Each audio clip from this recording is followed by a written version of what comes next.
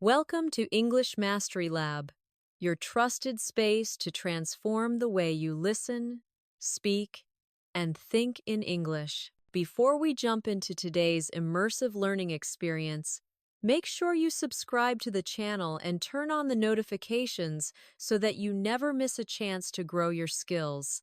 Every day, I'm here to help you understand English more naturally and confidently through powerful listening practice, smart examples, and real-life phrases that you can use immediately.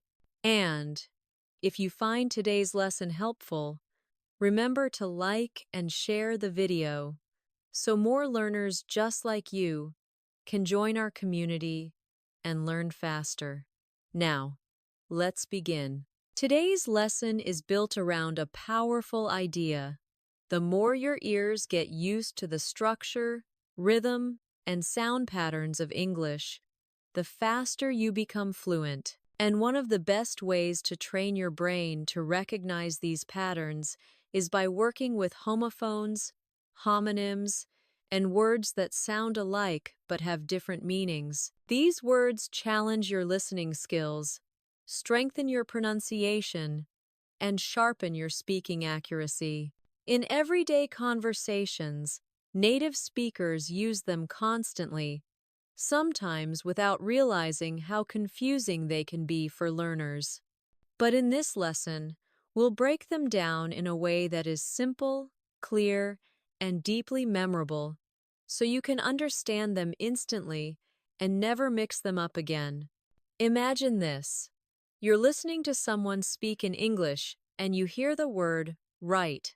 It could mean correct. It could mean the opposite of left. It could even mean a legal claim. Without understanding context, you feel lost. But once your brain becomes more sensitive to sound patterns and logical clues, everything becomes easier.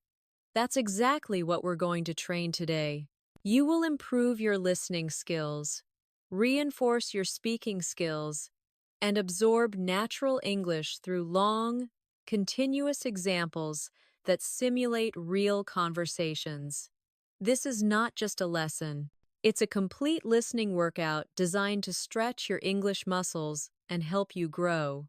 Let's set the stage with a clear purpose. As you listen, your job is not just to understand individual words, but to feel the flow of meaning through entire sentences. Fluent speakers don't think in isolated vocabulary. They think in groups of words and ideas.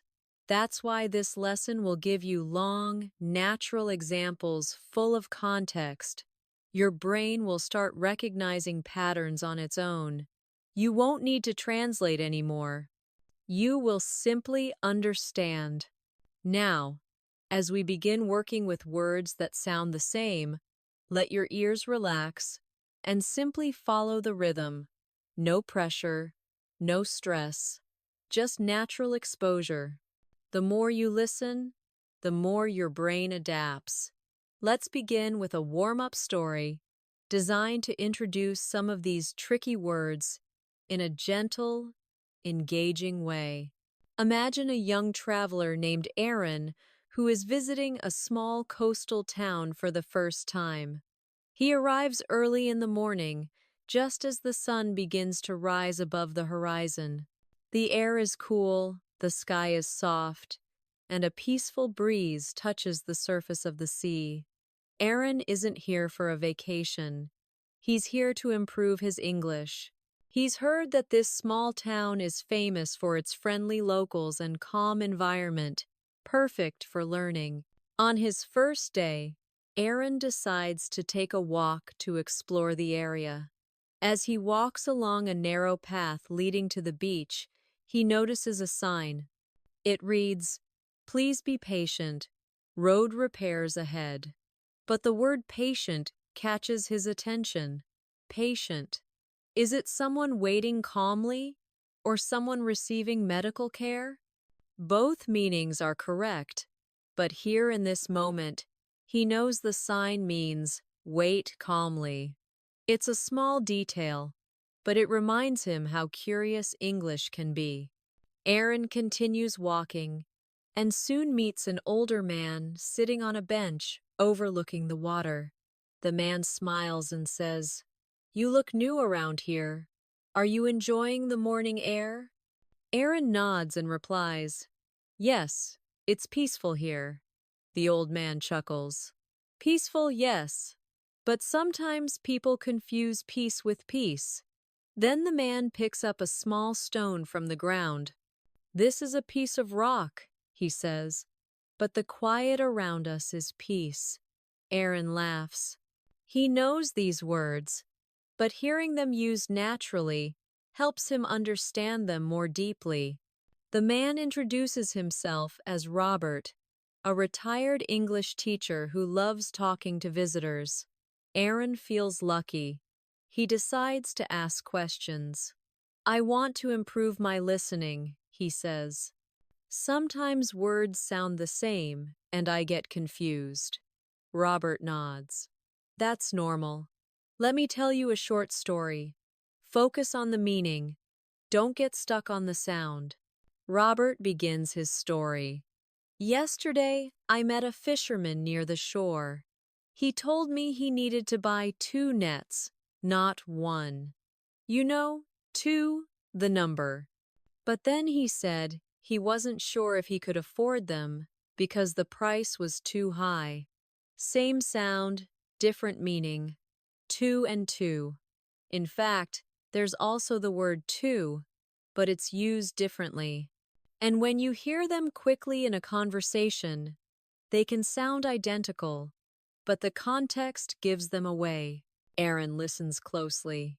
The rhythm of the sentences, the rise and fall of the voice, the direction of the story, everything helps him understand without effort. He realizes that this is the exact type of practice he needs. Robert continues. "The fisherman told me he was going to meet his friend at the pier.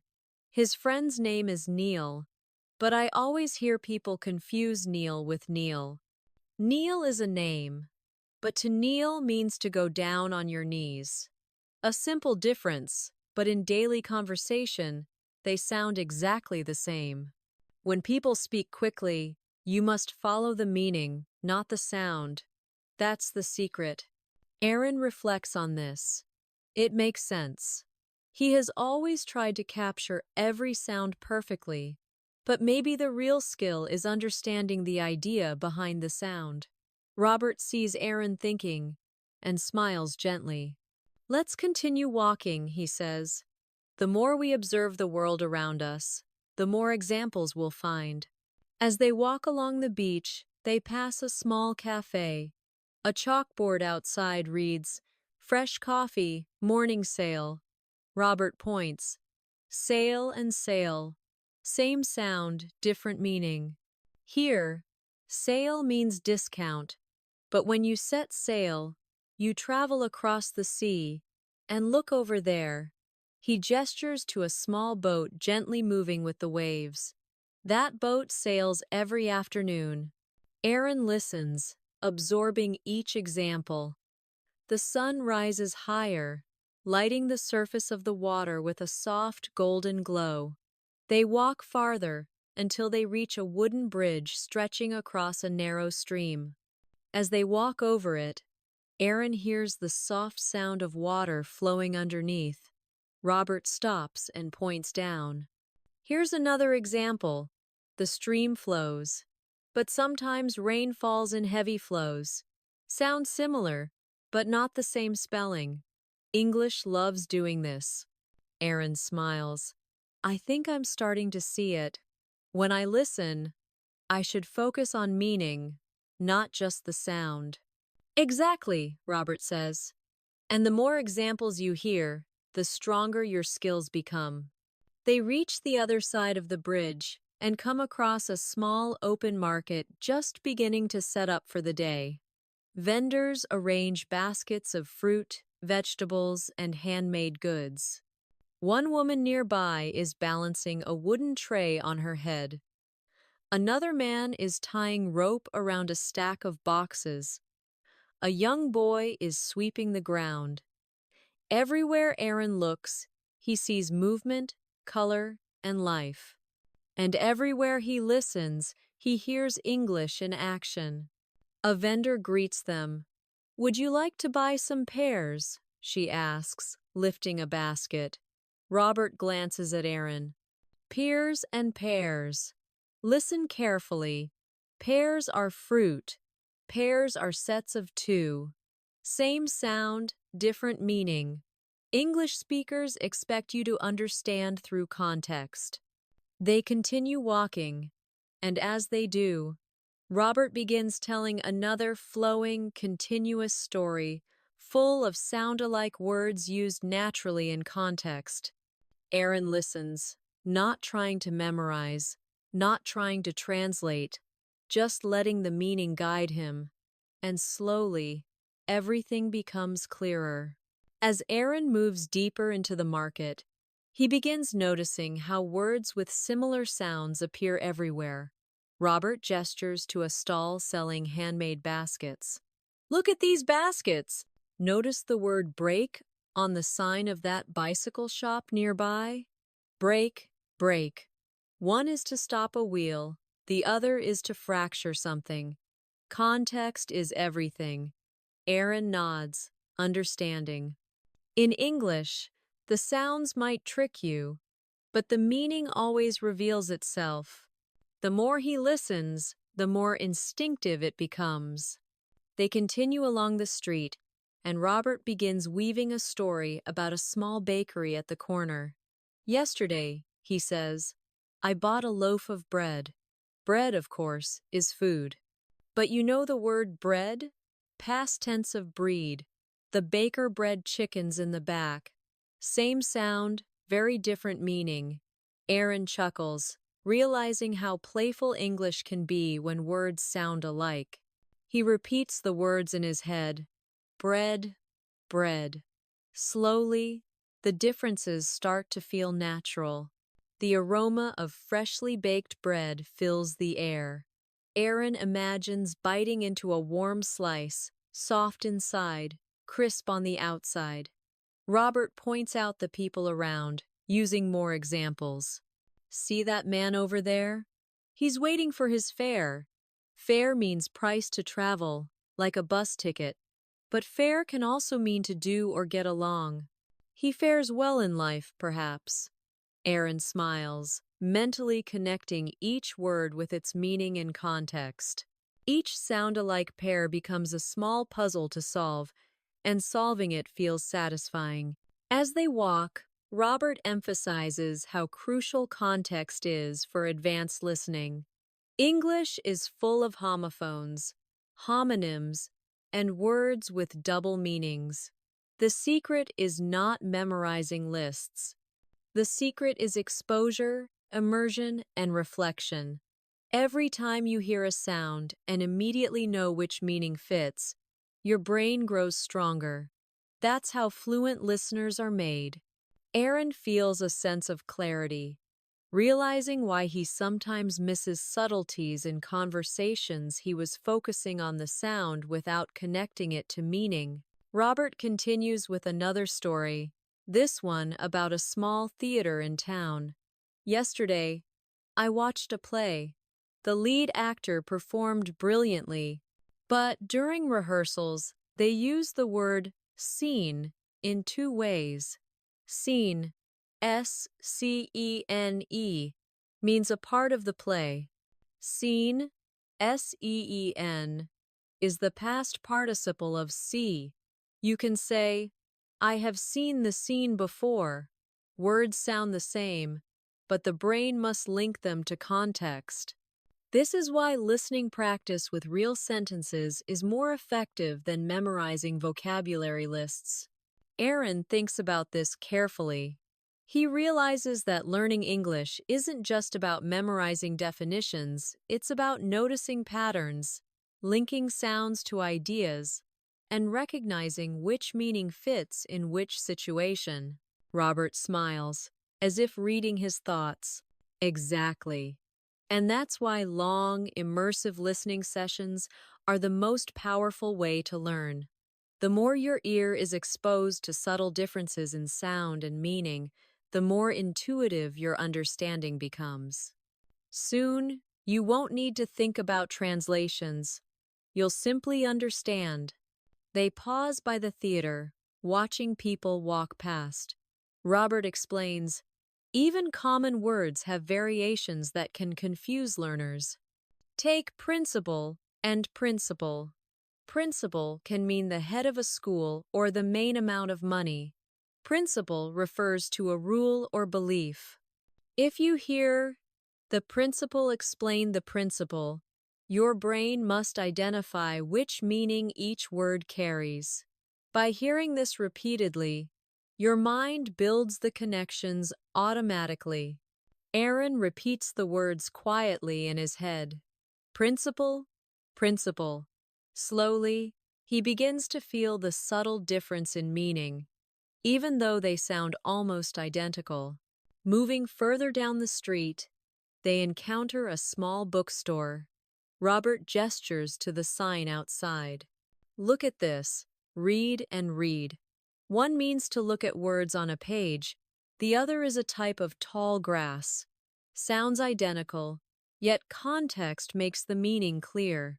In conversation, if someone says, I read yesterday, you know it's about reading books, not the plant.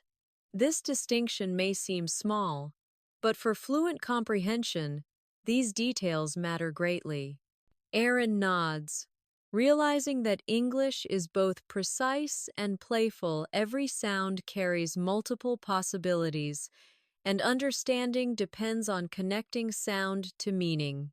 Robert pauses, looking at Aaron's expression. Now, let's do something practical. Imagine you hear these sentences in a story. I saw a knight near the castle. The knight held a sword. It was a quiet night. The words night and night sound the same, but one is a warrior and the other is a time of day. Can you feel the difference? Your brain distinguishes them automatically through context, not by focusing on pronunciation alone. That's the skill you want to develop. Aaron repeats silently, night, night. The meaning feels clear now, almost effortless. They continue walking, and Robert begins using small exercises to build Aaron's listening confidence. Every time you encounter homophones or words with multiple meanings, pause and imagine the scene. Imagine the action, the objects, the emotion. This visual connection locks the meaning in your mind. For example, consider see and see. I see the see context gives clarity. And soon, your brain will automatically associate each sound with the correct meaning. This is the hidden power of immersive listening. Aaron feels encouraged. He notices that with every step, every example, his comprehension improves. His brain no longer hesitates when hearing confusing words. He begins to understand subtle shifts in meaning without effort. Robert notices the change. You're starting to catch the rhythm, listening to stories, observing context, and noticing natural speech patterns. It all adds up. Fluency is built gradually, and this is the most efficient path. As they approach the town square, Robert highlights another critical point: emotional nuance. Sometimes words not only sound alike, but carry emotional weight. For example, great and great. Great can refer to a metal frame over a fireplace or the action of shredding. Great expresses excellence or satisfaction. In a story, he had a great day by the great context tells you what's happening.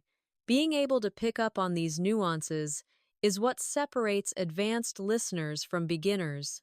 Aaron nods thoughtfully, realizing that learning these subtleties isn't about memorization, it's about consistent exposure.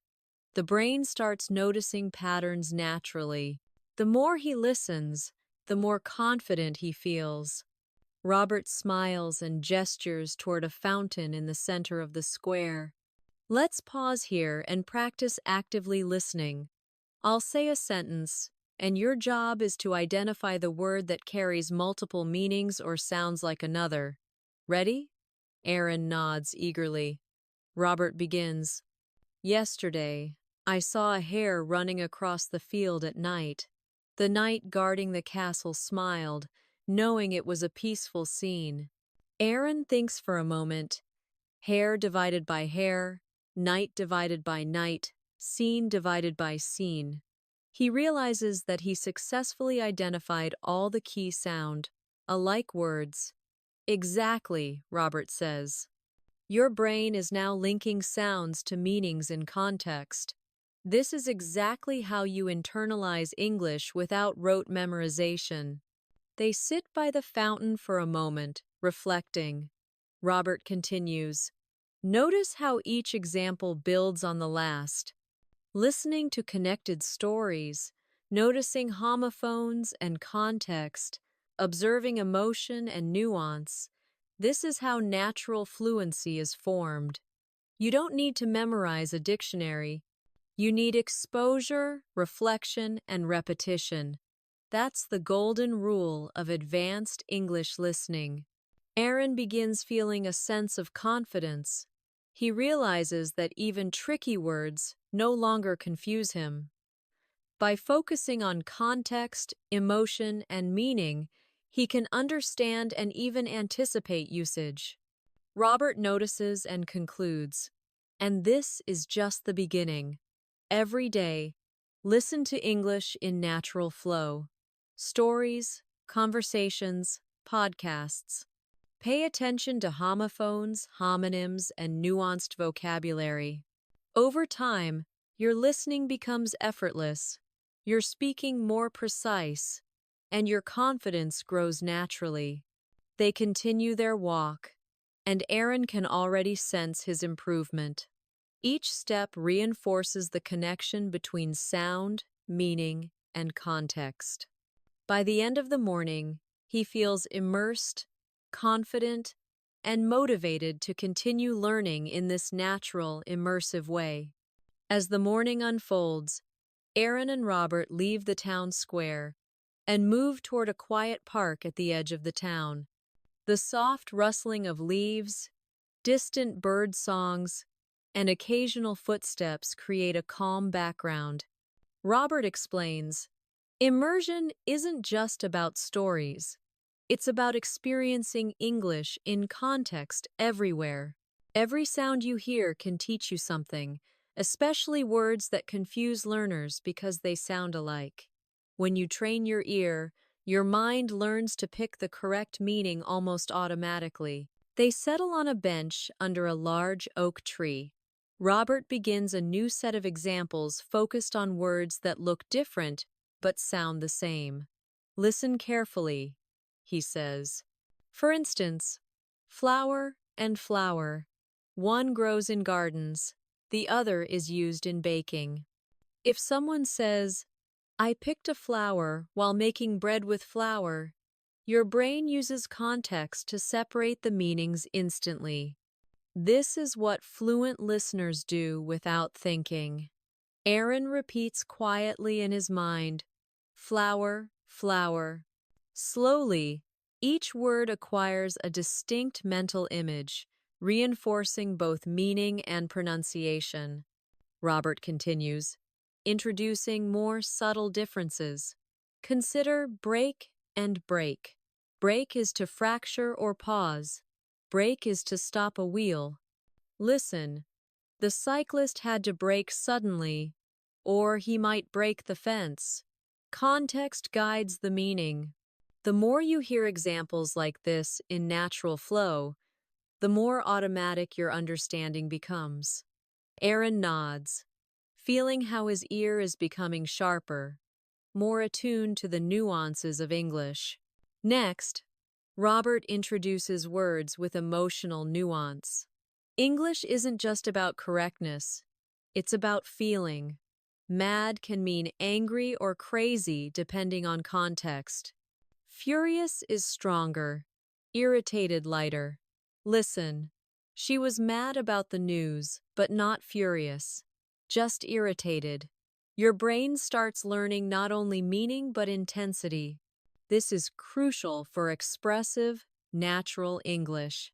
Aaron repeats the words internally: mad, furious, irritated. Each carries a slightly different emotional weight. He realizes that mastery isn't just comprehension, it's understanding, feeling, and tone. They continue walking along a winding path. Robert points to a small pond. Hear the words pale and pale. Pale describes color or lack of intensity. Pail is a bucket. Listen. The child filled the pail with water, but his face turned pale in the cold morning air. Sound-alike words become easier to process with context. Your mind learns to differentiate automatically, just like native speakers. Aaron repeats, pale, pale. The visual context helps solidify the meaning. Robert encourages Aaron to practice with active listening. Here's a little challenge. I'll give you a short paragraph, and you identify words that could confuse learners. Ready? Aaron nods. Robert begins. During the fair, the knight walked past a stall with pears and watched as a hare ran quickly across the green field. The baker added flour to the dough while the sun set in the west, painting the night sky with vibrant colors. Aaron listens carefully, noticing night divided by night, hair divided by hair, pears divided by pears, flower divided by flower. He also recognizes subtle contextual cues. Robert smiles. Excellent. Your brain is now filtering and linking meaning naturally. This is advanced listening practice in action. As they continue their walk, Robert introduces another layer: synonyms that change tone and precision. English isn't only about avoiding confusion, it's about expressing yourself with clarity and nuance. Instead of happy, you can say joyful, content, pleased, or delighted. Listen, I'm delighted you could join us today. See how it feels more refined than just happy? That's the power of synonyms.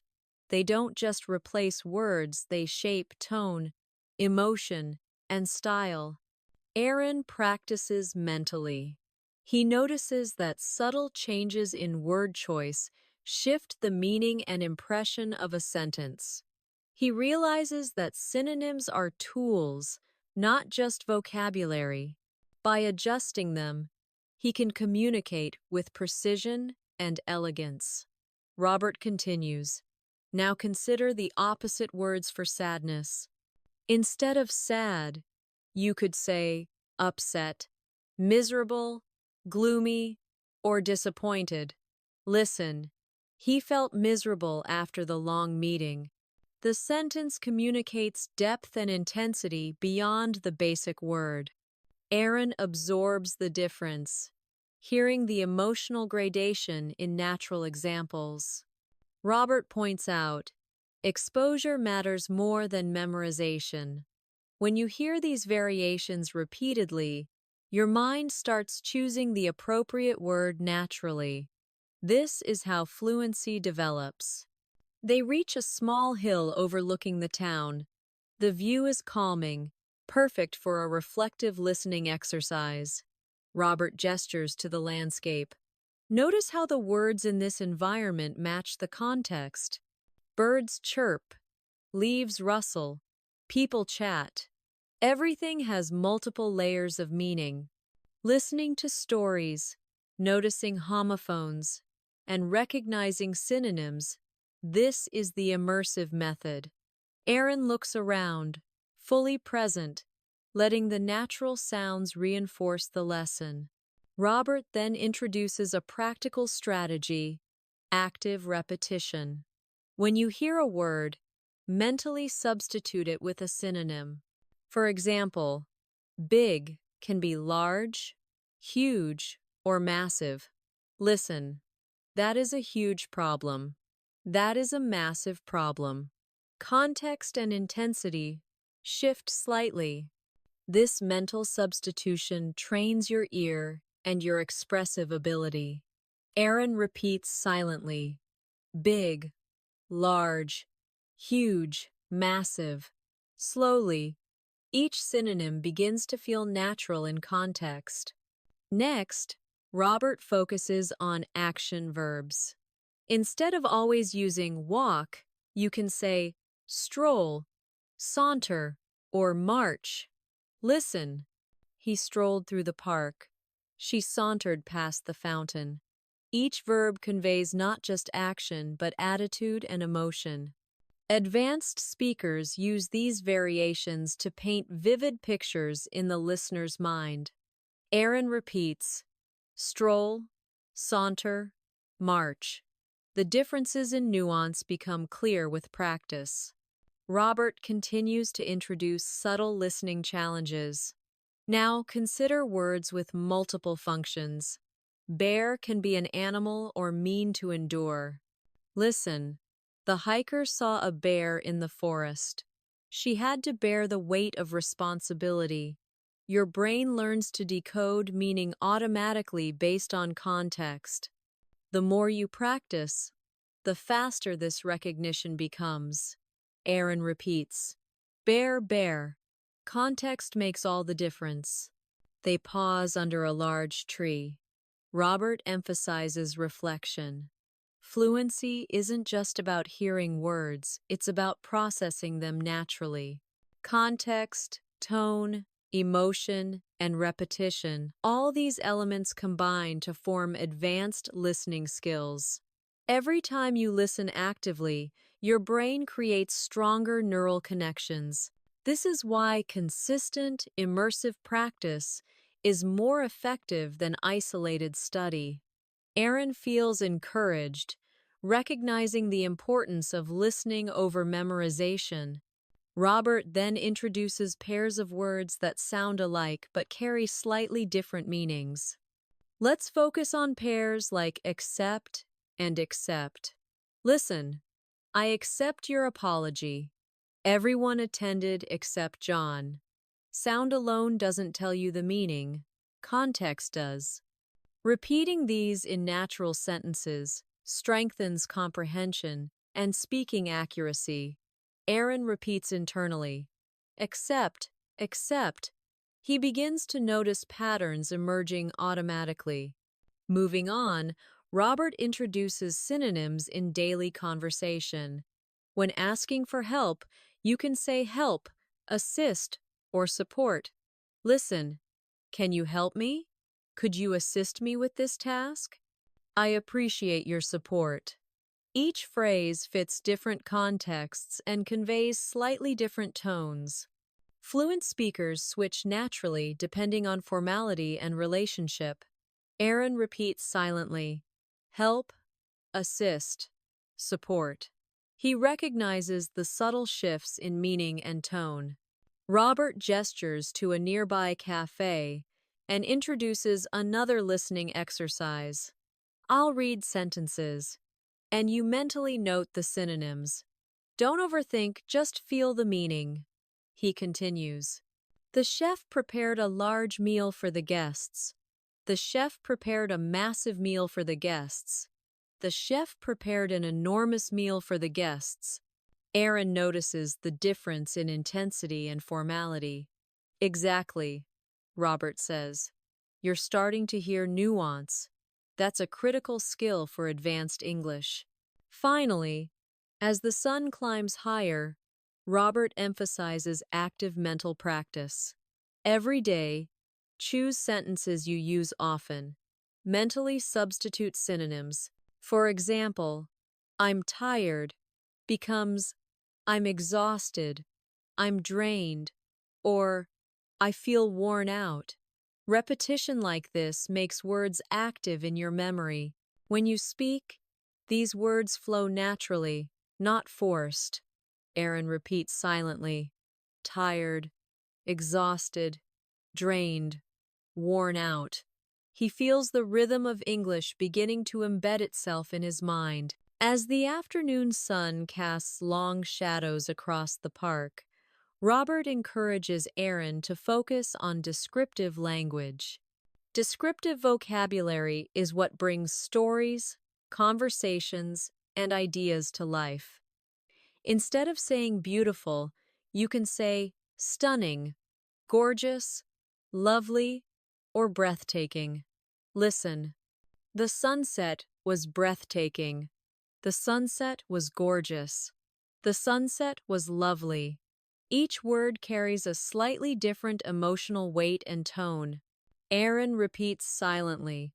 Stunning, gorgeous, lovely, breathtaking. He feels how the choice of words influences the imagery and impact of the sentence. Robert continues. Even seemingly simple adjectives have layers. Instead of ugly, you can say unattractive, unpleasant, or rough-looking. Each conveys the idea in a slightly different way. Context and tone are everything. Listen. The chair was unattractive but functional. The room was unpleasant to enter. The sculpture was rough-looking, yet intriguing. Each variation carries subtle meaning shifts, and fluent speakers use these choices to add sophistication to their speech. Aaron nods, noticing how small adjustments can create a richer impression. Walking along a shaded pathway, Robert transitions into verbs that express action with nuance. Instead of saying run, you can use sprint, dash, jog, or race. Listen. She sprinted to catch the bus. He dashed across the street. They jogged through the park. Each verb conveys speed, intensity, or intention. Similarly, for slower movement, stroll, wander, drift, or amble. Listen. She strolled along the riverbank. He wandered aimlessly through the garden. The boat drifted across the calm lake. Hearing these differences repeatedly helps your brain link action to emotion and intention naturally. Aaron repeats mentally. Sprint, dash, jog, race, stroll, wander, drift, amble. Robert smiles, noticing Aaron's growing confidence. Now let's explore words that express thinking and understanding. Instead of think, you can say ponder, consider, or reflect.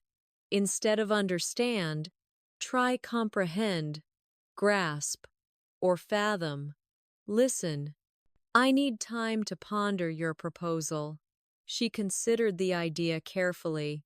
I can't quite grasp the concept.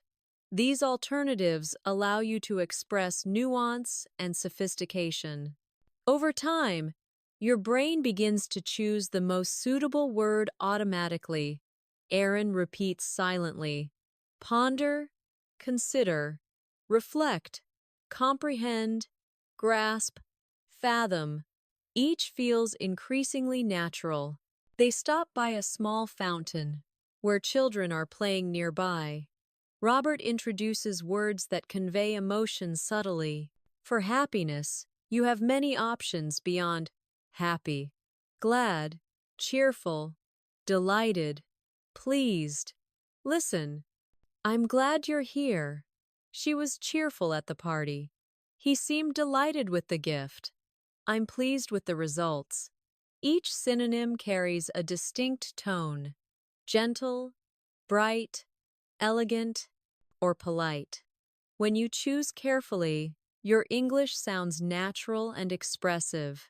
Aaron repeats mentally, glad, cheerful, delighted, pleased. For sadness, Robert continues.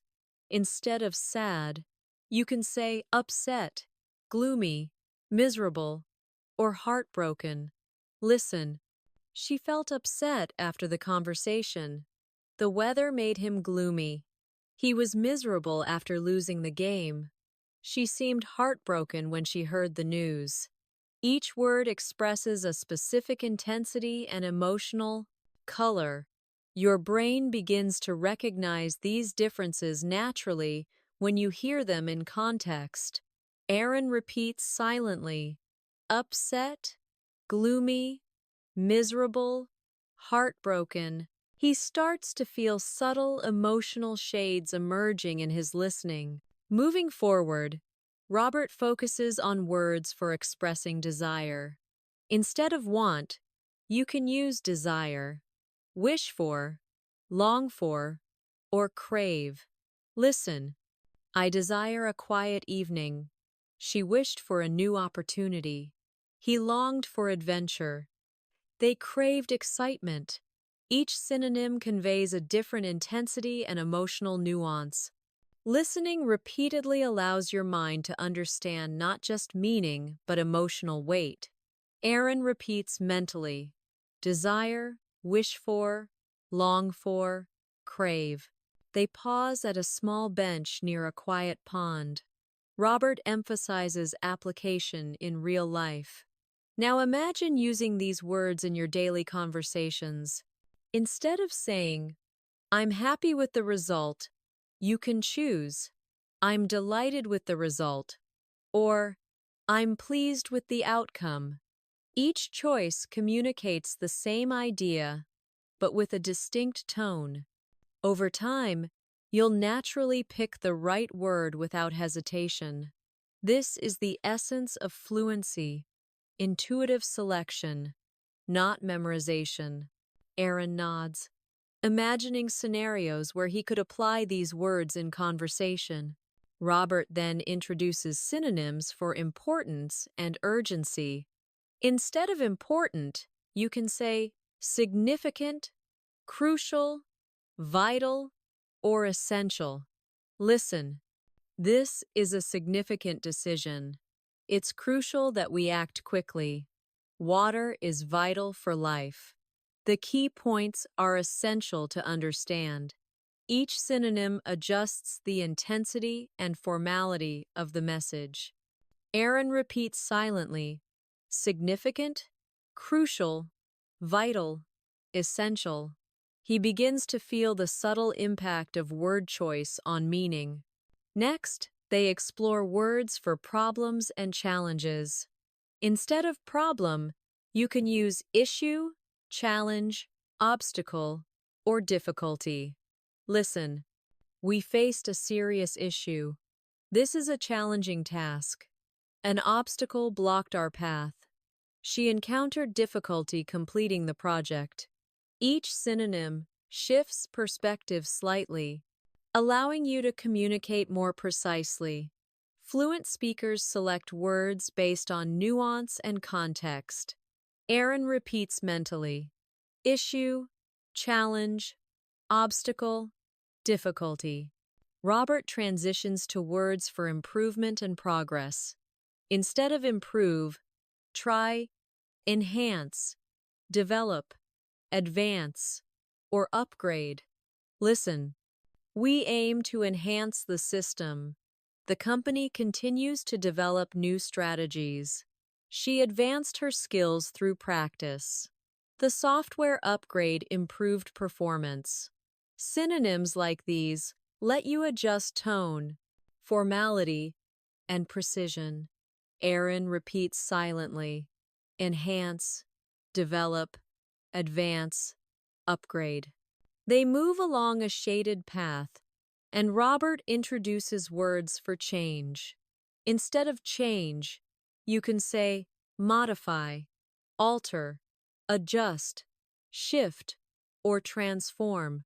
Listen, we need to modify our approach. He altered the schedule. They adjusted the settings.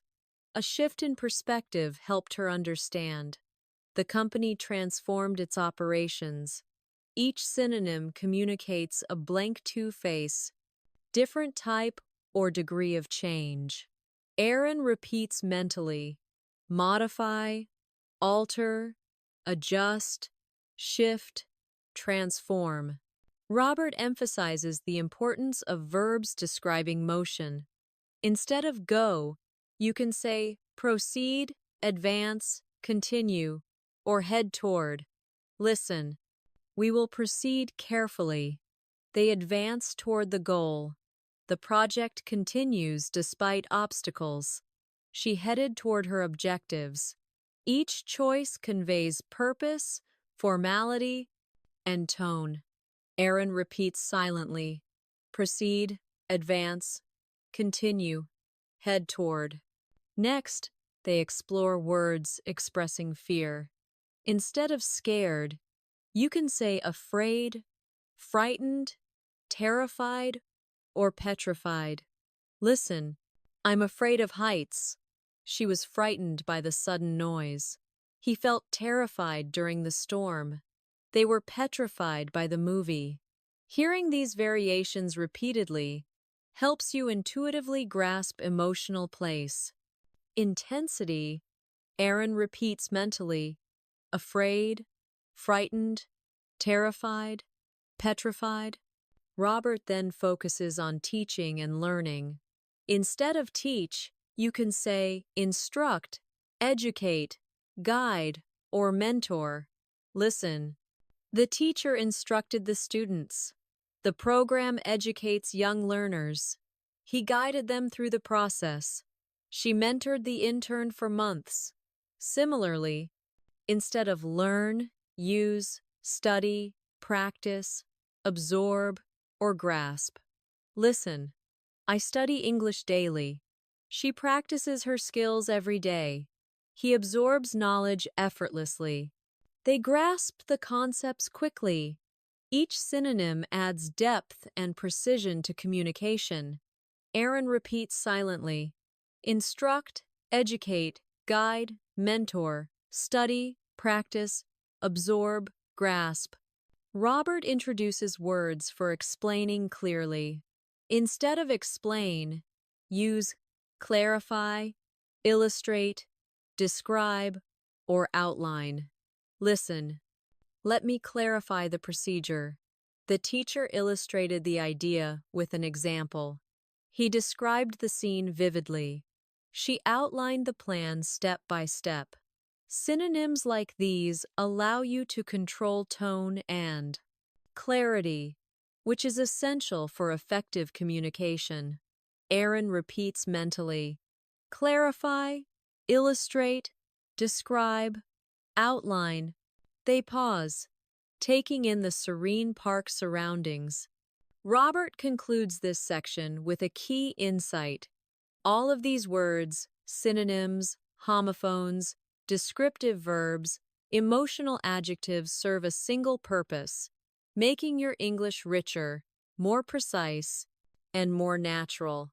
Repeated listening, active reflection, and mental substitution turn passive vocabulary into active language. You'll begin to notice these words not just in lessons, but in podcasts, movies, conversations, and books. This is how deep learning happens. Aaron feels inspired, motivated to continue practicing consistently. As the afternoon deepens, Robert shifts the focus to practical, everyday application.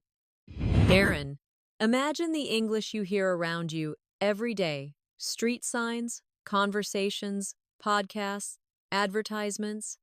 All of these are opportunities to train your ear, to notice patterns, to internalize synonyms and nuances. He gestures toward the path ahead, lined with trees swaying gently in the breeze. Immersive listening isn't passive. It's active observation. You don't need to translate every word. Instead, notice the sound, the rhythm, the tone. Let context guide your understanding. Over time, you'll recognize homophones, synonyms, and subtleties automatically. They walk in silence for a moment, letting the ambient sounds fill the space between words. Then Robert introduces another set of challenging pairs. Listen carefully to these sentences. I can see the sea from here. She can't bear the weight. He had to bear the heavy load. Context determines meaning. Your brain starts building associations between sound and meaning. And this is far more effective than memorizing lists of words. Aaron repeats mentally, C divided by C, bear divided by bear. He feels his mind sharpening, each sound creating a distinct image or action. Robert then moves to a discussion of intensity and emotion. Synonyms allow you to express subtle differences in feeling. Take tired, for example. You can say exhausted, drained, worn out, or fatigued. Listen, after the marathon, she was exhausted. He felt drained after the long day. I'm worn out from work. They were fatigued by the meeting. Each word communicates the same base idea, but with a different intensity or context. Using these consciously makes your English more expressive and precise. Aaron repeats silently, exhausted, drained, worn out, fatigued. Moving toward a quiet street lined with cafes, Robert continues with emotion words. Now, let's examine words for anger. Instead of angry, use frustrated, irritated, furious, or enraged. Listen, I'm frustrated with the traffic. He's irritated by the noise. She was furious at the outcome. They were enraged by the unfair decision. Notice the gradation in intensity. Fluent speakers choose words that match the situation's emotional weight, not just the dictionary definition. Aaron repeats mentally, frustrated, irritated, furious, enraged. Robert shifts to words for desire and aspiration. Instead of always saying want, you can say desire, wish for, long for, or crave. Listen, I desire a peaceful life. She wishes for adventure. He longs for freedom. They crave excitement. Subtle differences in word choice convey the depth and intensity of the feeling. The more you hear and mentally repeat these, the more intuitive your selection becomes. Aaron repeats silently, desire, wish for, long for, crave. They reach a small plaza with benches, and Robert emphasizes practical application in conversation. Aaron, take a common sentence like, I don't understand. Instead of repeating it, consider, I'm not sure I follow. That doesn't quite make sense to me. I might need a bit of clarification. Or, I'm not entirely convinced I grasp the point. Each version expresses the same core idea, but conveys tone, politeness, or nuance differently. Over time, these options will flow naturally in your speaking. Aaron repeats silently, feeling each version carry a slightly different emotional tone. Robert points to a nearby cafe window where people are talking softly. Now let's practice synonym substitution in context. Listen, the movie was good. Instead, try, the movie was excellent. The movie was outstanding. The movie was remarkable. Each option conveys a stronger positive impression. By hearing these variations repeatedly, your brain begins to recognize the hierarchy of meaning automatically. You don't force understanding, you absorb it. Aaron repeats mentally, good, excellent, outstanding, remarkable.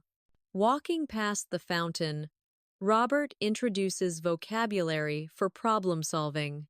Instead of solve, you can say resolve, address, tackle, or fix. Listen, she resolved the issue quickly. He addressed the problem carefully. They tackled the challenge with enthusiasm. I need to fix the broken part. Each verb conveys a slightly different approach, formality, or nuance. Advanced speakers use these distinctions to communicate intent more precisely. Aaron repeats silently, resolve, address, tackle, fix. Next, Robert shifts to words that express movement and progress in life.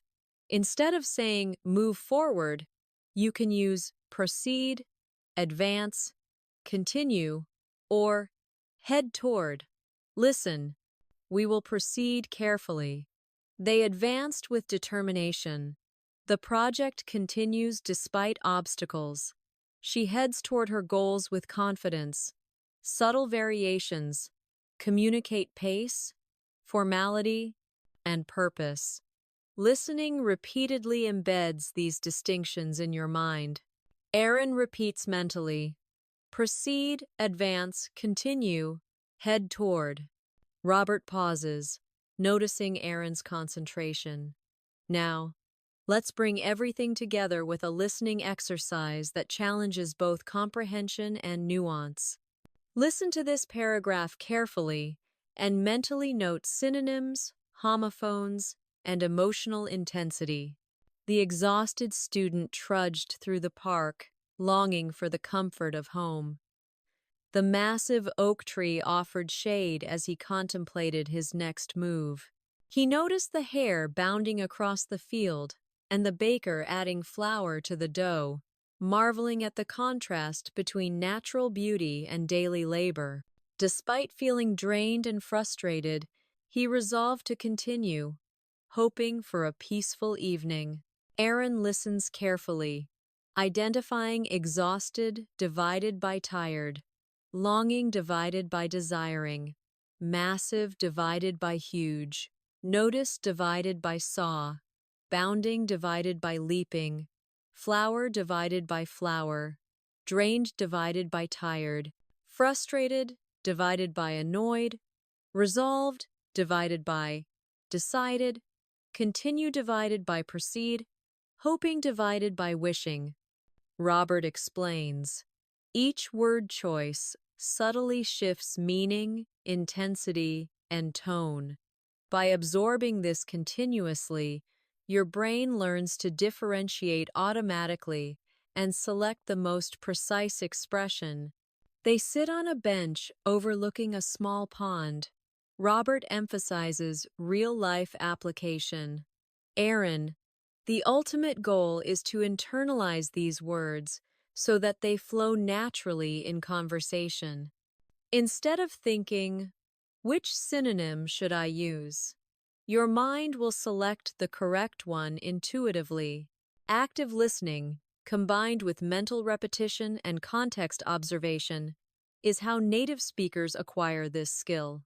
Aaron nods, understanding that fluency isn't forced, it's cultivated.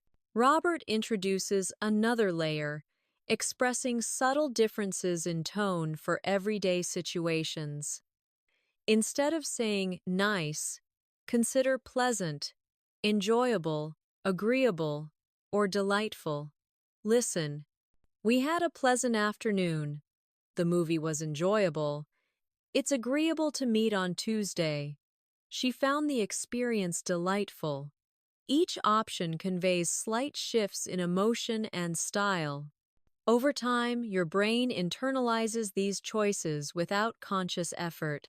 Aaron repeats, silently, pleasant, enjoyable, agreeable, delightful. Next, they practice speaking variations aloud. Robert says, try repeating these pairs naturally. Don't overthink, feel the rhythm and tone. I'm worried about the result. I'm concerned about the outcome. He spoke very quietly. He spoke in a subdued tone. The view was beautiful. The view was breathtaking. She solved the problem quickly. She resolved the issue swiftly. Notice how each synonym subtly shifts intensity, elegance, or tone. Your preference reveals your personal style. Aaron repeats the sentences mentally, feeling the flow of natural English. Robert encourages daily practice. Every day, pick one common sentence and expand it using synonyms. Say them slowly, naturally, and in conversation. For example, I'm happy, I'm delighted, I'm pleased.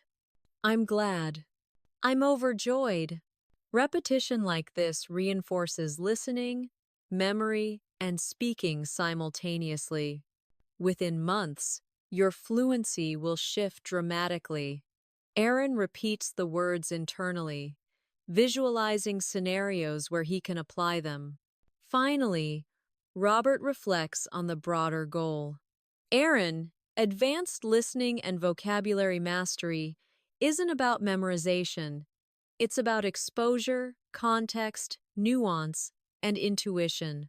Homophones, synonyms, descriptive verbs, and emotional adjectives are all tools that allow you to communicate naturally and confidently. The more you immerse yourself, the more automatic this becomes. You're not just learning words, you're internalizing a way of thinking and expressing yourself in English. Aaron feels a sense of accomplishment. The long, immersive walk, the repeated listening exercises, and the mental practice have solidified his understanding. He realizes that fluency comes from consistent, intentional exposure and reflection, not shortcuts or cramming. Robert concludes, fluency is a journey, not a destination. The more you listen deeply, practice consciously, and apply your knowledge, the more your English evolves naturally, with precision, elegance, and confidence. The sun begins to dip toward the horizon, casting warm golden light across the park. Robert pauses near a quiet fountain, turning to Aaron with a calm smile. Aaron, now that we've covered a wide range of vocabulary, synonyms, homophones, and emotional nuance, let's focus on a method that integrates everything: immersive storytelling and mental visualization. This is one of the most effective ways to internalize language naturally. Aaron leans forward, attentive. Robert continues, when you listen to a story or even a simple description, don't just hear the words, see them in your mind. For instance, instead of merely hearing, the garden was beautiful, visualize a garden with every detail: the flowers, the sunlight, the sound of birds. Then, swap synonyms in your mind. The garden was stunning. The garden was breathtaking. The garden was gorgeous. Notice how each word changes the mood and imagery. Your brain forms multiple pathways linking word, sound, and mental picture. They walk slowly along a path lined with blooming flowers. Robert gestures at the scene. Let's try another example with emotions. Imagine someone feeling joy. Instead of saying happy, try, I'm thrilled, I'm ecstatic, I'm overjoyed, I'm delighted. Repeat silently and let each word carry its full feeling. Now imagine sadness. I'm upset, I'm heartbroken, I'm miserable, I'm gloomy. By associating words with vivid mental images and emotions, your comprehension and recall improve dramatically. Aaron repeats mentally, thrilled, ecstatic, overjoyed, delighted, upset, heartbroken, miserable, gloomy. He notices subtle differences in intensity and context between each word. Robert leads Aaron to a small wooden bridge overlooking a calm stream. Now, let's explore action verbs and their emotional weight. For movement, instead of just walk, you can use stroll, saunter, stride, or march. Listen. She strolled through the park. He sauntered down the street. They strode confidently into the room. The soldiers marched in formation. Each verb carries energy, attitude, and intention. Aaron repeats silently, stroll, saunter, stride, march. For faster actions, Robert continues, you have run, sprint, dash, race. Listen. She sprinted to catch the bus. He dashed across the street. They raced to the finish line. Each choice communicates speed and urgency differently. Fluent speakers select based on context and tone, not just meaning. Aaron repeats mentally: run, sprint, dash, race. Robert shifts focus to thinking and reasoning verbs. Instead of always using think, you can say ponder, consider, reflect, contemplate. For understanding, try, grasp, comprehend, or fathom. Listen, I need to ponder your suggestion, she reflected on the lecture. I can't quite grasp the concept. He tried to comprehend the theory, using varied verbs in your internal thoughts and external speech builds. Precision and sophistication. Aaron repeats silently: ponder, consider, reflect, contemplate, grasp, comprehend, fathom. He imagines scenarios where each word would feel natural in conversation or writing. Robert pauses at a shaded bench and speaks about descriptive adjectives. For appearance, instead of beautiful, try stunning, gorgeous, lovely, or breathtaking. Listen. The painting is stunning. The view is gorgeous. Her dress is lovely. The performance was breathtaking. Each word conveys slightly different intensity and style. Similarly, for negative qualities, ugly can be replaced with unattractive, unappealing, rough-looking, or off-putting. This allows nuance and subtlety in expression. Aaron repeats mentally: stunning, gorgeous, lovely, breathtaking, unattractive, unappealing, rough-looking, off-putting. Robert continues with strength and power adjectives. Instead of strong, you can say powerful, sturdy, solid, or resilient. Listen. The team is powerful. The table is sturdy. The foundation is solid. She is resilient after challenges. For weakness, use fragile, delicate, feeble, or frail. Listen. The vase is fragile. The fabric is delicate. The plant is feeble. The old man seemed frail. The more you hear these variations, the easier it becomes to select the right nuance naturally. Aaron repeats silently: strong, powerful, sturdy, solid, resilient, fragile, delicate, feeble, frail. Moving to daily actions, Robert introduces subtle variations. Instead of help, you can say assist, support, or aid. Listen. I will assist you with the project. She supported him emotionally. They provided aid after the disaster. Each word suits a specific context: formal, emotional, or urgent. Aaron repeats silently: help, assist, support, aid. For asking questions, Robert continues. Instead of always ask, try, inquire, request, or question. Listen. I'd like to inquire about the schedule. She requested clarification. He questioned the results.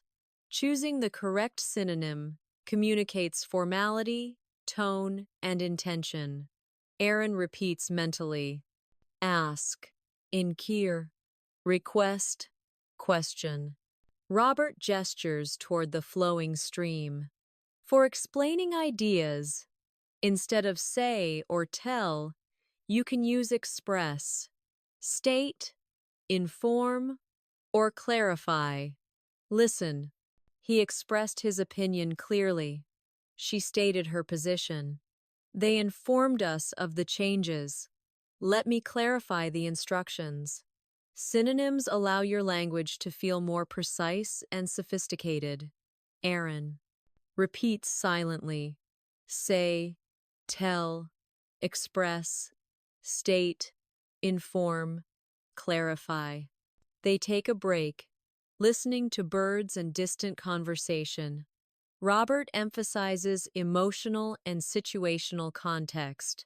For feelings, instead of tired, use exhausted, drained, worn out, or fatigued. For anger, use frustrated, irritated, furious, or enraged. For fear, use afraid, frightened, terrified, or petrified. For desire, wish, desire, long for, crave. For learning, study, practice, absorb, grasp. Repetition and context make these words second nature. Aaron repeats mentally, feeling the growing palette of expressions in his mind. Robert now introduces situational practice. Aaron, let's practice transforming a simple sentence into richer alternatives using synonyms. Start with, she is smart. Listen. She is intelligent. She is brilliant. She is perceptive. She is insightful. She is sharp. Notice how each word subtly shifts the perception of the person. Aaron repeats mentally, intelligent, brilliant, perceptive, insightful, sharp. Next, Robert continues, consider problem-solving sentences. Start with, she solved the problem quickly. Alternatives. She resolved the issue swiftly. She addressed the challenge promptly. She tackled the obstacle efficiently. Each synonym changes tone, formality, and nuance. Listening repeatedly embeds this knowledge into your natural speech. Aaron repeats silently. Solved divided by resolved, divided by addressed, divided by tackled. Robert emphasizes emotional intensity again. Consider, I'm tired. Alternatives, I'm exhausted, I'm drained, I'm worn out, I'm fatigued. I'm very tired is basic, but the others convey varying intensity. Similarly, I'm angry, I'm frustrated, I'm irritated, I'm furious, I'm enraged. Fluent speakers intuitively select based on emotional nuance. Aaron repeats silently, absorbing each level of intensity. Finally, Robert introduces time and speed variations. Instead of slow, use gradual, unhurried, measured, or steady. Listen, the change was gradual. His pace was unhurried. The approach was measured. Progress remained steady. For fast, rapid, swift, brisk, immediate. Listen. The decision was rapid. She responded swiftly. The pace was brisk. Immediate action was required. Subtle differences in timing and emphasis enhance clarity and style. Aaron repeats mentally. Slow divided by gradual, divided by unhurried, divided by measured, divided by steady. Fast divided by rapid, divided by swift, divided by brisk, divided by immediate. Robert pauses at the edge of the park. Aaron, the key takeaway from today's journey is this. Synonyms, homophones, descriptive verbs, emotional adjectives, and nuanced expressions are all tools. The more you immerse yourself in listening, context, and repetition, the more natural your English becomes. Fluency is not memorization, it's internalization. It's about feeling the language, hearing the nuances, and selecting words instinctively. Aaron smiles, feeling a sense of progress and clarity. Robert concludes, your goal now is to apply this every day. Listen actively to podcasts, conversations, movies, or audiobooks. Mentally substitute synonyms observe context, feel emotional weight, and repeat silently or aloud. Each day, your vocabulary grows, your comprehension deepens, and your English becomes not only correct, but elegant, expressive, and confident. This is how advanced listening and vocabulary mastery work together seamlessly. As the evening settles in, the park grows quieter, and Robert gestures toward a bench under a large oak tree. Aaron, now that you've absorbed a broad spectrum of vocabulary, synonyms, homophones, and nuanced expressions, it's time to focus on integration, the practice that turns passive listening into active mastery. This is where your English stops being a collection of words and becomes a living, flexible language. Aaron sits, listening intently. Robert continues. Integration begins with context. Each word has a specific tone, intensity, or formality. For example, consider the word happy. We've discussed glad, cheerful, delighted, and pleased. To integrate them, imagine real-life situations. I'm glad you came to my party. Warm, personal. She looked cheerful at the gathering light and bright. I'm delighted by the news, refined and formal. I was pleased with your performance. Polite, professional. Hearing and mentally placing these words in context helps you internalize their correct usage. Aaron nods, visualizing each scenario. Robert smiles. Next, we layer in homophones. English is full of words that sound alike but have different meanings. For example, flower and flower, there, and there, or see and see. Don't just memorize definitions, listen for them in sentences. For instance, I saw a beautiful flower by the river versus I bought flour for baking. Hearing the pronunciation, rhythm, and sentence context trains your ear to naturally distinguish them.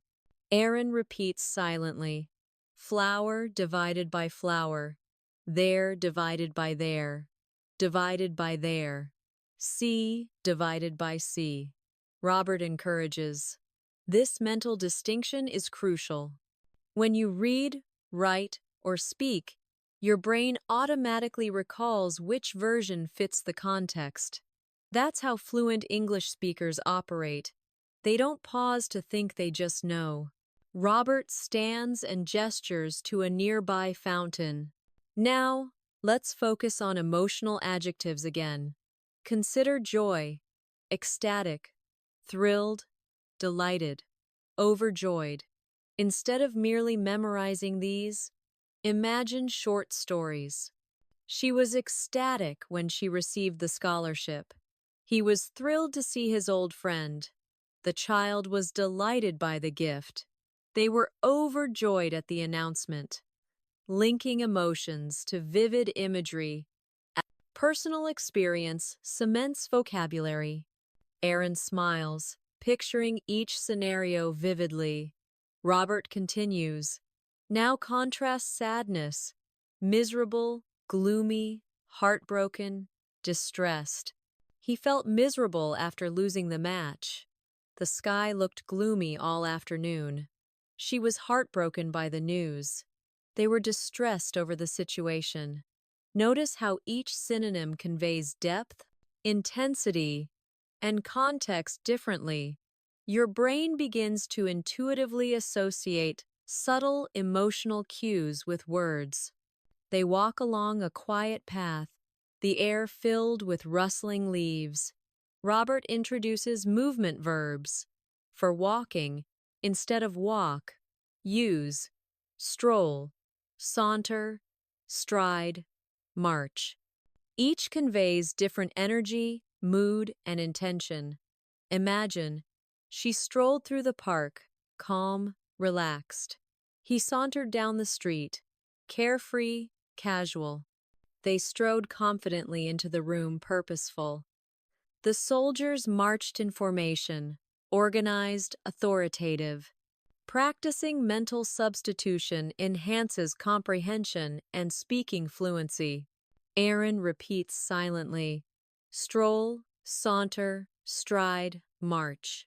Robert adds, for faster movement, run, sprint, dash, race. She sprinted to catch the bus urgent. He dashed across the street, quick, action-focused.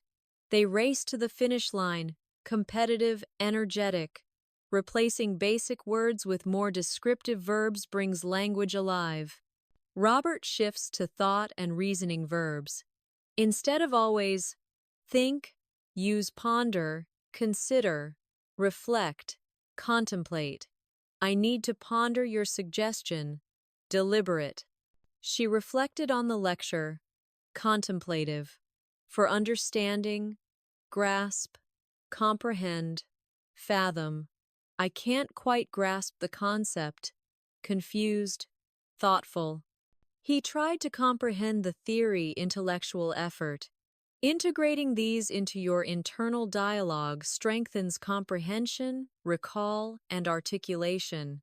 Aaron repeats mentally, ponder, consider, reflect, contemplate, grasp, comprehend, fathom. Robert smiles. As your mind links thought and language, you start thinking in English, not translating from your native language. Robert moves to descriptive adjectives. For appearance, beautiful, stunning, gorgeous, breathtaking, lovely. The painting is stunning, dramatic. The view is gorgeous, strong visual. Her dress is lovely, gentle. The performance was breathtaking, intense, emotional. Negative descriptors: ugly, unattractive, unappealing, rough-looking, off-putting. Subtle shifts in tone, intensity, and formality matter. Choosing correctly elevates naturalness and authenticity. Aaron repeats silently. Beautiful, stunning, gorgeous, breathtaking, lovely, ugly, unattractive, unappealing, rough-looking, off-putting. Robert continues. Strength and power adjectives: strong, powerful, sturdy, solid, resilient. The team is powerful influence. The table is sturdy, reliable structure. The foundation is solid, stable. She is resilient, emotional recovery. Weakness: fragile, delicate, feeble, frail. Each word adds precision and subtlety. They stop at a small bridge overlooking the stream. Robert emphasizes action verbs: help, assist, support, aid. I will assist you, polite, formal. She supported him, emotional. They provided aid, urgent. Ask, inquire, request, question. I'd like to inquire about the schedule. Formal. She requested clarification. Polite. He questioned the results, critical. Explaining ideas: say, tell, express, state, inform, clarify. These variations allow nuanced, confident communication. Aaron repeats mentally: help, assist, support, aid, ask, inquire, request, question, say, tell, express, state, inform, clarify. Robert nods approvingly. Repetition with attention to context is key. Hearing words in real life like scenarios builds instinctive comprehension. Robert gestures toward the setting Sunday. Now, let's integrate daily practice routines. Choose one sentence you use often. Rewrite it using 3 to 5 synonyms. For example, I'm happy. Alternatives: I'm delighted. I'm pleased. I'm glad. I'm overjoyed. Say them slowly, then naturally, then conversationally. This engages ear, mind, and mouth simultaneously. Repetition without pressure strengthens fluency. Aaron repeats silently, I'm happy, I'm delighted, I'm pleased, I'm glad, I'm overjoyed. Robert emphasizes, do this every day. Choose sentences from conversations, emails, or thoughts. Swap synonyms. Internalize emotional weight and feel rhythm. Over time, your brain automatically selects the most natural word in every situation. Robert takes a deep breath and speaks about homophones again. English has many that confuse learners. For example, accept and accept, affect and effect, compliment and compliment. Hear them in context. I accept your offer versus everyone was there except John. The medicine affects the patient versus the effect was immediate. She complimented his style versus the wine complements the dish.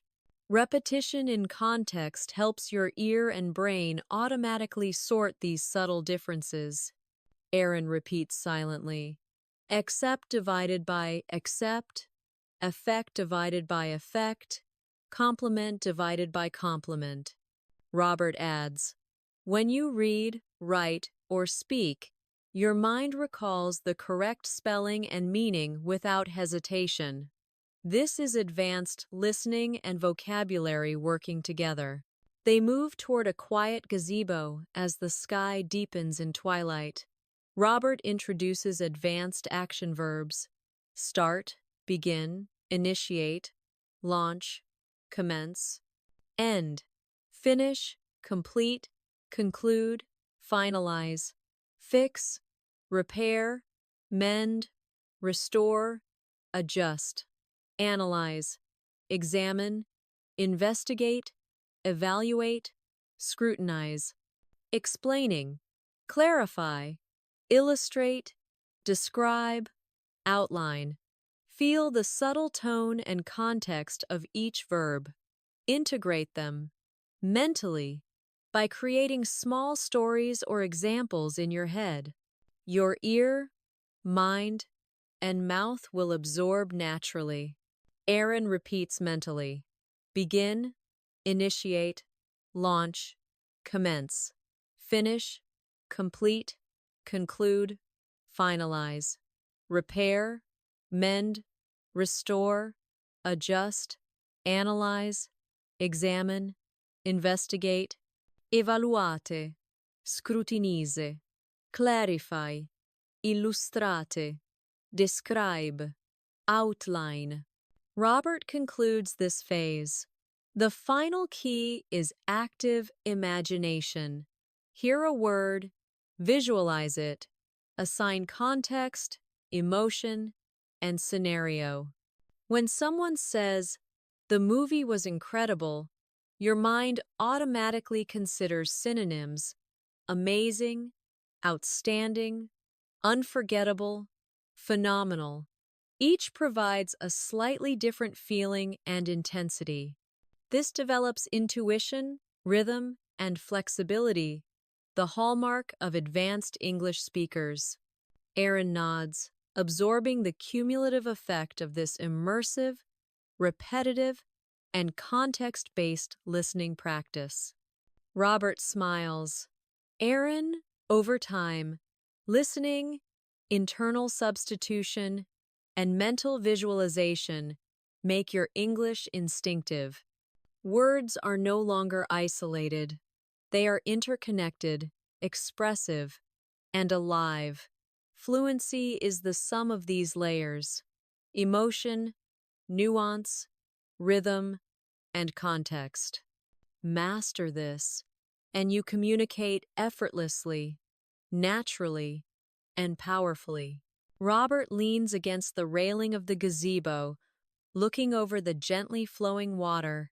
Aaron, Now that you've had a rich experience with synonyms, homophones, and nuanced vocabulary, it's time to connect everything into active practice.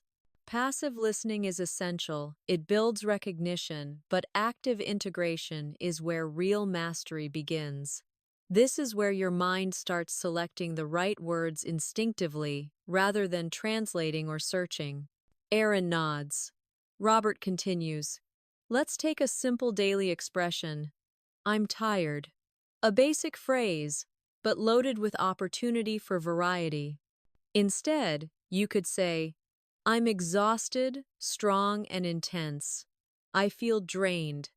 Emphasizes emotional fatigue. I'm worn out. Casual and conversational. I'm fatigued. Formal or technical. I'm beat informal, almost slang. Now imagine these in different scenarios. At work, with friends, or informal communication. The right choice conveys tone, emotion, and social context. Aaron repeats mentally, exhausted, drained, worn out, fatigued, beat. Robert smiles. Notice how each variation subtly changes your identity as a speaker. You sound more nuanced, aware, and fluent. Robert gestures toward a bench and sits. Next, let's explore phrases for expressing doubt or uncertainty. Instead of repeating, I don't know, you could say, I'm not sure, I'm uncertain, I can't say definitively, or it's unclear to me. For professional or academic contexts, try, I cannot confirm at this moment, or further investigation is required. Each version carries its own level of formality, confidence, and subtlety. Listening and mentally practicing these phrases builds instinctive fluency. Aaron repeats silently, I'm not sure. I'm uncertain. I can't say definitively. It's unclear to me. I cannot confirm at this moment. Further investigation is required. Robert stands and walks slowly, hands behind his back. Let's shift to descriptive adjectives for experiences. Instead of good, try. Excellent, wonderful, superb, remarkable, exceptional. For negative experiences, instead of bad, use unpleasant, disappointing, dreadful, unfortunate, regrettable. Pairing words with context strengthens recall. The presentation was remarkable. Emphasizes strong admiration. The service was disappointing. Mild frustration. Your brain starts to intuitively choose intensity and nuance. Aaron repeats mentally, excellent, wonderful, superb, remarkable, exceptional, unpleasant, disappointing, dreadful, unfortunate, regrettable. Robert adds, now layer in adverbs. These often modify intensity. Extremely, very, fairly, somewhat, moderately. She was extremely pleased with the result's high intensity. He was fairly satisfied, mild. I felt somewhat disappointed, light, reflective. By combining adjectives and adverbs, your descriptions gain flexibility and precision. Aaron nods, imagining multiple combinations. Extremely pleased, fairly satisfied, somewhat disappointed. Robert moves to verbs of communication. Say, tell, inform, explain, describe, elaborate, express. Combine with nuance. He explained the procedure clearly, neutral. She elaborated on the theory, formal, precise. I expressed my concerns personal, emotional. Listening to, repeating, and mentally contextualizing these verbs enhances speaking instincts. Aaron repeats mentally. Explained, elaborated, expressed, described. Robert smiles. Integration works best with repetition in varied contexts. Your mind starts associating these words with situations naturally. You don't memorize, you internalize. They continue walking along the path. Robert introduces verbs of movement again. Consider quick movement: dash, sprint, rush, race. Slow movement: stroll, wander, drift, meander. Each conveys energy, mood, and intention. Mental imagery strengthens comprehension. She dashed to the store urgent, short distance. He wandered through the forest, relaxed, exploratory. Your brain begins automatic word selection during listening or speaking. Aaron visualizes each scenario, repeating silently: dash, sprint, rush, race, stroll, wander, drift, meander. Robert shifts focus to action verbs related to problem solving. Instead of fix, try, repair, mend, restore, adjust. For mental or technical work, analyze, evaluate, examine, investigate. Communicating clearly becomes easier with varied verbs. I repaired the computer. Technical. She mended the fence. Practical. We analyze the results. Academic or professional. Each synonym conveys context, formality, and intensity. Aaron repeats mentally. Repair, mend, restore, adjust, analyze, evaluate, examine, investigate. Robert stops by a lantern, its soft light reflecting on the water. Now, let's focus on emotions with precision. Instead of angry, use irritated, annoyed, frustrated, furious, enraged. Consider slight differences: annoyed, mild, short-term; frustrated, emotional, ongoing; furious, strong; enraged, extreme, dramatic. Pair with context. She was frustrated by the delay. Professional. He was enraged at the injustice. Personal and intense. Aaron repeats silently. Annoyed, irritated, frustrated, furious, enraged. Robert emphasizes, the goal is to hear these in your mind so that when you feel these emotions, the words naturally come to your lips. Robert continues with fear. Instead of scared, consider afraid, frightened, terrified, petrified. Each represents intensity. Afraid, basic caution; frightened, clear emotion; terrified, strong fear; petrified, extreme, almost paralyzing. When listening to English in context podcasts, conversations, movies, your brain intuitively maps intensity to situations. Aaron repeats mentally: afraid, frightened, terrified, petrified. Robert nods approvingly. This is the hallmark of advanced listening. You feel the emotional weight before selecting the word. Robert walks toward a quiet fountain. Next, desire and intention verbs. Instead of want, use desire, crave, wish for, long for. Each conveys nuance. Desire strong, deliberate; crave intense, almost physical; wish for gentle; long for emotional and yearning. For needs, require, depend on, demand. Each choice subtly shapes tone and impression. Aaron repeats mentally: desire, crave, wish for, long for, require, depend on, demand. Robert gestures toward the open sky. Now, learning and understanding verbs. Instead of learn, say, study, absorb, grasp, internalize. Instead of teach, say, instruct, educate, guide, mentor. Pair with context. I'm absorbing the lecture.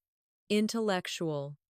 She guided me through the process, mentoring, personal. Using varied verbs conveys sophistication, clarity, and confidence. Aaron repeats mentally. Study, absorb, grasp, internalize, instruct, educate, guide, mentor. Robert pauses, letting the sound of the evening calm the mind. Finally, let's combine everything. Choose a simple sentence like, I'm happy, and create multiple variations. I'm delighted. I'm overjoyed. I'm thrilled. I feel ecstatic. Repeat aloud slowly, naturally, and conversationally. This exercise unites listening, speaking, and context awareness. Aaron repeats aloud, I'm happy. I'm delighted. I'm overjoyed. I'm thrilled. I feel ecstatic. Robert smiles. Do this daily with several sentences. Gradually, your vocabulary flows naturally.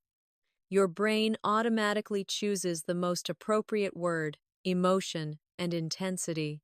Fluency evolves effortlessly. Robert steps back. Aaron, the essence of advanced English listening and vocabulary mastery is immersion, context, and repetition. Words are not isolated, they are part of patterns, emotions, and rhythms. Integrating synonyms, homophones, adverbs, adjectives, verbs, and phrases through listening and imagination trains your mind to think and speak in English naturally. Aaron breathes deeply, absorbing the layered instruction. Robert concludes, remember, fluency is a journey. Each day, even 15-20 minutes of focused listening, contextual visualization, and synonym practice builds your instinctive command of English. The more you integrate, the more effortless your communication becomes. Listening, repeating mentally, and speaking aloud are your keys to mastery. Robert steps back from the fountain, letting the soft echoes of the water create a calm rhythm. Aaron, as we move deeper into this advanced stage of your English journey, the focus shifts from merely recognizing synonyms to cultivating instinctive fluency. This is where listening, visualization, and mental substitution converge. You've already internalized basic pairs like happy divided by delighted divided by pleased, sad divided by gloomy divided by miserable, and verbs such as assist divided by support divided by aid. Now, we layer these into complex sentences and real-life scenarios, training your mind to make instant, natural choices. Aaron nods, attentive. Robert continues. Consider the phrase, I need help. Simple, yes, but rich in possibilities. Instead, imagine, I could use some assistance. I require support. I'd appreciate aid, or could you lend a hand? Each expression adjusts tone, formality, and subtle social cues. Speaking this way demonstrates sophistication without forcing vocabulary. It comes naturally when your ear and mind are trained. Aaron repeats mentally, I could use some assistance. I require support. I'd appreciate aid. Could you lend a hand? Robert smiles. Now let's combine emotions and action in a sentence. I'm frustrated. Alternatives. I feel annoyed. I'm irritated by this. This is exasperating. I'm quite aggravated. Notice the subtle shifts in intensity and social nuance. Aaron nods, repeating silently. I feel annoyed. I'm irritated by this. This is exasperating. I'm quite aggravated. Robert gestures to a quiet path lined with flowers. Next, let's focus on descriptive richness for appearance. Take the word beautiful. Instead, imagine lovely, gorgeous, stunning, breathtaking, radiant. Context matters. The sunset was breathtaking, dramatic, and intense. Her smile was radiant, warm, and personal. The garden looked gorgeous, vivid, aesthetic. Repeating these mentally and aloud builds instinctive precision in speaking. Aaron repeats, lovely, gorgeous, stunning, breathtaking, radiant. Robert adds, now for negative descriptors. Ugly, unappealing, unattractive, rough-looking, off-putting. Apply them to sentences. The building looked unappealing. Neutral. The design is rough-looking, slightly critical. Listening to these variations helps you convey subtle judgment without sounding blunt. Aaron repeats silently, ugly, unappealing, unattractive, rough-looking, off-putting. Robert pauses near a tree, letting leaves rustle in the evening breeze. Strength and energy verbs are next. Instead of run, use sprint, dash, race, hurry. Instead of walk, use stroll, wander, drift, meander. Combine with context. He sprinted to catch the bus urgent. She meandered through the market. Relaxed. Hearing these in sentences, imagining scenarios, embeds them in memory far deeper than rote memorization. Aaron repeats mentally, sprint, dash, race, hurry, stroll, wander, drift, meander. Robert continues, movement isn't limited to physical action. Think of progress in life. Advance, proceed, continue, head toward. I'm advancing in my career. Formal, goal-oriented. I'll proceed with my studies structured. I continue learning neutral, steady. I'm heading toward my goals natural, conversational. Pair these with visualization, and fluency accelerates.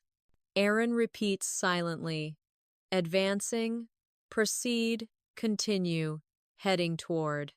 Robert leans against the railing, his voice calm but deliberate. Let's explore emotional subtlety with desire. Instead of want, use desire, wish for, long for, crave. Each conveys intensity. I desire a promotion, strong, professional. I wish for peace, gentle, hopeful. I long for adventure, emotional, deep. I crave chocolate, intense, immediate. Your ear begins to distinguish emotion naturally. Aaron repeats, desire, wish for, long for, crave. Robert nods approvingly. Now let's layer in mental verbs, Robert says. Think, consider, reflect, ponder, understand, grasp, comprehend, fathom. Contextual sentences. I need to ponder the proposal deliberate. She reflected on the lecture, thoughtful. I can't quite grasp the theory, struggling mentally. He comprehended the concept fully confident. When listening, mental visualization creates a deep connection between word, meaning, and context. Aaron repeats mentally, ponder, consider, reflect, think, grasp, comprehend, fathom, understand. Robert takes a slow breath. Describing progress and improvement is essential. Instead of improve, use enhance, develop, advance, upgrade. She enhanced her skills intentional. The company developed new strategies structured. He advanced in rank formal, professional. We upgraded our system's technical, precise. Change synonyms subtly. Change, alter, modify, adjust, transform. I altered my plan. Small, deliberate. We modified the design. Technical. She adjusted her approach. Tactical. The project transformed the community. Dramatic, impactful. Aaron repeats silently. Enhance, develop, advance, upgrade, change, alter, modify, adjust, transform. Robert smiles. Let's bring verbs and emotions together.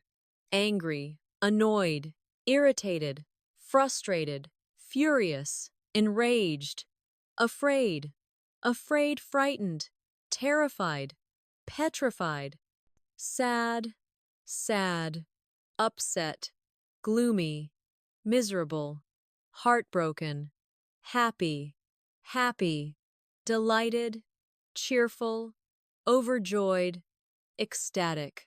Mentally place these in sentences. I was utterly delighted by the news. He felt petrified during the storm. She was heartbroken after the farewell. They were frustrated with the outcome. Each variation conveys precise emotional weight.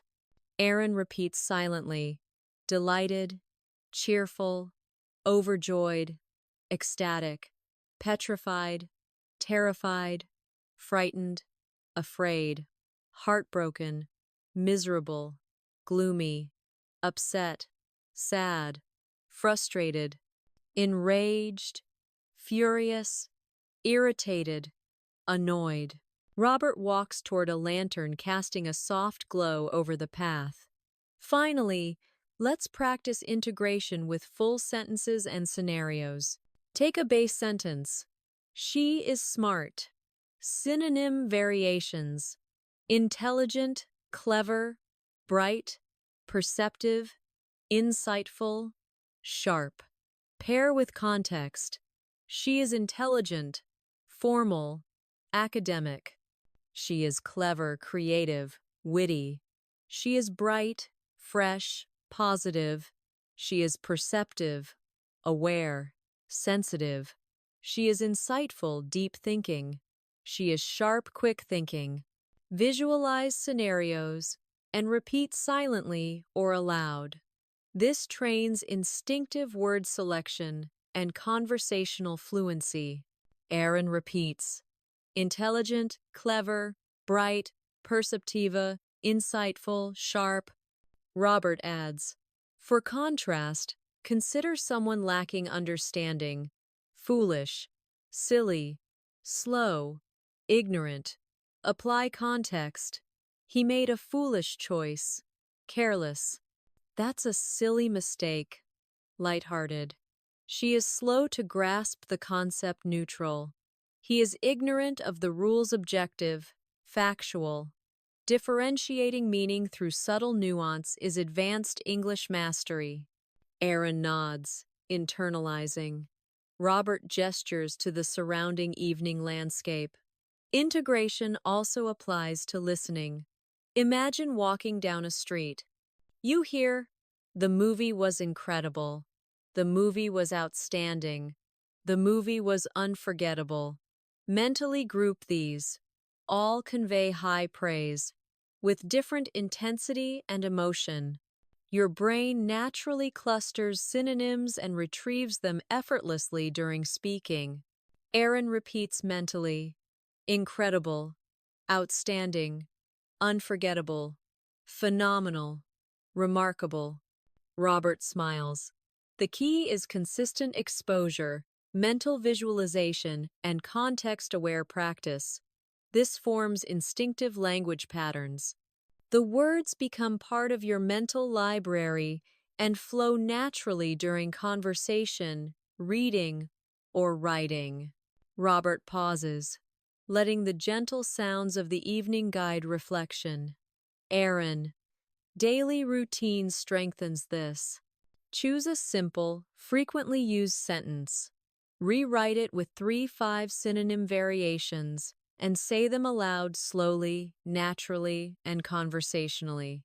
For example, I'm happy, I'm delighted, I'm pleased, I'm overjoyed, I feel ecstatic.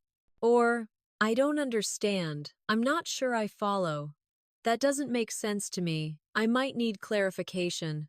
I'm not entirely convinced I grasp the point. Repetition, mental visualization, and speaking aloud unite listening and active mastery.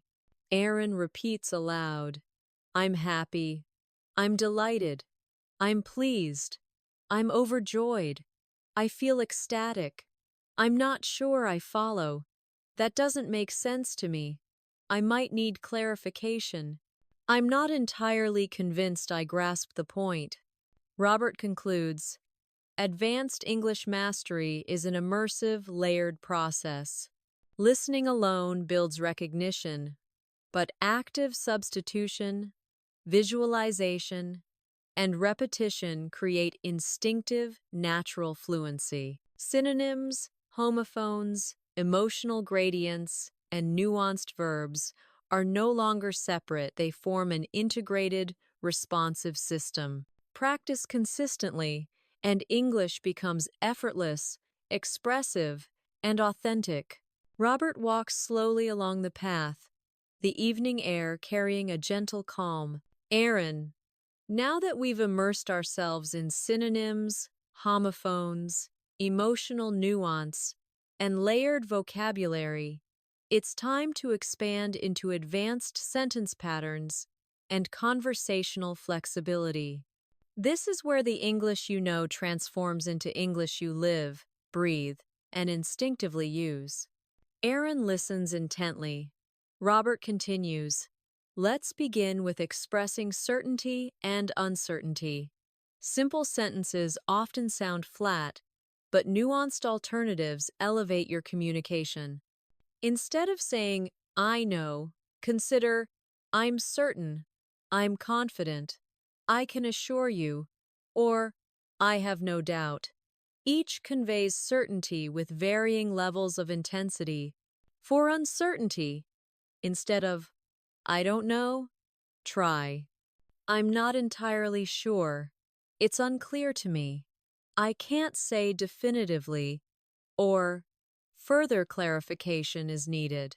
Listening to and practicing these, in different contexts, trains your brain to instinctively select tone and precision.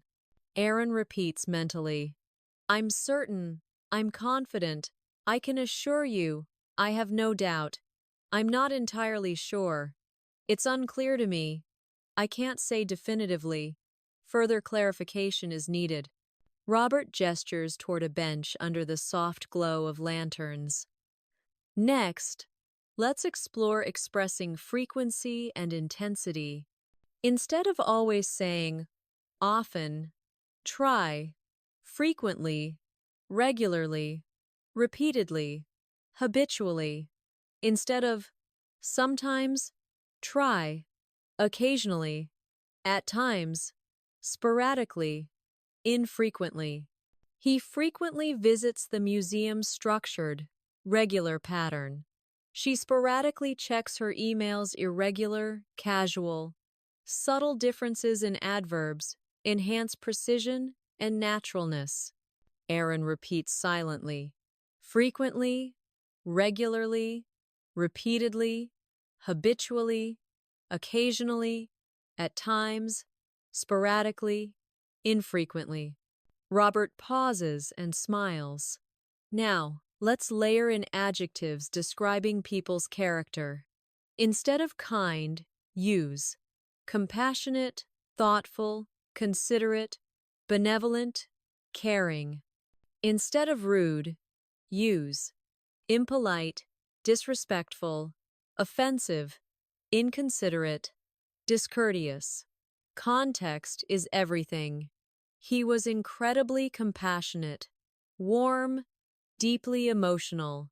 She acted disrespectfully, firm, objective, Mental practice of these words embeds them in natural speech patterns. Aaron repeats silently. Compassionate, thoughtful, considerate, benevolent, caring, impolite, disrespectful, offensive, inconsiderate, discourteous. Robert continues. Pair these with actions. Instead of helped, say assisted, supported, guided, aided, facilitated. She assisted her colleague with the project professional and collaborative. He guided the new student through the process, mentoring, personal. Notice how verbs and adjectives together convey nuanced meaning. Aaron repeats mentally. Assisted, supported, guided, aided, facilitated. Robert walks slowly toward a bridge, the water reflecting the soft light. Let's practice expressing emotions through adjectives and verbs simultaneously. Consider happiness. Delighted, overjoyed, thrilled, ecstatic, elated. Pair with verbs. Felt, experienced, radiated, showed. She felt ecstatic about the promotion, emotionally vivid. He radiated delight during the ceremony, visual, expressive. By combining words thoughtfully, your speech becomes rich and nuanced. Aaron repeats. Delighted, overjoyed, thrilled, ecstatic, elated, felt, experienced, radiated, showed. Robert gestures toward distant lights. Next, let's explore expressing disappointment and dissatisfaction. Instead of sad or upset, consider disheartened, discouraged, dismayed, dissatisfied, frustrated. Pair with verbs. Felt, became, appeared. She felt disheartened after the meeting. Emotional, reflective. He became frustrated with the delay dynamic. Situational. Hearing these variations repeatedly trains instinctive selection of intensity and tone. Aaron repeats mentally. Disheartened, discouraged, dismayed, dissatisfied, frustrated, felt, became, appeared. Robert nods. Now, let's focus on describing physical sensations and conditions.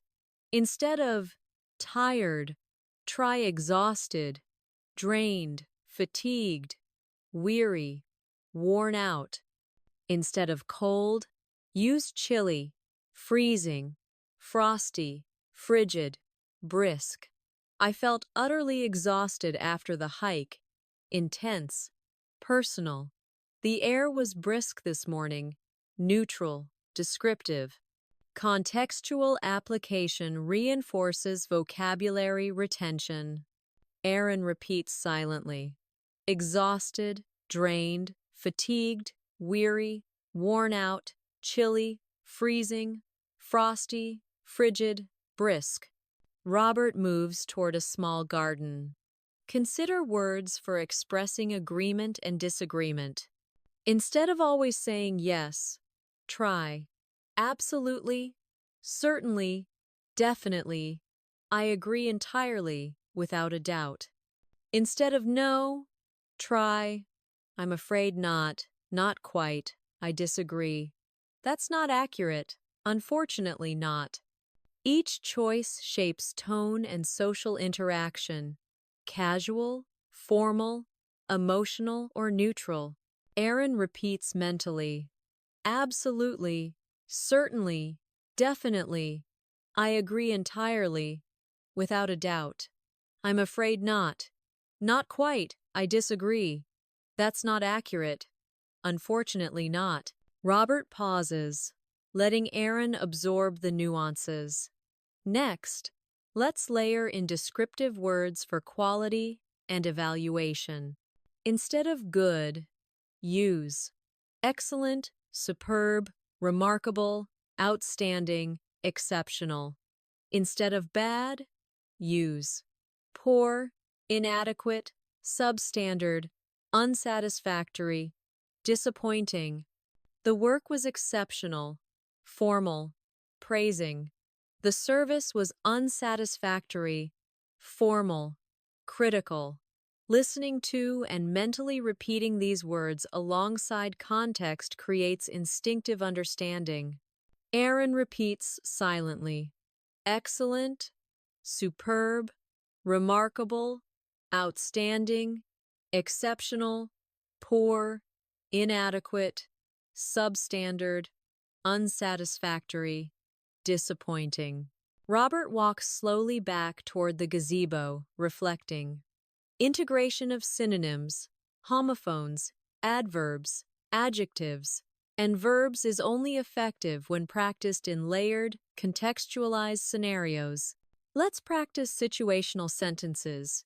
Instead of, I'm happy with the result, say, I'm delighted with the outcome, I'm thrilled about the achievement, or I feel ecstatic regarding the success. For negative emotions, instead of I'm upset, try I feel disheartened by the decision.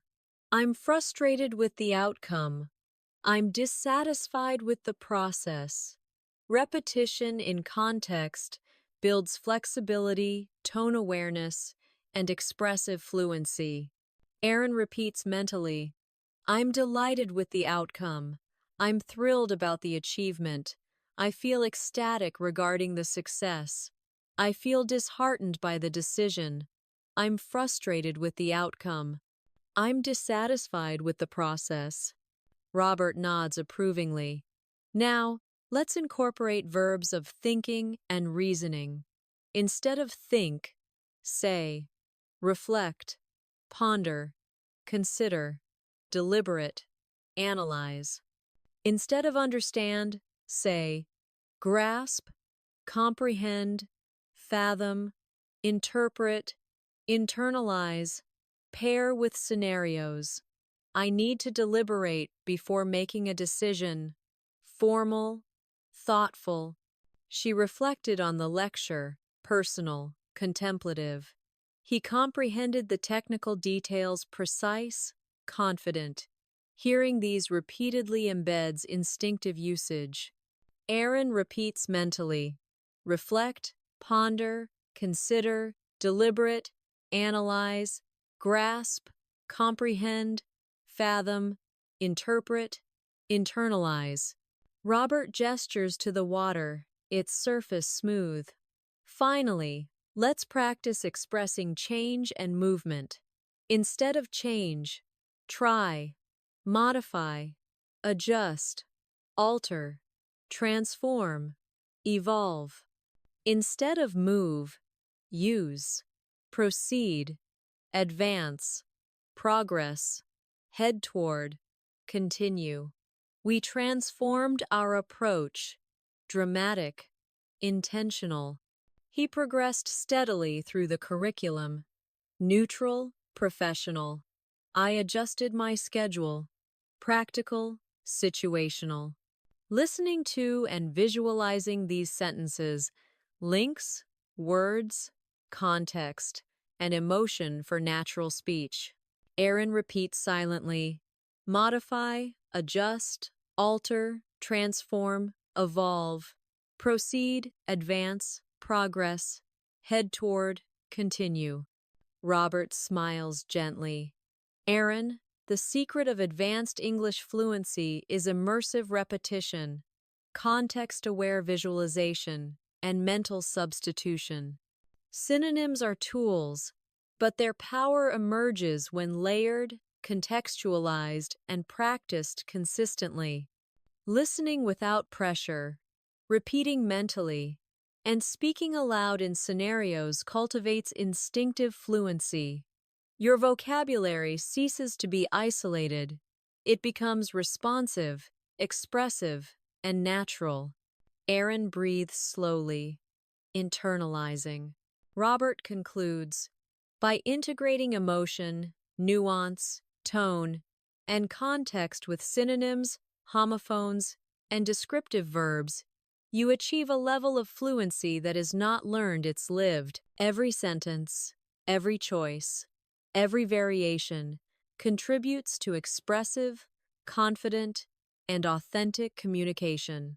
Your mind now has a library of words ready for effortless, instinctive use.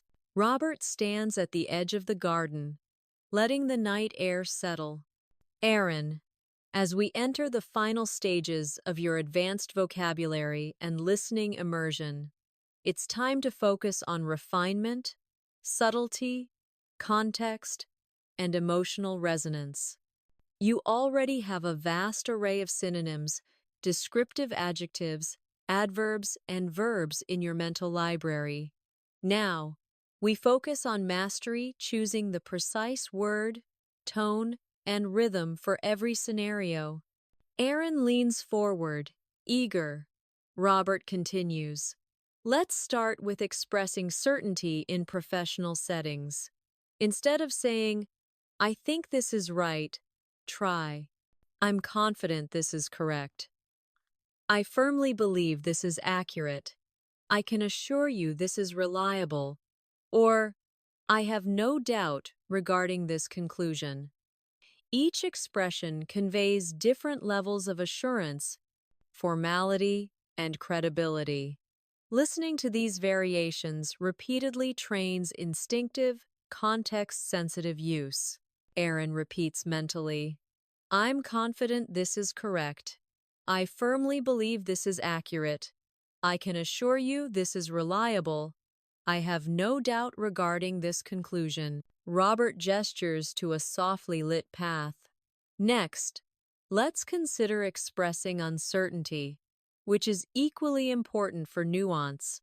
Instead of I don't know, use I'm not entirely certain. It's difficult to say I cannot confirm at this time, or further information is required. Notice how each phrasing balances caution and clarity differently. The goal is to internalize these patterns so they become automatic in conversation. Aaron repeats silently, I'm not entirely certain. It's difficult to say. I cannot confirm at this time. Further information is required. Robert walks slowly along the path. Now, let's focus on layering adverbs to express frequency and intensity. Instead of often, say frequently, regularly, repeatedly, habitually. Instead of sometimes, say occasionally, at times, sporadically, infrequently. Try combining these with actions. She frequently participates in meetings structured, consistent. He sporadically checks emails irregular, casual. Subtle differences in word choice enhance clarity and natural tone. Aaron repeats silently. Frequently, regularly, repeatedly, habitually, occasionally, at times sporadically, infrequently. Robert nods approvingly. Adjectives describing character are essential for natural, expressive speech. Instead of always saying kind, try, compassionate, thoughtful, considerate, benevolent, caring. For negative traits, replace rude with impolite, disrespectful, offensive, inconsiderate, discourteous. Example, he was incredibly considerate, warm and personal.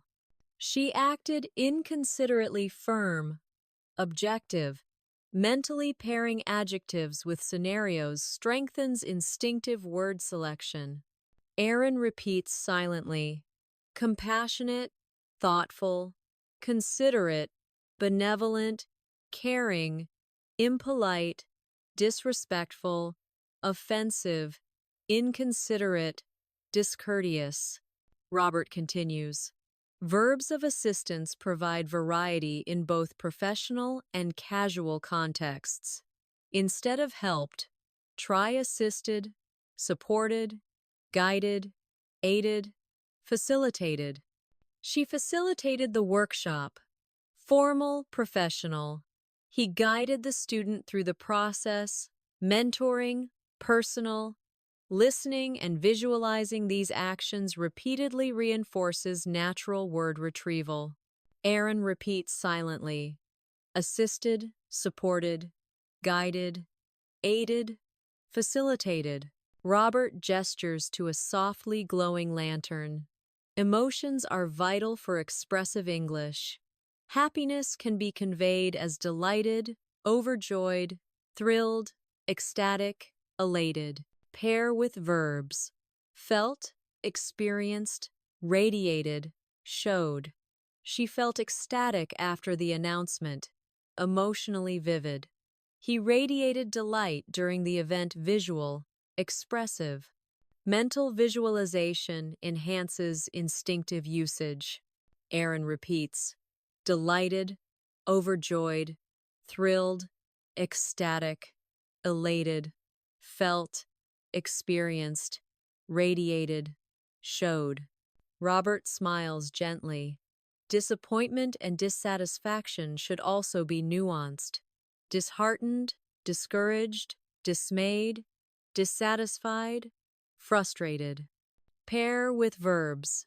Felt, became, appeared. She felt disheartened after the discussion. Reflective. He became frustrated with the process. Situational, dynamic.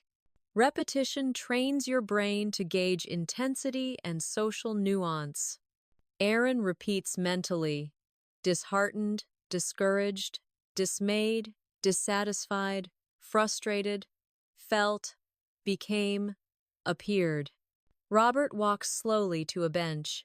Physical sensations and conditions. Tired, exhausted, drained, fatigued, weary, worn out, cold, chilly, freezing, frosty, frigid, brisk. I was utterly exhausted after work intense. The morning air was brisk, neutral, descriptive. Hearing these repeatedly within context solidifies instinctive comprehension. Aaron repeats silently, exhausted, drained, fatigued, weary, worn out, chilly, freezing, frosty, frigid, brisk. Robert continues, expressing agreement and disagreement adds conversational sophistication. Instead of always saying yes, try, absolutely, certainly, definitely, I agree entirely, without a doubt. Instead of no, try, I'm afraid not quite, I disagree. That's not accurate. Unfortunately not. Using these appropriately shapes, tone, formality, and subtle emotional signaling. Aaron repeats silently, absolutely, certainly, definitely, I agree entirely, without a doubt. I'm afraid not quite, I disagree, that's not accurate. Unfortunately, not. Robert gestures to the surrounding garden. Next, descriptive words for quality and evaluation. Good, excellent, superb, remarkable, outstanding, exceptional, bad, poor, inadequate, substandard, unsatisfactory, disappointing. The report was exceptional, formal praise. The service was unsatisfactory, formal critique. Listening, visualizing, and repeating in context develops instinctive precision. Aaron repeats, excellent, superb, remarkable, outstanding, exceptional, poor, inadequate, substandard, unsatisfactory, disappointing. Robert takes a slow breath. Integration is key. Let's apply what we've learned in full sentences. I'm happy with the results. I'm delighted with the outcome. I'm thrilled about the achievement. I feel ecstatic regarding the success. Negative. I'm upset. I feel disheartened by the decision. I'm frustrated with the outcome. I'm dissatisfied with the process. Repetition in context builds expressive flexibility, tone awareness, and instinctive fluency. Aaron repeats silently. I'm delighted with the outcome. I'm thrilled about the achievement. I feel ecstatic regarding the success. I feel disheartened by the decision. I'm frustrated with the outcome. I'm dissatisfied with the process. Robert nods. Mental verbs also deserve attention.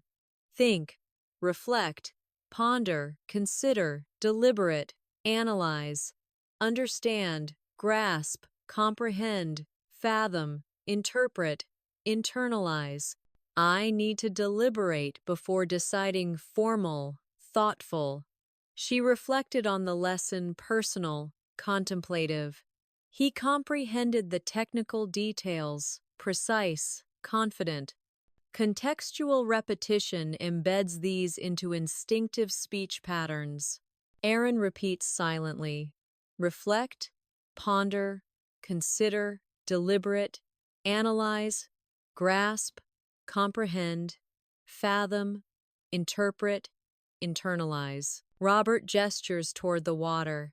Finally, change and movement. Change, modify, adjust, alter, transform, evolve. Move, proceed, advance, progress, head toward, continue. We transformed our approach, dramatic, intentional. He progressed steadily, neutral, professional. I adjusted my schedule, practical. Repeated listening, visualization, and application link words, context, and emotion, fostering automatic selection. Aaron repeats mentally, modify, adjust, alter, transform, evolve, proceed, advance, progress, head toward, continue. Robert smiles. Aaron, fluency is not built in isolation. Immersive repetition, contextual visualization, and mental substitution create a responsive, expressive English system. Synonyms, homophones, verbs, adjectives, adverbs, and layered phrases integrate naturally. Practice daily, apply consistently, and your English ceases to be studied, it becomes lived, expressive, and instinctive. Aaron breathes slowly, absorbing the process. Robert concludes, by combining emotional nuance, descriptive variety, verb precision, and contextual awareness, you reach true, advanced fluency. Every word, every synonym, every variation becomes a tool in your expressive arsenal. You are now prepared to communicate confidently, authentically, and with subtle, natural control over tone and meaning. Robert pauses at the edge of the water, watching the gentle ripples reflect the soft glow of lanterns. Aaron, now that we've explored verbs, adjectives, adverbs, and synonyms in depth, let's move into advanced sentence structures and conversational nuance. Mastering English is not just about knowing words, it's about arranging them naturally, rhythmically, and expressively. When words flow in context, they become intuitive tools for communication rather than items to memorize. Aaron nods, ready to absorb. Robert continues. Let's start with conditional sentences, which allow you to express possibility, probability, and hypothetical situations. Instead of the simple, if it rains, I will stay home. Consider, should it rain, I will remain indoors. If rain occurs, I will stay inside. Or, were it to rain, I would stay at home. Each variation changes tone, formality, and stylistic impression. Listening to and mentally repeating these alternatives trains instinctive selection and delivery. Aaron repeats silently, "Should it rain, I will remain indoors. If rain occurs, I will stay inside. Were it to rain, I would stay at home." Robert gestures to the nearby bridge. Next, let's explore expressing possibility and probability. Instead of always saying, maybe, try, perhaps, it's possible that, there's a chance, or potentially. Example, perhaps we will see a change. Formal, thoughtful. There's a chance the situation will improve. Practical, realistic. Mental practice of these expressions embeds flexibility for conversational contexts. Aaron repeats mentally, "Perhaps it's possible that, there's a chance, potentially." Robert smiles. Now, let's consider expressing preferences and opinions with subtlety. Instead of saying, "I like it," try, "I appreciate it," "I enjoy it thoroughly," "I find it delightful," or "It appeals to me." Instead of, "I don't like it," try, "I'm not particularly fond of it," "It doesn't appeal to me," "I'm indifferent to it," or "I find it unappealing." Contextual variation adds elegance and sophistication to your communication. Aaron repeats silently, "I appreciate it. I enjoy it thoroughly. I find it delightful. It appeals to me. I'm not particularly fond of it. It doesn't appeal to me. I'm indifferent to it. I find it unappealing." Robert continues, "Let's expand into expressions of comparison. Instead of always using better, try, superior, more effective, preferable, more advantageous, more beneficial. Instead of worse, try, inferior, less effective, disadvantageous, detrimental, suboptimal. Examples. This solution is superior to the previous one, formal, precise. The alternative is less effective, neutral, evaluative. Contextual exposure helps internalize these naturally. Aaron repeats silently, "Superior, more effective, preferable, more advantageous, more beneficial, inferior, less effective, disadvantageous, detrimental, suboptimal." Robert gestures to the softly lit garden path. Time and sequence expressions are critical for clarity.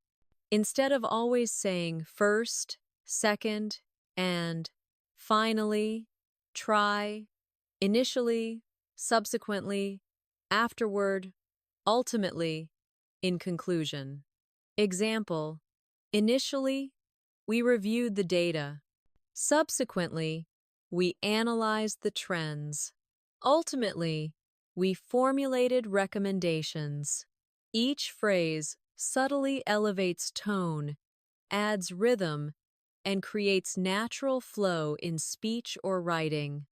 Aaron repeats mentally, initially, subsequently, afterward, ultimately, in conclusion. Robert nods. Now, let's layer in connectors for cause and effect. Instead of always using because, try, since, as a result of, due to, owing to, considering that. Example, as a result of the delay, we had to adjust our schedule. Formal, clear. Owing to unforeseen circumstances, the meeting was postponed. Polished, professional. Regular mental rehearsal strengthens recall and fluid application. Aaron repeats silently, since, as a result of, due to, owing to, considering that. Robert smiles. Transitioning to contrast, instead of always saying but, use, however, nevertheless, on the other hand.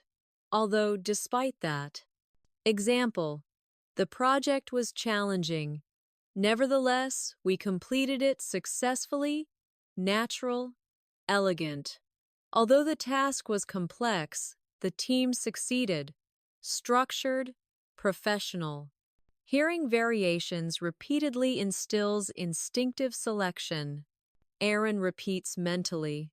However, nevertheless, on the other hand, although despite that, Robert takes a deep breath.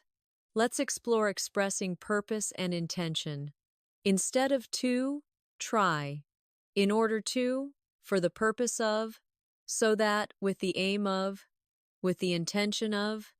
Example: we met in order to discuss strategy. Formal: he trained with the aim of improving performance. Precise: professional. These alternatives enrich natural expression. Aaron repeats silently. In order to, for the purpose of, so that, with the aim of, with the intention of. Robert gestures toward the water. Let's practice expressing possibility in more advanced ways. Instead of might, try, could potentially, is likely to, may possibly, has the potential to. Example: the project could potentially exceed expectations. Formal, cautious. This strategy is likely to succeed. Confident, measured. Repeated exposure trains your mind to select the most appropriate option effortlessly. Aaron repeats silently. Could potentially, is likely to, may possibly, has the potential to. Robert smiles gently. Now, let's layer adjectives for intensity and emotion. Instead of very, try, extremely, highly, exceptionally, remarkably, intensely. Example: she was extremely happy. Emotional, expressive. He was exceptionally talented. Professional, polished. Hearing and mentally practicing these alternatives enhances natural expressive skill. Aaron repeats mentally. Extremely, highly, exceptionally, remarkably, intensely. Robert continues. For negation and emphasis, instead of not, try. Hardly, barely, scarcely, in no way, under no circumstances. Example: he barely noticed the change. Subtle, nuanced. Under no circumstances should this occur. Formal, authoritative. Mental repetition builds instinctive understanding of tone and strength. Aaron repeats silently. Hardly, barely, scarcely, in no way, under no circumstances. Robert gestures to the lantern-lit path. Next, expressions of agreement and disagreement with nuance. Instead of simple, I agree or I disagree, try. I concur completely. I'm inclined to agree. I share your perspective. I cannot agree. I respectfully disagree. I see it differently. Example: I concur completely with your assessment. Formal, polished. I see it differently. Casual, thoughtful. Practicing these creates natural fluency in discussions. Aaron repeats silently. I concur completely. I'm inclined to agree. I share your perspective. I cannot agree. I respectfully disagree. I see it differently. Robert smiles, his voice calm. Expressions of desire and necessity are next. Instead of want, use. Desire, wish for, long for, crave, aspire to. Instead of need, use, require, must have, depend on, necessitate. Example: she aspires to lead the team. Ambitious, professional. This task requires careful attention. Formal, precise. Hearing these repeatedly embeds instinctive usage. Aaron repeats silently: desire, wish for, long for, crave, aspire to, require, must have, depend on, necessitate. Robert takes a breath, letting the silence stretch for a moment. Finally, let's integrate all of these in practical, immersive exercises. Imagine real-life scenarios. You're attending a meeting, giving feedback, sharing an opinion, or expressing emotion. Instead of using repetitive, simple phrases, layer in advanced alternatives, synonyms, adverbs, adjectives, connectors, and contextual verbs. Example: instead of "I like the proposal," say, "I appreciate the proposal," "I find the proposal compelling," or "The proposal appeals to me greatly." Notice how subtle word choice shifts tone, impression, and clarity. Aaron repeats mentally: "I appreciate the proposal. I find the proposal compelling. The proposal appeals to me greatly." Robert nods approvingly. Aaron, fluency emerges from consistent, immersive exposure. Listening, mental rehearsal, visualization, and contextual application transform knowledge into instinctive skill. Each synonym, each alternative, each nuance you hear strengthens your internal English framework. Your speech becomes fluid, expressive, and naturally adaptive to every situation. Aaron breathes deeply, absorbing the lesson.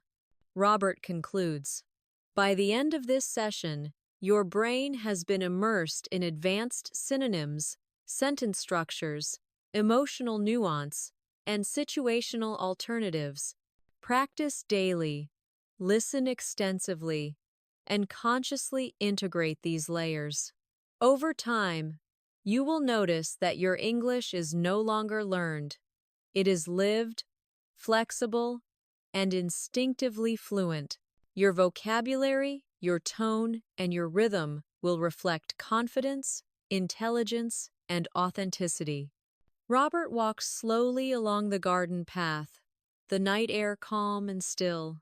Aaron, now we move into the art of expressing subtle emotions and attitudes through advanced synonyms and nuanced phrasing. This stage is where your English shifts from functional to truly expressive. You've built a foundation of vocabulary and sentence structures. Now it's time to layer meaning, tone, and intent. Aaron leans in, listening intently. Robert continues: let's start with expressing surprise and astonishment. Instead of always saying surprised, try amazed, astonished, astounded, flabbergasted, or dumbfounded. Each carries a different intensity. I was amazed by her presentation. Strong positive reaction. I was flabbergasted by the news. Extreme, dramatic. Listening to these variations helps you gauge the emotional weight and select the most appropriate word instinctively. Aaron repeats silently: amazed, astonished, astounded, flabbergasted, dumbfounded. Robert nods. For disappointment and regret, instead of saying "I'm sorry" or "I regret," try remorseful, rueful, contrite, apologetic, or repentant. She felt remorseful about her mistake. Emotional depth. He was contrite after the misunderstanding. Formal, reflective. Practicing these phrases within context trains your instinct to express nuanced emotion naturally. Aaron repeats: remorseful, rueful, contrite, apologetic, repentant. Robert gestures toward a nearby bench, softly illuminated. Next, let's refine expressions of agreement and alignment with subtlety. Instead of simply saying, "I agree," consider, I fully endorse that view. I'm aligned with your perspective. That resonates with me. Or, I support your assessment. For polite disagreement, I see your point, but while I respect your opinion, I understand, however, I have a different perspective. Each phrase allows you to communicate with tact, professionalism, and nuance. Aaron repeats silently. I fully endorse that view. I'm aligned with your perspective. That resonates with me. I support your assessment. I see your point.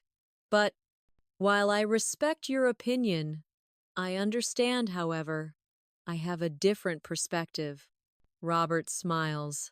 Expressions of certainty and probability are next.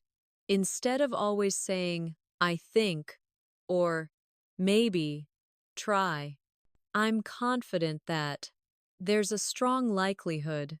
It appears that I would venture to say it is probable that these variations provide rhythm, professionalism, and subtle authority. Aaron repeats silently, I'm confident that there's a strong likelihood.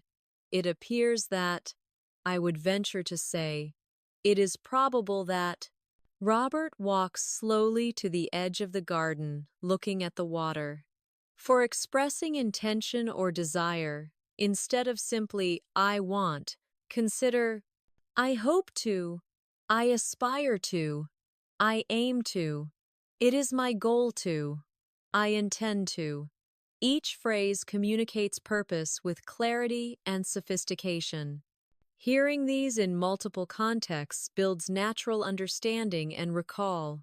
Aaron repeats, I hope to, I aspire to, I aim to, it is my goal to, I intend to. Robert pauses. Now, let's layer intensifiers for emotion and emphasis. Instead of always using very, use extremely, exceptionally, profoundly, remarkably, intensely. Instead of a lot, try, significantly, substantially, greatly, enormously, considerably. Example, she was profoundly impressed, deep emotional impact. The results improved considerably, measurable, precise. Hearing these repeatedly reinforces instinctive word selection. Aaron repeats silently, extremely, exceptionally, profoundly, remarkably, intensely, significantly, substantially, greatly, enormously, considerably. Robert gestures toward a lantern-lit path. For describing frequency and timing, instead of always using often or sometimes, try frequently, regularly, repeatedly, habitually, occasionally, sporadically, infrequently. Example, she habitually reviews her notes routine, structured. He occasionally attends workshops, irregular, occasional. The distinction between regularity and sporadic activity becomes intuitive with repetition. Aaron repeats silently, frequently, regularly, repeatedly, habitually, occasionally, sporadically, infrequently. Robert smiles gently. Let's consider expressions of speed and movement. Instead of quick, use rapid, swift, brisk, prompt, instantaneous. Instead of slow, try unhurried, leisurely, gradual, measured, deliberate. Example, the decision was made swiftly, efficient, professional. The process progressed gradually, steady, thoughtful. Hearing and visualizing these words repeatedly reinforces instinctive application.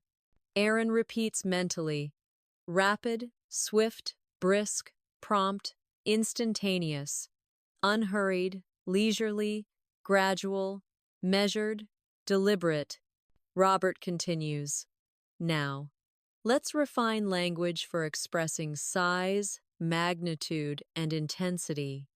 Instead of always saying big, use large, enormous, massive, substantial, considerable. Instead of small, try tiny, miniature, petite, compact, slight. Example: the building is massive, dramatic, descriptive. The device is compact, technical, precise. Contextual exposure strengthens intuitive understanding. Aaron repeats silently: large, enormous, massive, substantial, considerable, tiny, miniature, petite, compact, slight. Robert walks slowly along the garden path. For expressing evaluation and judgment, instead of always saying good or bad, consider excellent, superb, outstanding, remarkable, exceptional, poor, inadequate, substandard, unsatisfactory, disappointing. Example: the results were outstanding, positive, polished. The service was substandard, objective, evaluative. Mental rehearsal and contextual visualization make these phrases instinctive. Aaron repeats: excellent, superb, outstanding, remarkable, exceptional, poor, inadequate, substandard, unsatisfactory, disappointing. Robert gestures to the softly flowing water. Let's now explore words for expressing challenge and difficulty. Instead of always saying hard or difficult, try challenging, demanding, formidable, arduous, taxing. Example: the assignment was formidable, formal, impactful. The journey was arduous, emotional, descriptive. Repetition helps embed intensity and context naturally. Aaron repeats silently: challenging, demanding, formidable, arduous, taxing. Robert smiles. For expressing improvement and change, instead of always saying better or worse, try enhanced, refined, upgraded, improved, optimized, diminished, weakened, reduced, impaired, deteriorated. Example: her skills were enhanced through training, positive, technical. The performance deteriorated over time, neutral, analytical. Repetition solidifies instinctive application. Aaron repeats: enhanced, refined, upgraded, improved, optimized, diminished, weakened, reduced, impaired, deteriorated. Robert continues. Now, let's layer advanced expressions of thought and analysis. Instead of always saying think, use, reflect, contemplate, consider, deliberate, analyze, evaluate. Instead of understand, try, comprehend, grasp, fathom, interpret, internalize. Example: she deliberated on the proposal, formal, reflective. He grasped the concept quickly, precise, natural. Listening and mentally repeating these variations fosters automatic use. Aaron repeats silently: reflect, contemplate, consider, deliberate, analyze, evaluate, comprehend, grasp, fathom, interpret, internalize. Robert walks slowly along the water's edge. Finally, let's practice integrating synonyms for nuanced everyday interactions. Instead of saying, "I'm happy with the result," try, "I'm delighted with the outcome." I'm thrilled by the achievement. I find the outcome extremely satisfying. I'm overjoyed by the success. Each phrase adds subtle emotional depth, rhythm, and tone. Hearing and mentally repeating these phrases develops natural, instinctive fluency. Aaron repeats, I'm delighted with the outcome. I'm thrilled by the achievement. I find the outcome extremely satisfying. I'm overjoyed by the success. Robert nods. For expressing dissatisfaction or disappointment, I'm disheartened by the decision. I'm frustrated with the outcome. I find the process unsatisfactory. I'm not pleased with the result. Each conveys a different intensity and formality, which strengthens your expressive flexibility in real conversations. Aaron repeats silently, I'm disheartened by the decision. I'm frustrated with the outcome. I find the process unsatisfactory. I'm not pleased with the result. Robert gestures to the glowing lanterns. Aaron, advanced fluency is not about memorizing a long list of words, it's about integrating them seamlessly into speech. Contextual exposure, mental rehearsal, visualization, and application create automatic, instinctive control over vocabulary, tone, and style. Every synonym, adverb, adjective, and nuanced expression you hear today strengthens your intuitive English framework. Aaron takes a deep breath. Robert concludes, by the end of this session, your listening and speaking instincts have been refined.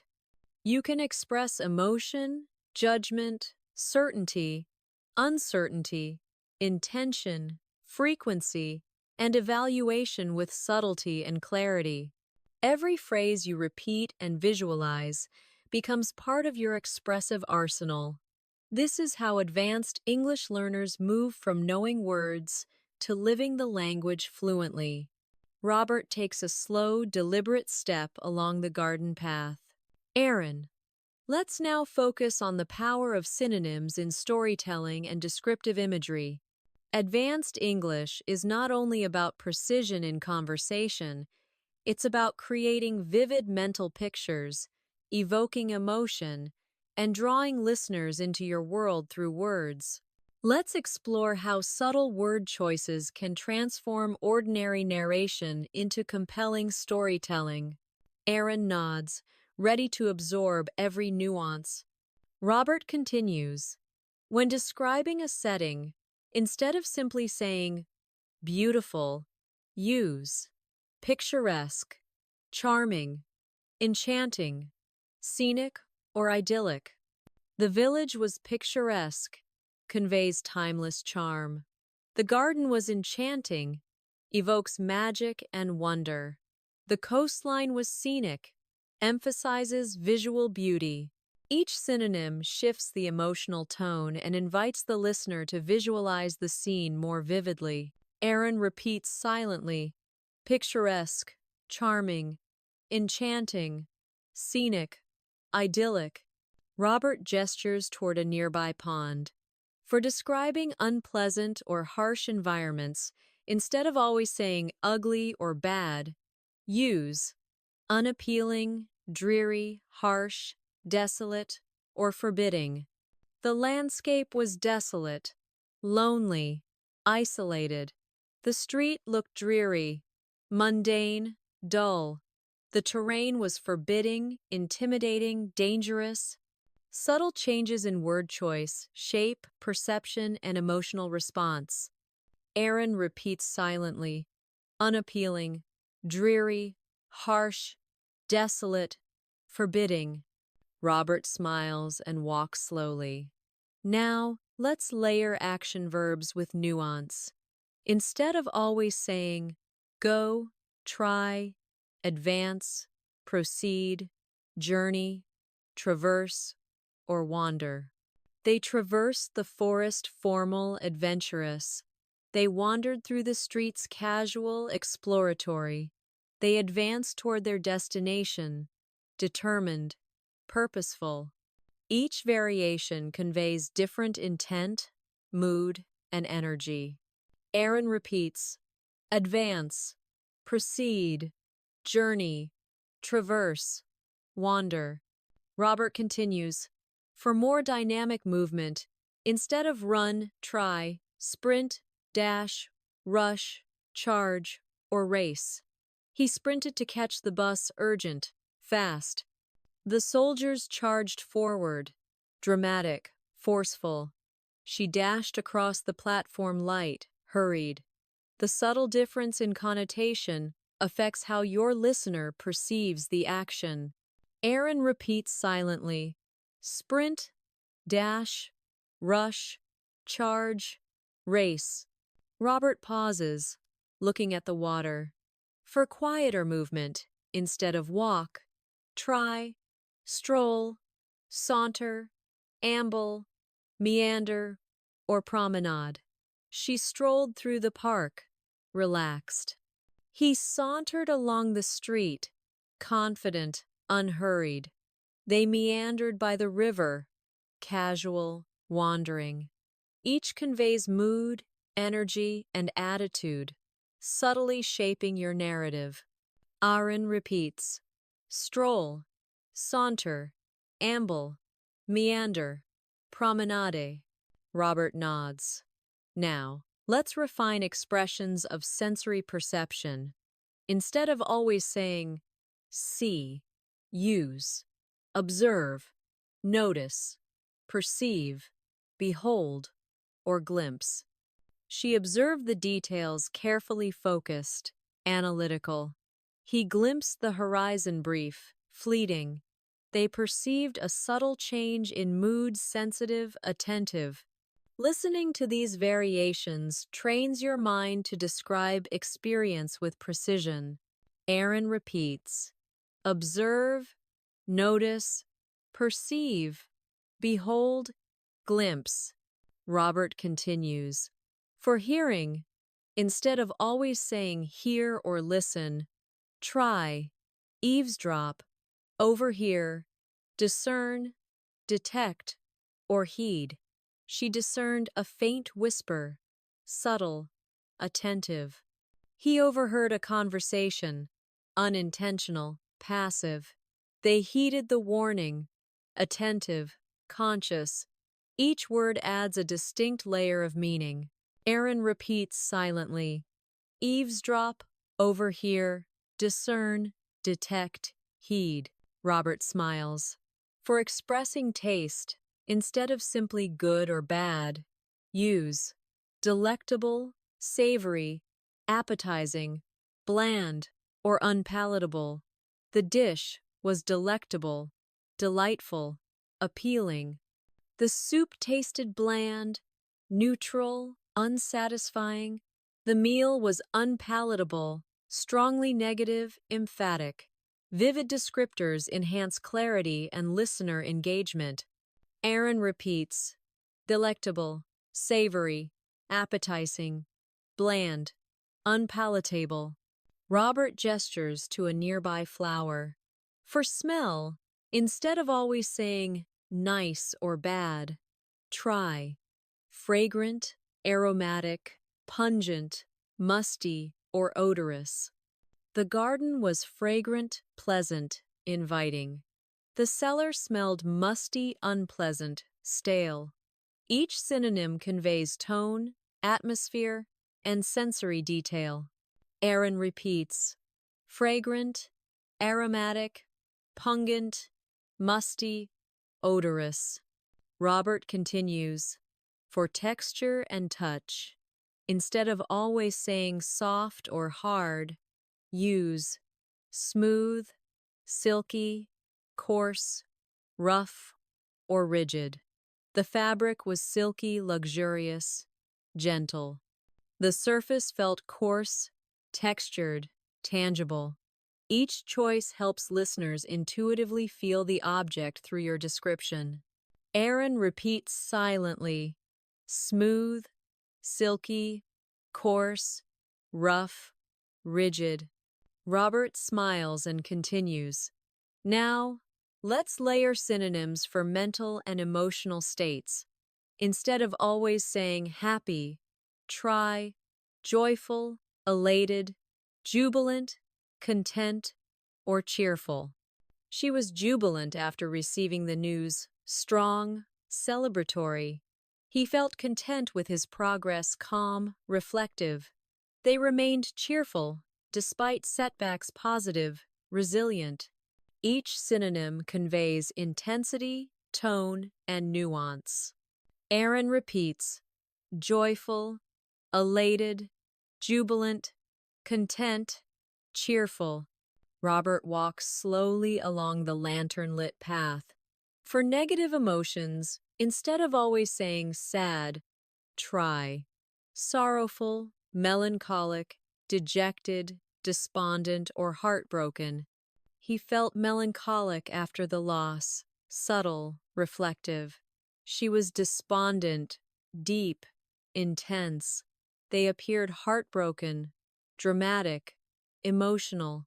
Contextual practice helps your brain absorb subtle distinctions naturally. Aaron repeats silently, sorrowful, melancholic, dejected, despondent, heartbroken. Robert pauses, gazing at the water. For expressing fear, instead of simply scared, try anxious, apprehensive, fearful, panicked, or petrified. She felt apprehensive before the meeting, mild concern. He was petrified during the storm, extreme terror. Varying intensity ensures nuanced communication. Aaron repeats, anxious, apprehensive, fearful, panicked, petrified. Robert continues, for expressing surprise or shock, instead of always saying surprised, use amazed, astonished, flabbergasted, startled, or thunderstruck. He was flabbergasted by the announcement, dramatic, strong. She was startled by the sudden noises, brief, mild. Listening repeatedly helps internalize emotional weight and context. Aaron repeats silently, amazed, astonished, flabbergasted, startled, thunderstruck. Robert walks to the edge of the pond. Now, let's practice a storytelling sequence with these synonyms. Imagine describing a day in your life using variations for emotion, perception, and action. Instead of, I saw a beautiful flower, I was happy, I walked quickly, I was surprised, you could say, I beheld an enchanting flower, I felt elated, I strolled briskly, I was astonished. Notice how the narrative becomes more expressive, vivid, and professional. Aaron repeats silently, I beheld an enchanting flower. I felt elated. I strolled briskly. I was astonished. Robert nods. Let's extend this. Instead of, I helped my friend, try, I assisted my friend. I supported my friend. I aided my friend. I guided my friend. Each variation adds subtlety, politeness, and tone. Aaron repeats, I assisted my friend. I supported my friend. I aided my friend. I guided my friend. Robert gestures to the glowing lanterns. For conflict or difficulty, instead of I had a problem, use I faced a challenge. I encountered an obstacle. I experienced difficulty. I dealt with adversity. Each phrase communicates seriousness, emotional tone, and nuance. Aaron repeats silently, I faced a challenge. I encountered an obstacle. I experienced difficulty. I dealt with adversity. Robert continues. For expressing success or accomplishment, instead of always saying, I succeeded, try, I achieved my goal. I triumphed. I accomplished the task. I reached my objective. Each choice conveys emotion, professionalism, and emphasis. Aaron repeats, I achieved my goal. I triumphed. I accomplished the task. I reached my objective. Robert smiles. By integrating these words naturally into stories, daily speech, and mental rehearsal, your brain begins forming automatic patterns. You no longer pause to think of the perfect word. You instinctively choose the most precise, expressive, and contextually appropriate term. This is advanced listening and speaking fluency. Aaron nods, absorbing the rhythm and flow of synonyms in action. Robert walks slowly, concluding the session. As you continue daily practice, combine exposure to native English in podcasts, movies, conversations, and readings with these synonym exercises. Each repeated phrase, each mental rehearsal, each variation practiced aloud embeds deeper fluency. Your English transforms from functional communication to intuitive, expressive mastery. Synonyms are the key to richness, precision, and natural flow in advanced English. Listening, repeating, visualizing, and applying them daily ensures your mastery continues to grow without effort or pressure. Robert pauses, letting the soft rustling of leaves fill the space. Now, let's dive even deeper into the art of mastering synonyms, focusing specifically on verbs of emotion, perception, and thought. These verbs are essential because they allow you to describe not only actions, but also mental and emotional states with nuance and precision.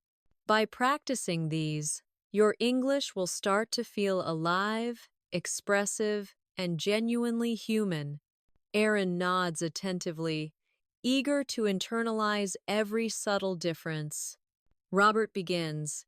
Instead of always saying like, explore, admire, appreciate, enjoy, cherish, or adore. I admire her courage, formal, respectful. I appreciate your help, polite, grateful. I cherish these memories deep, personal. I adore the artwork, passionate, enthusiastic. Each synonym brings a unique emotional depth to your statements. Aaron repeats silently, admire, appreciate, enjoy, cherish, adore. Robert continues, for dislike or disapproval, instead of hate, try, detest, loathe, resent, abhor, or disdain. I detest dishonesty strong, moral. She loathes injustice, intense, personal. He resents criticism, emotional, subjective. They abhor cruelty, formal, emphatic. She feels disdain for arrogance, subtle, intellectual.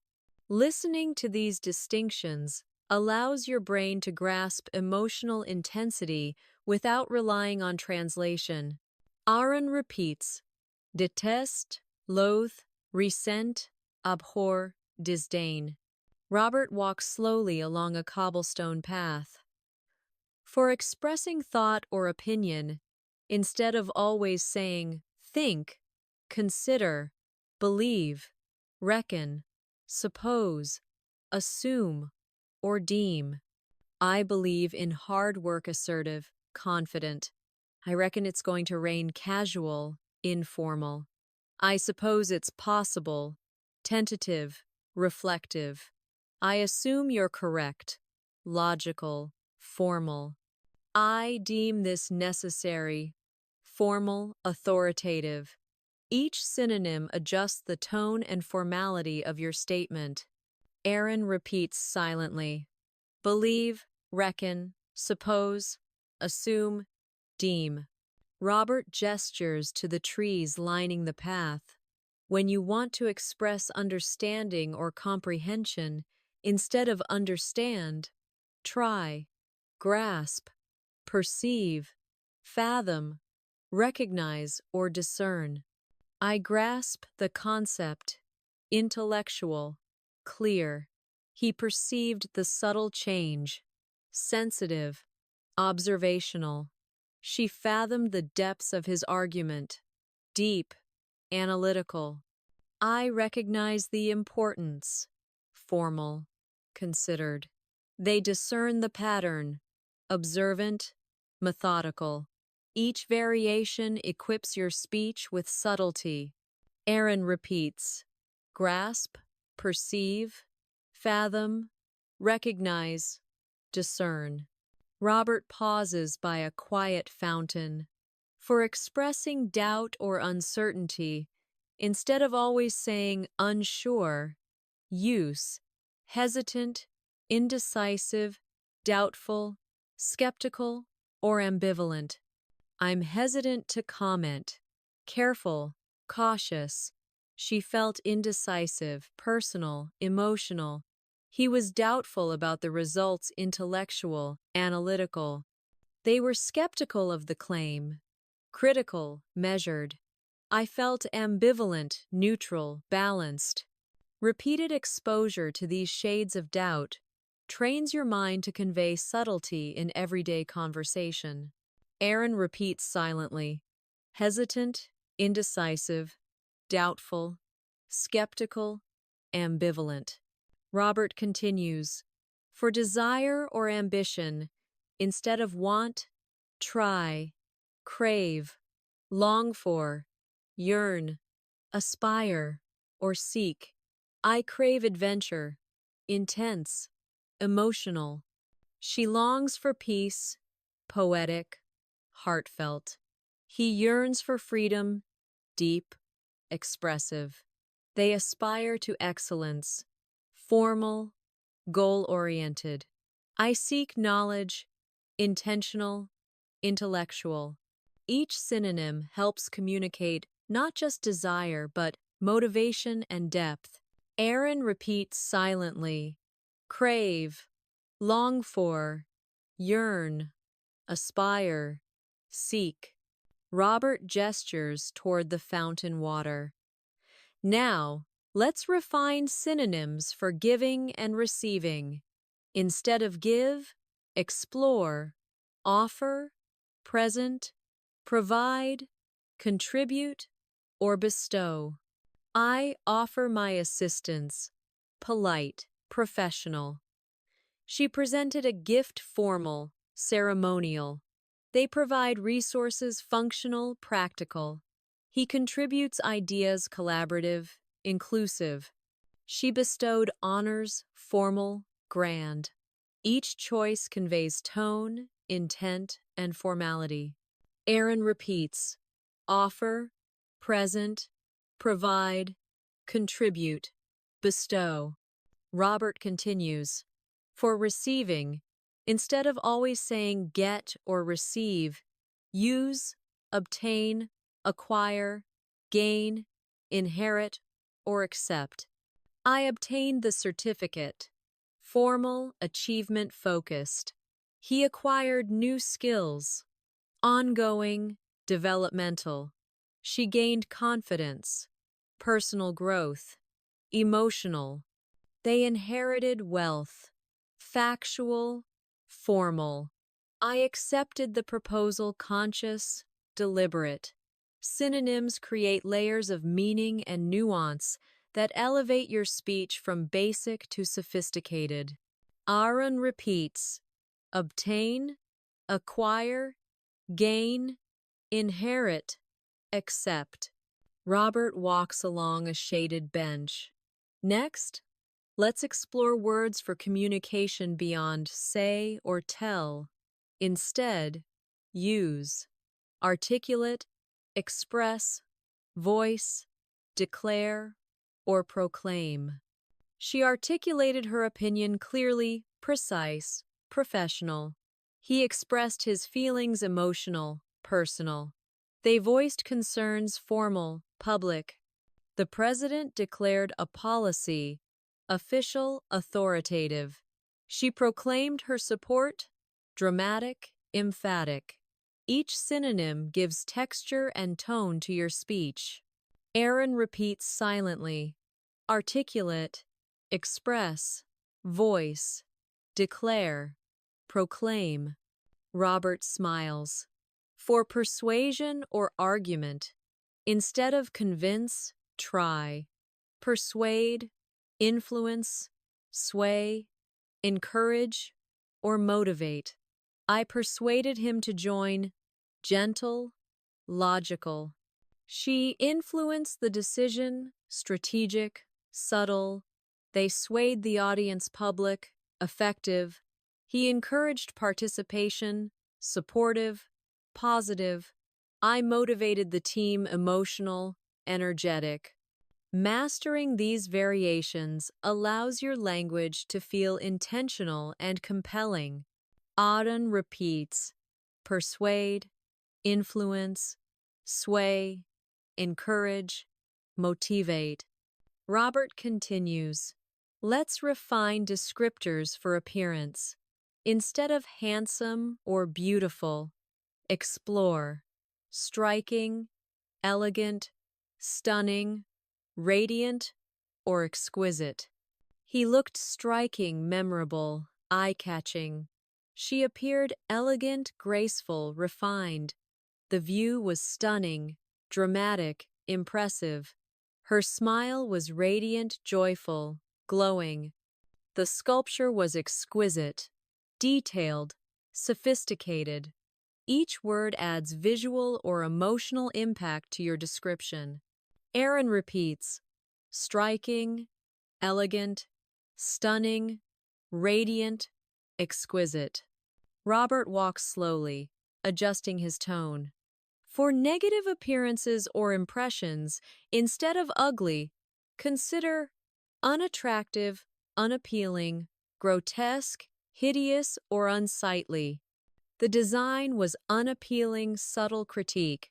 The creature looked grotesque, dramatic, vivid. The wall was hideous, strong, emphatic. The room felt unsightly, informal, observational. Using precise adjectives conveys judgment or emotion without overgeneralization. Aaron repeats, unattractive, unappealing, grotesque, hideous, unsightly. Robert continues, for expressing strength, power, or influence, instead of strong, explore, robust, formidable, potent, vigorous, or mighty. He was robust, healthy, enduring. The army was formidable, imposing, intimidating. The medicine is potent, effective, impactful. She gave a vigorous performance, energetic, forceful. The champion was mighty, dramatic, heroic. Each synonym subtly alters perception and emphasis. Aaron repeats, robust, formidably, potent, vigorous, mighty. Robert pauses. For weakness or vulnerability, instead of always saying weak, try, fragile, feeble, delicate, frail, or vulnerable. The vase was fragile, physical, delicate. His argument felt feeble, intellectual, critical. She appeared delicate, emotional, gentle.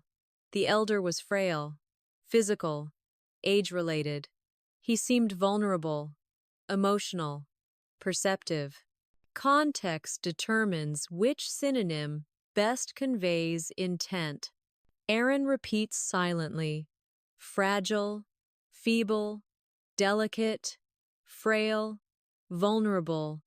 Robert smiles warmly. This is where deep listening, repeated exposure, and active practice converge. By consistently hearing these words in natural speech, repeating them aloud, visualizing them in context, and experimenting in your own language, your English evolves from functional to fluid, expressive, and authentic. Synonyms aren't just alternatives, they're instruments of clarity, beauty, and emotional resonance. Aaron nods. letting the words sink in. Robert concludes, every day, continue this practice. Listen, repeat, observe, speak. Replace basic words with more expressive synonyms. Gradually, your vocabulary will become second nature. You won't need to pause or translate. You will think, feel, and speak in rich, nuanced English effortlessly. This is the essence of advanced listening and speaking fluency. Robert adjusts his pace, letting the sound of the city fade into the background. Now, let's explore the subtleties of adjectives that describe time and pace. Instead of saying fast, you can use rapid, brisk, swift, accelerated, or immediate. A rapid response, urgent, efficient. He walked at a brisk pace, active, energetic. The river flows swift, fluid, descriptive. An accelerated program formal, structured. Immediate attention is required, urgent, imperative. Each synonym adjusts the perception of urgency, energy, and rhythm. Aaron repeats silently, rapid, brisk, swift, accelerated, immediate. Robert continues, for slower actions or time, instead of slow, try, gradual, leisurely, measured, unhurried, or deliberate. A gradual change, natural, continuous. We took a leisurely stroll, relaxed, peaceful, measured steps careful, precise. He moved in an unhurried manner, calm, composed, a deliberate decision, intentional, thoughtful. Exposure to these words trains your mind to convey pace and emotional tone without over-explaining. Aaron repeats, gradual, leisurely, measured, unhurried, deliberate. Robert pauses near a small fountain, letting the gentle water flow provide a rhythm. Next, we'll focus on words that describe success, achievement, and progress.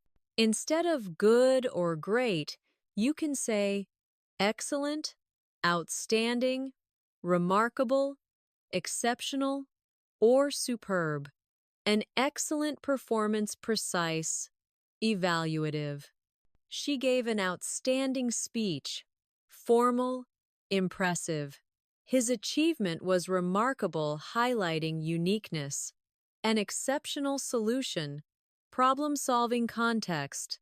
A superb outcome, highly complimentary. Listening and using these alternatives adds sophistication to your feedback and descriptions. Aaron repeats silently, excellent, outstanding, remarkable, exceptional, superb. Robert nods.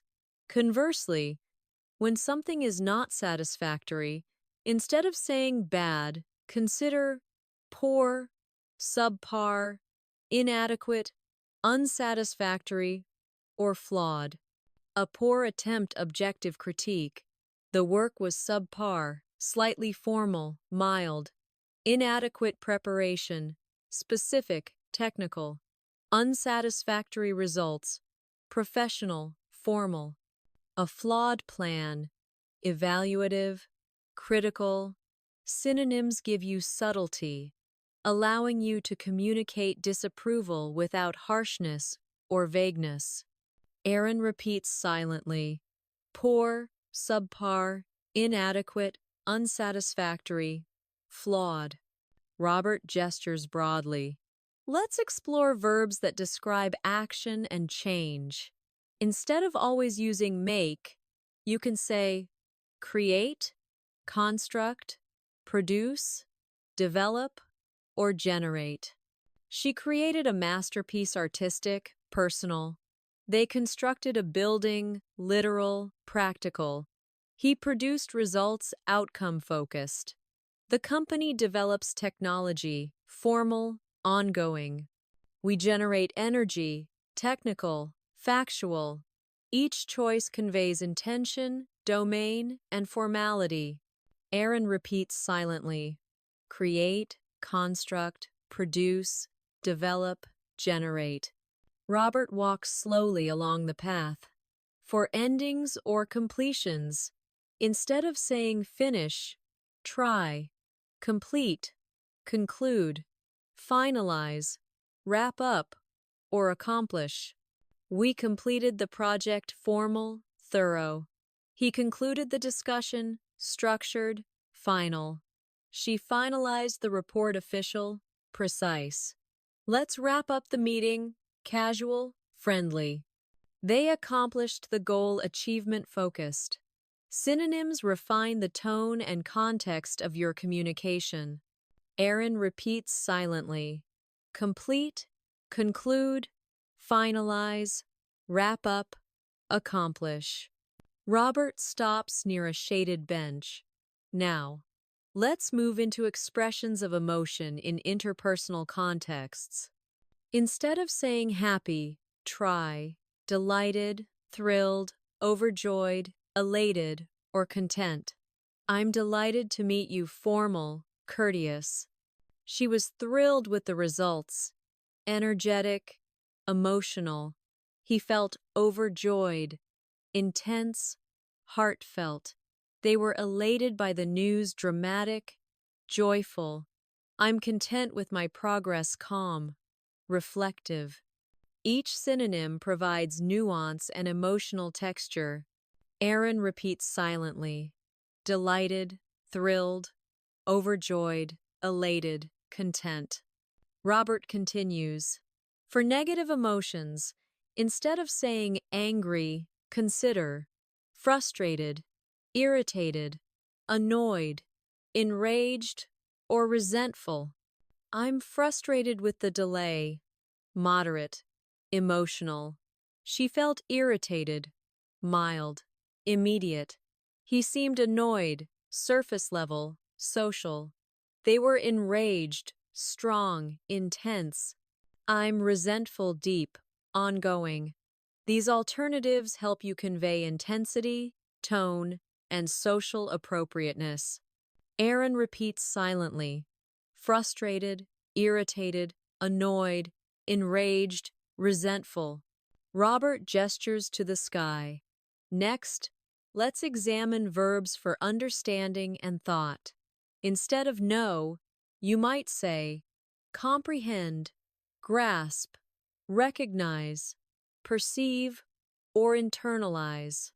I comprehend the theory, intellectual, formal. She grasps the idea, personal, practical. He recognized the pattern, observational, analytical. They perceive the nuances, sensitive, insightful. I internalized the lesson, reflective, experiential. These verbs deepen the way you convey cognition and awareness. Aaron repeats silently.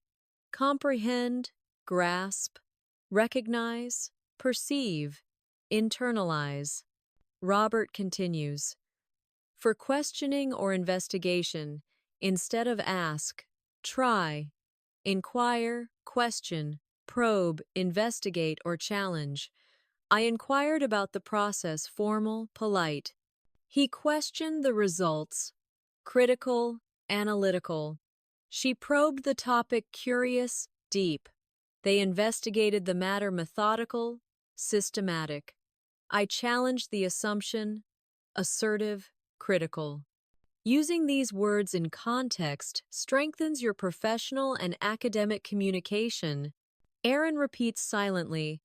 Inquire, question, probe, investigate, challenge. Robert smiles. For describing movement, instead of saying walk, consider stroll, saunter, march, stride, or pace. We took a leisurely stroll, casual, relaxed. He sauntered confidently, deliberate, stylish. The soldiers marched formal, disciplined. She strode into the room, bold, expressive.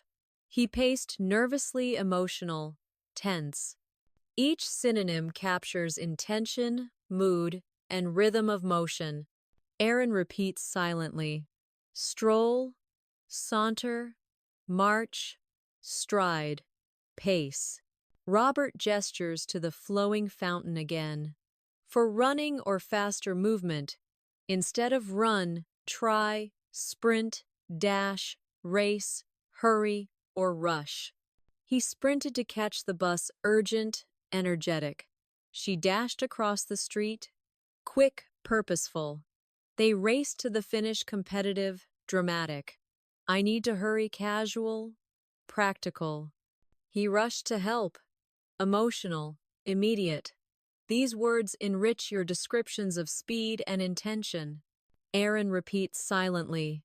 Sprint, dash, race, hurry, rush. Robert takes a deep breath. Now, let's discuss words that describe thinking deeply. Instead of think, try, ponder, reflect, contemplate, deliberate, or meditate. I pondered the question. Considerate, intellectual. She reflected on her decision, personal, calm. He contemplated the possibilities, long-term, serious. They deliberated the plan, formal, careful. I meditated on the topic, spiritual, introspective. Using these synonyms allows your English to convey mental depth and attention to thought processes. Aaron repeats silently. Ponder, reflect, contemplate, deliberate, meditate. Robert nods. For action in communication, instead of saying speak, consider, articulate, express, convey, declare, or state. She articulated her concerns, precise, thoughtful. He expressed his ideas, personal, emotional. They conveyed their intentions, formal, clear. The mayor declared a policy, official, formal. He stated his opinion, neutral, precise. Each synonym provides variation in tone, style, and emphasis. Aaron repeats silently. Articulate, express, convey, declare, state. Robert smiles. By now, you're noticing a pattern. Every word you know is not a static element, it's a gateway to multiple shades of meaning. The more you expose your ear to these subtle differences, the more naturally your brain absorbs them, and the more fluid your speech becomes. This is how advanced fluency develops, through listening, repetition, and mental flexibility. Robert pauses, allowing the gentle sound of flowing water and distant city hum to underscore his point. Next, let's practice with complete sentences. I'll give you a base sentence, and then expand it using synonyms. Your task is to notice tone, intensity, and nuance. First, I am happy. Alternatives. I am delighted. I am thrilled. I am overjoyed. I am content. I am elated. Feel how each sentence changes the emotional color and the level of intensity. Delighted, warm, polite. Thrilled, energetic, enthusiastic. Overjoyed, intense, dramatic. Content, calm, reflective. Elated, joyful, elevated. Each variation lets you express your feelings more precisely. Aaron repeats silently. Delighted, thrilled, overjoyed, content, elated. Robert continues. Let's try a sentence about perception. Base sentence. I understand. Alternatives. I grasp the concept. I comprehend the meaning. I recognize the point. I perceive the idea. I internalize the information. Notice the difference in intellectual depth and tone. Grasp, practical, direct, comprehend, formal, analytical. Recognize, observational, attentive, perceive, sensitive, nuanced, internalized, personal, deep. Each synonym allows your speech to reflect your level of engagement and understanding. Aaron repeats silently: grasp, comprehend, recognize, perceive, internalize. Robert smiles. Finally, for a sentence expressing action, she solved the problem. Alternatives. She resolved the issue. She addressed the challenge. She overcame the obstacle. She handled the situation. She navigated the difficulty. Each synonym shapes how the action is perceived. Resolved, formal, clear; addressed, structured, intentional; overcame, dramatic, impactful; handled, practical, calm; navigated, strategic, skillful. Your choice subtly influences the impression you leave. Aaron repeats silently: resolved, addressed, overcame, handled, navigated. Robert looks at Aaron with a gentle smile. By now, you can feel how synonyms are not just replacements, they are instruments to color your speech, control your tone, and convey intention. Every time you practice this, your English becomes richer, more precise, and far more natural. Remember, fluency is built by patterns, repetition, and context, not by rote memorization. Robert leans back slightly, letting the rhythm of the city and the park settle around him. Now, let's talk about expressions of desire and motivation. These are crucial for sounding natural in both casual and professional English. Instead of always saying want, consider, desire, wish, crave, aspire, or long for. I desire a deeper understanding, formal, intellectual. She wishes for peace, gentle, emotional. He craves adventure, intense, personal. They aspire to success, ambitious, forward-looking. I long for connection, poetic, heartfelt. Using these alternatives, you can adjust the intensity and emotional resonance of your statements effortlessly. Aaron repeats silently: desire, wish, crave, aspire, long for. Robert continues: for needs, instead of saying need, try, require, depend on, necessitate, demand, or rely on. I require guidance. Formal, structured. She depends on support. Emotional, relational. The job necessitates experience, professional, precise. They demand attention, strong, assertive. He relies on his instincts, personal, intuitive. Each synonym helps you communicate necessity, obligation, or reliance with clarity. Aaron repeats silently: require, depend on, necessitate, demand, rely on. Robert gestures toward a nearby tree. Let's focus on words for knowledge and learning. Instead of learn, try, study, absorb, grasp, master, or internalize. I study English daily routine, formal. She absorbs new information, intuitive, natural.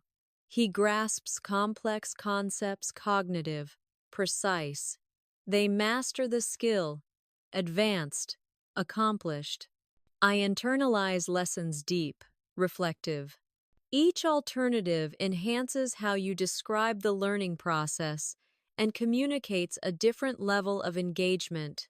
Aaron repeats silently: study, absorb, grasp, master, internalize. Robert smiles. For teaching, instead of teach, consider, instruct, educate, guide, mentor, or train. I instruct my students, direct, formal. She educates the team, broad, professional. He guides learners gentle, supportive. They mentor young professionals long-term, relational. We train the staff practical, skill-focused. These alternatives help you convey role, style, and formality in communication. Aaron repeats silently. Instruct, educate, guide, mentor, train. Robert pauses and takes a slow breath. Now, let's discuss verbs that describe communication. Instead of say or tell, consider. Express, articulate, declare, inform, or convey. She expressed her feelings personal, emotional. He articulated his point, precise, formal. They declared a decision, official, authoritative. I informed the team neutral, practical. We conveyed our intentions, thoughtful, nuanced. These synonyms allow your English to reflect intent, tone, and social context. Aaron repeats silently. Express, articulate, declare, inform, convey. Robert gestures toward the fountain again. For questioning or inquiry, instead of ask, try, inquire, request, interrogate, probe, or investigate. I inquired about the opportunity. Polite, formal. She requested information. Direct, courteous. He interrogated the data. Analytical, detailed. They probed deeper into the issue. Curious, investigative. I investigated thoroughly, systematic, comprehensive. These alternatives provide layers of meaning and allow you to convey varying degrees of formality, curiosity, or critical thinking. Aaron repeats silently. Inquire, request, interrogate, probe, investigate. Robert walks slowly around the fountain. Now, let's explore words describing movement, speed, and rhythm. Instead of move, consider, proceed, advance, progress, flow, or navigate. We proceed with caution, careful, formal. He advanced to the next stage, intentional, goal-oriented. They progress steadily, continuous, neutral. Ideas flow naturally, smooth, descriptive. She navigates challenges strategic, skillful. Each synonym provides not only action but also context, attitude, and tone. Aaron repeats silently. Proceed, advance, progress, flow, navigate. Robert smiles. For slower, deliberate actions, instead of wait or pause, try, linger, hesitate, delay, contemplate, or hold back. He lingered in the room, thoughtful, gentle. She hesitated before answering, cautious, reflective. They delayed their decision, neutral, procedural. I contemplate my options, introspective, serious. He held back his response, controlled, measured. These subtle variations let you communicate intention, emotion, and strategy. Aaron repeats silently. Linger, hesitate, delay, contemplate, hold back. Robert leans against a bench and speaks calmly.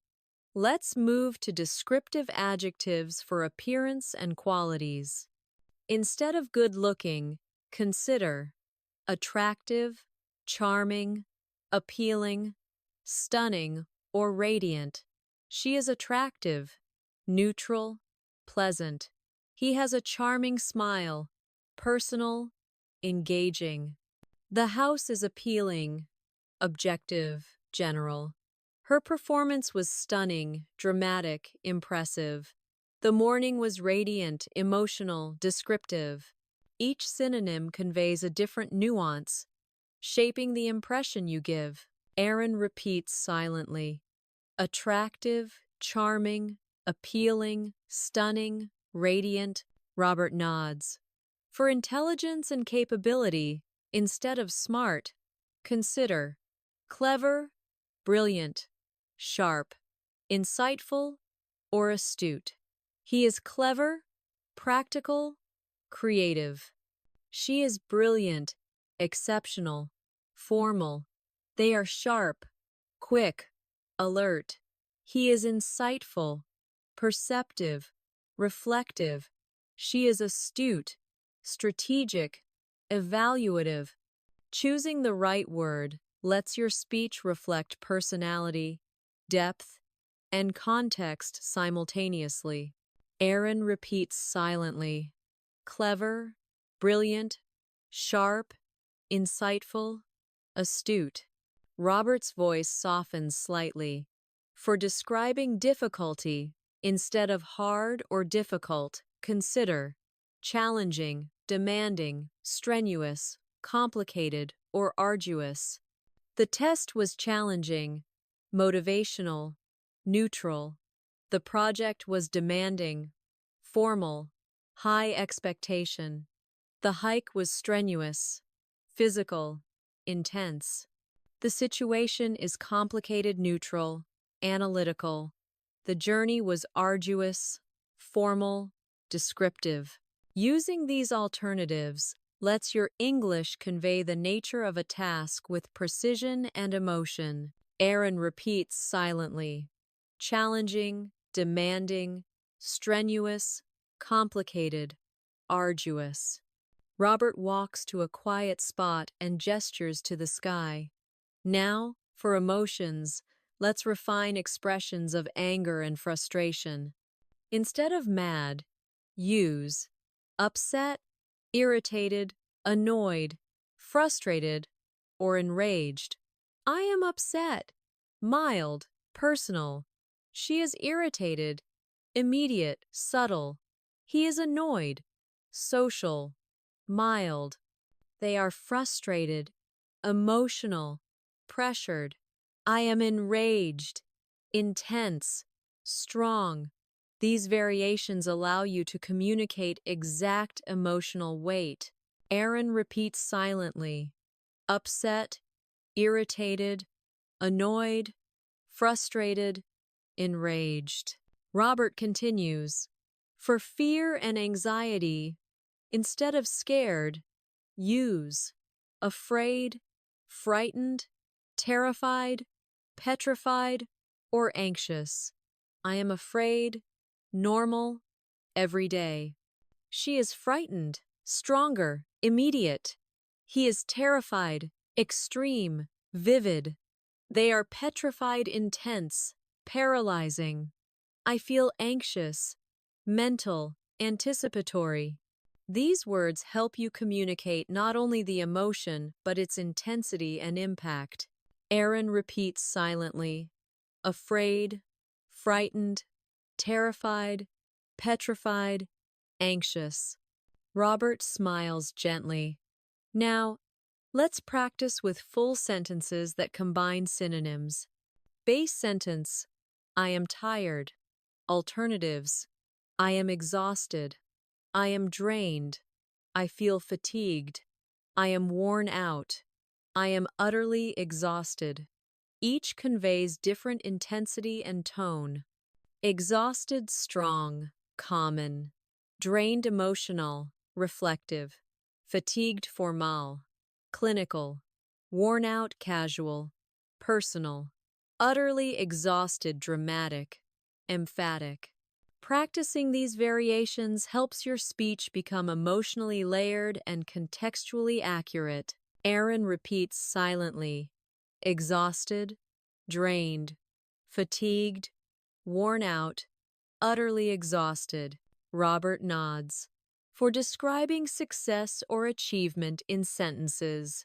Base sentence, she did well. Alternatives, she excelled. She performed admirably. She succeeded brilliantly. She achieved outstanding results. She triumphed. Each synonym adds flavor and degree of praise. Excelled, formal, professional, performed, admirably polished, measured, succeeded brilliantly strong, evaluative, achieved outstanding results, objective, high level, triumphed dramatic, celebratory. Using these alternatives strengthens both spoken and written communication. Aaron repeats silently. Excelled, performed admirably, succeeded brilliantly, achieved outstanding results, triumphed. Robert pauses, letting the sounds of nature and distant traffic fill the quiet. By now, you see the immense value of synonyms. They aren't just alternative words, they are tools to craft meaning, convey nuance, and express subtle shades of tone and intention. Each word you practice today strengthens your ability to adapt in conversation, write effectively, and think in English. That is the ultimate goal, to let your vocabulary shape your thought process naturally. Robert shifts his stance slightly, letting his gaze wander over the park before returning to Aaron. Now, let's explore expressions of agreement and disagreement. Instead of simply saying yes or no, consider absolutely, certainly, definitely, precisely, or indeed for agreement. Absolutely strong, enthusiastic, certainly formal, polite. Definitely confident, straightforward, precisely exact, analytical, indeed affirmative, reflective. These alternatives allow you to match your tone to the situation. Aaron repeats silently. Absolutely, certainly, definitely, precisely, indeed. Robert continues. For disagreement, instead of always saying no, try. Not exactly. I'm afraid not. That's not quite right. I disagree. Or, on the contrary, not exactly. Soft, subtle. I'm afraid not polite, formal. That's not quite right, gentle correction. I disagree. Direct, neutral. On the contrary, analytical, persuasive. These expressions let you communicate disagreement without sounding harsh or abrupt. Aaron repeats silently. Not exactly. I'm afraid not. That's not quite right. I disagree. On the contrary. Robert walks a few steps closer, lowering his voice slightly. Let's now turn to describing frequency and timing. Instead of always saying often, try, frequently, regularly, repeatedly, habitually, or consistently. Frequently, general, neutral. Regularly, routine, structured. Repeatedly emphasizes recurrence. Habitually patterned, behavioral. Consistently reliable, measured.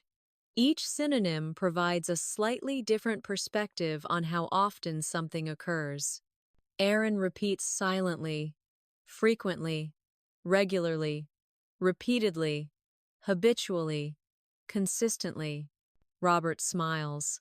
For infrequent events, instead of rarely, consider occasionally, sporadically, seldom, hardly ever, or once in a while. Occasionally, neutral, casual. Sporadically, irregular, descriptive, seldom formal, literary. Hardly ever informal, emphatic. Once in a while, friendly, conversational. These alternatives allow you to fine-tune the nuance of your statements about timing and frequency. Aaron repeats silently, occasionally, sporadically, seldom, hardly ever, once in a while. Robert takes a slow breath and continues. Let's now focus on describing quantity and size in more advanced ways. Instead of many, you could say numerous, countless, abundant, a plethora, or a multitude. Numerous formal, general, countless poetic, emphatic. Abondant positive, descriptive. A pléthore littéraire expressive. A multitude neutrale, expansive. Using these alternatives lets your speech sound precise, sophisticated, and contextually rich.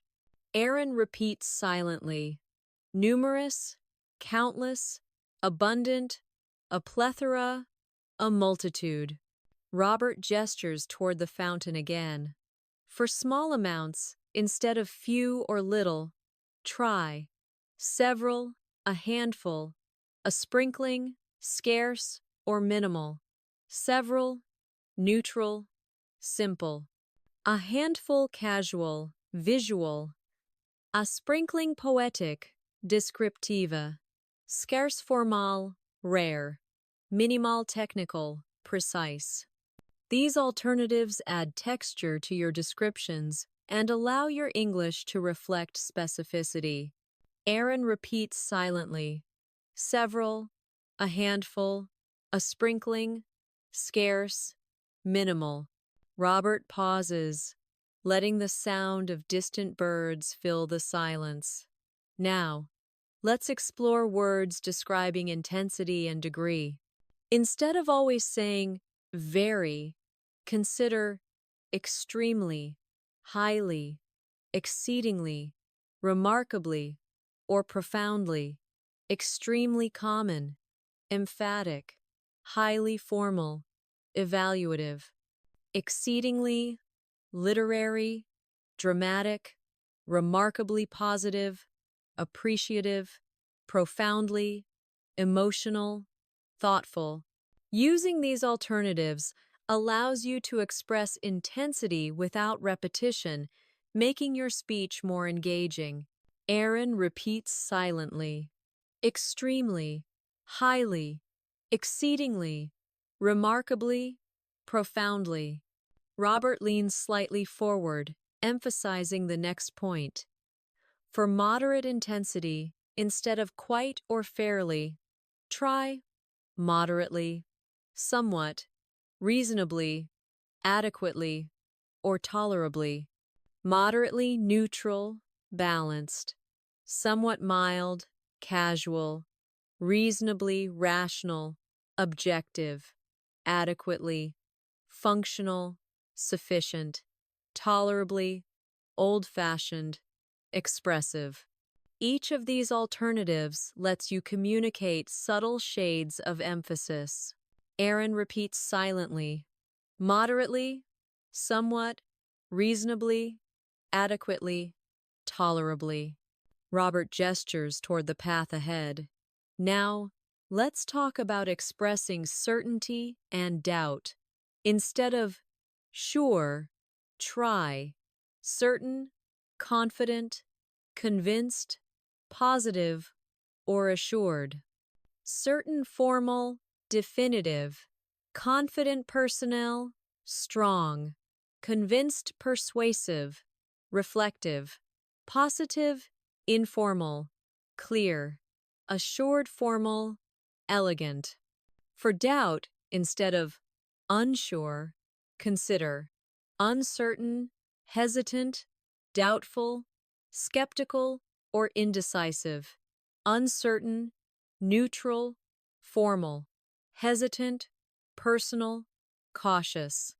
Doubtful, analytical, reflective, skeptical, critical, questioning, indecisive, personal, mild.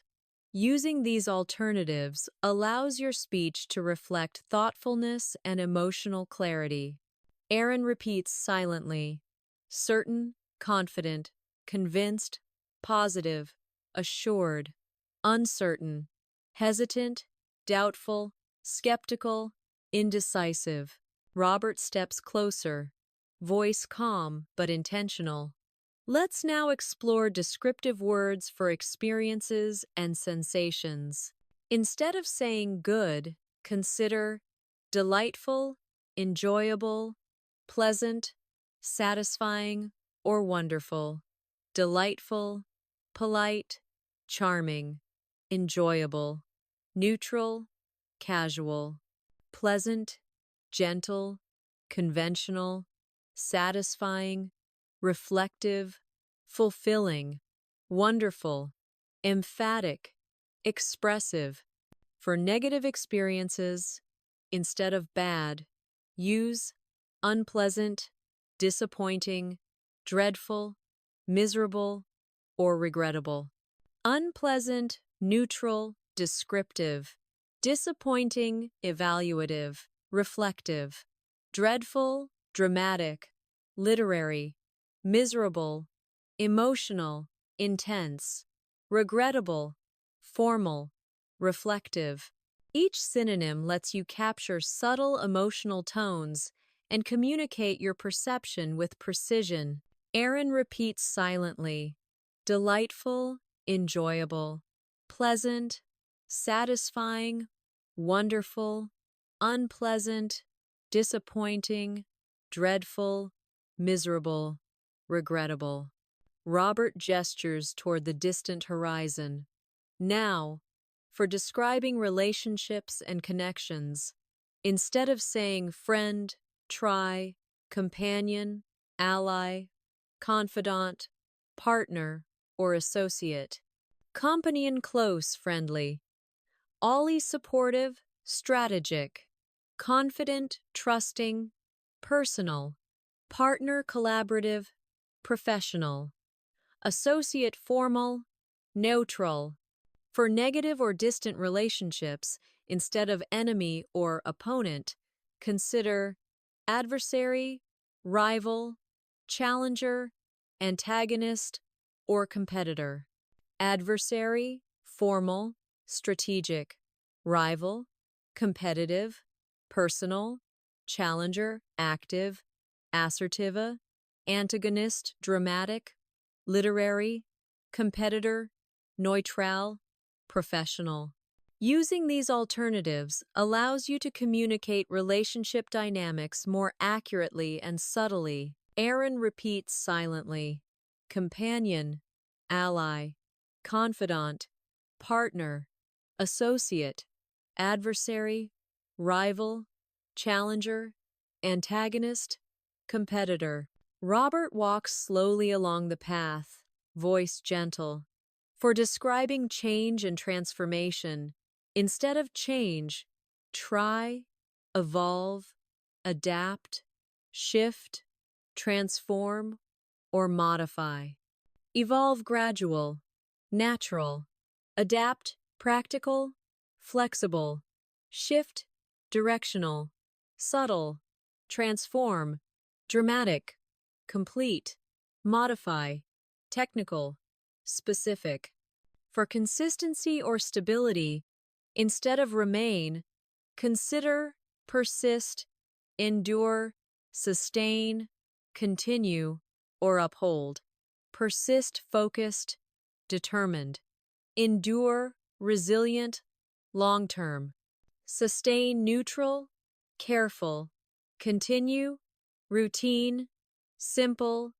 Uphold formal, principled. These alternatives give your English precision in expressing dynamics, growth, and stability. Aaron repeats silently. Evolve, adapt, shift, transform, modify, persist, endure, sustain, continue, uphold. Robert pauses again, letting the sounds of life in the park fill the air. Let's finish today's session by exploring words that convey thought, reflection, and understanding.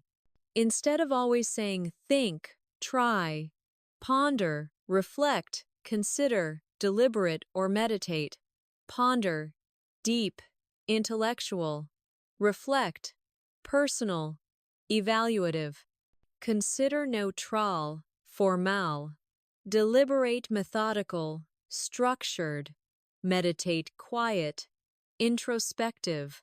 For understanding or comprehension, instead of understand, use grasp, comprehend, appreciate, discern, or perceive. Grasp, practical, cognitive. Comprehend, formal, precise. Appreciate, emotional, nuanced. Discern, analytical, selective. Perceive, observational, reflective. These alternatives deepen how you express thought and awareness, allowing your English to sound intelligent and layered. Aaron repeats silently. Ponder, reflect, consider, deliberate, meditate, grasp, comprehend, appreciate, discern, perceive. Robert smiles warmly, voice calm and encouraging. By practicing these synonyms daily, noticing their shades of meaning, and allowing them to flow naturally in your speech, you're building a rich, flexible, and authentic English. You're not just memorizing words, you're shaping your ability to think, feel, and express yourself with precision and style. Every word you internalize gives you freedom, clarity, and confidence in communication. Your vocabulary is no longer a list. It is a palette, a toolkit, a living part of your fluency. Robert takes a moment, letting the soft hum of the park settle between them. Now that we've explored a vast array of synonyms, let's move into how to integrate them naturally into conversation. It's one thing to know a word exists, another entirely to use it fluently. Imagine each synonym as a brushstroke in a painting. Alone, it's meaningful, but together, they create depth, perspective, and vibrancy. Aaron nods silently, mentally rehearsing the words he's absorbed so far. Robert continues, "Let's start with daily conversations. Instead of greeting someone with a simple hello or hi, try alternatives that adjust tone, mood, or formality. Greetings, salutations, howdy, good day, or hey there. Greetings formal, polite. Salutations literary, reflective. Howdy, friendly, casual. Good day, formal, traditional. Hey there, informal, approachable. Even in casual conversation, these small variations convey personality and awareness. They show your listener that your English is alive and intentional. Aaron repeats silently, greetings, salutations, howdy, good day, hey there. Robert gestures toward a nearby bench. Now consider responses to greetings. Instead of always saying, I'm fine or good, you could use, I'm doing well, I'm feeling great, I'm fantastic, I'm splendid, or I'm okay. Doing well, neutral, polite. Feeling great, positive, enthusiastic, fantastic, strong, excited, splendid, literary, expressive, okay, neutral, modest. By varying your responses, you avoid repetition and sound more engaged, human, and thoughtful in dialogue. Aaron repeats silently, I'm doing well. I'm feeling great. I'm fantastic. I'm splendid. I'm okay. Robert steps a few paces closer. Let's move into expressions of gratitude.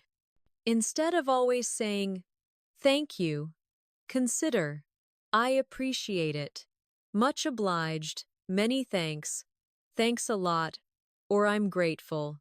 I appreciate it, formal, sincere, much obliged, polite, slightly old-fashioned, many thanks, warm, casual, thanks a lot, friendly, emphatic, I'm grateful, thoughtful, reflective.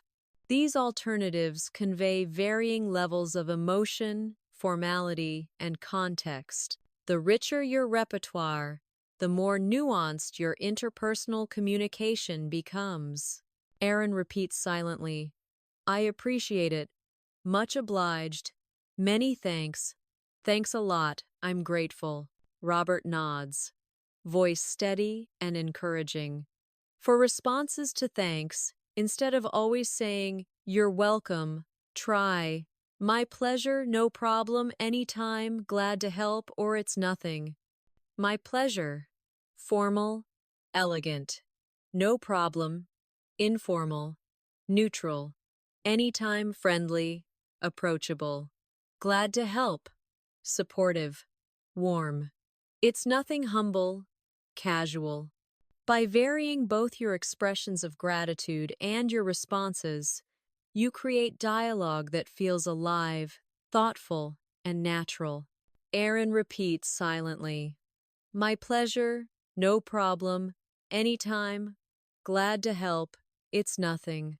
Robert paces slowly along the path, voice calm and deliberate. Now, let's examine ways to express opinions and agreement in conversation. Instead of always saying, "I think," consider, "I believe," "in my view," "it seems to me," "I'm convinced," or "from my perspective." I believe neutral, confident. In my view, formal, reflective. It seems to me, tentative, thoughtful. I'm convinced, assertive, decisive. From my perspective, analytical, polite. These alternatives help you convey thoughts with precision, tone, and personality, all without relying on repetitive structures. Aaron repeats silently, I believe, in my view, it seems to me, I'm convinced, from my perspective. Robert leans slightly closer, lowering his tone. For agreeing with someone instead of just yes or I agree, try. Absolutely, exactly, certainly, that's correct. Or I couldn't agree more. Absolutely strong, enthusiastic. Exactly. Confirming, precise. Certainly formal, polite. That's correct. Neutral, factual. I couldn't agree more, emphatic. Expressive. Using these variations allows you to fine-tune your conversational tone and show active listening. Aaron repeats silently. Absolutely. Exactly. Certainly. That's correct. I couldn't agree more. Robert straightens, motioning for Aaron to follow him along the winding path. For disagreement, instead of bluntly saying no or I don't agree, you could use I'm not sure about that. I see it differently. That might not be accurate. I would challenge that. Or I beg to differ. I'm not sure about that. Soft, diplomatic. I see it differently. Polite, reflective. That might not be accurate. Formal, careful. I would challenge that. Analytical, assertive. I beg to differ. Traditional, polite, expressive. These options allow you to communicate disagreement respectfully and thoughtfully, showing maturity in your English. Aaron repeats silently. I'm not sure about that. I see it differently. That might not be accurate. I would challenge that. I beg to differ. Robert gestures toward the fountain again, voice calm. Let's explore expressions for asking questions. Instead of always using what, when, or how, you could expand your vocabulary with could you clarify? Would you explain? May I ask? Can you elaborate? Or what's your take? Could you clarify? Polite, formal. Would you explain? Neutral, polite. May I ask? Formal, respectful. Can you elaborate? Encouraging, thoughtful. What's your take? Casual, conversational. These alternatives give your questions subtlety and sophistication, demonstrating active listening and engagement. Aaron repeats silently. Could you clarify? Would you explain, may I ask? Can you elaborate? What's your take? Robert nods, voice warm and deliberate. For expressing uncertainty or doubt, instead of always saying, I don't know or maybe, you could try, I'm not certain, it's unclear, I have my doubts, I'm unsure, or that remains to be seen. I'm not certain, neutral, formal. It's unclear, analytical, objective. I have my doubts, emotional, cautious. I'm unsure, simple, reflective. That remains to be seen, thoughtful, anticipatory. These alternatives allow your English to express hesitation, contemplation, or careful thought. Aaron repeats silently. I'm not certain. It's unclear. I have my doubts. I'm unsure. That remains to be seen. Robert walks closer to a quiet bench and pauses. Now, let's move into describing actions and events with more nuance. Instead of do, you could say perform, execute, accomplish, undertake, or carry out. Perform, formal, active. Execute, precise, controlled. Accomplish, achievement-oriented, positive. Undertake, formal, process-focused. Carry out, neutral, practical. Each synonym allows you to highlight intention, skill, or effort in your description. Using varied verbs elevates your English beyond basic conversation. Aaron repeats silently. Perform, execute, accomplish, undertake, carry out. Robert continues. For observing or noticing, instead of always using see or look, try, perceive, observe, detect, witness or discern. Perceive, formal, reflective. Observe, methodical, attentive. Detect, analytical, precise. Witnesses, experiential, literary. Discern, thoughtful, careful. These alternatives allow you to describe not just vision, but insight, awareness, and understanding, giving your English subtlety and depth. Aaron repeats silently. Perceive, observe, detect, witness, discern. Robert's gaze softens. For listening or hearing, instead of hear, consider, listen, attend, note, catch, or overhear. Listen, focused, attentive. Attend, formal, conscious. Note, observational, reflective. Catch, casual, informal. Overhear, accidental, narrative. Each word conveys intention, attention, and context differently, allowing your speech to capture the precise nuance of auditory experience. Aaron repeats silently. Listen, attend, note, catch, overhear. Robert smiles, letting the sun glint off the fountain water. For moving or going instead of go, try, proceed, advance, head, depart, or journey. Proceed formal, orderly. Advance purposeful, strong. Head casual, directional. Depart formal, narrative. Journey, literary, reflective. By selecting the right synonym, you shape the tone of your narrative, whether it's casual, formal, or descriptive. Aaron repeats silently.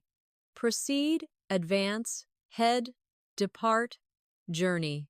Robert straightens, final emphasis in his voice.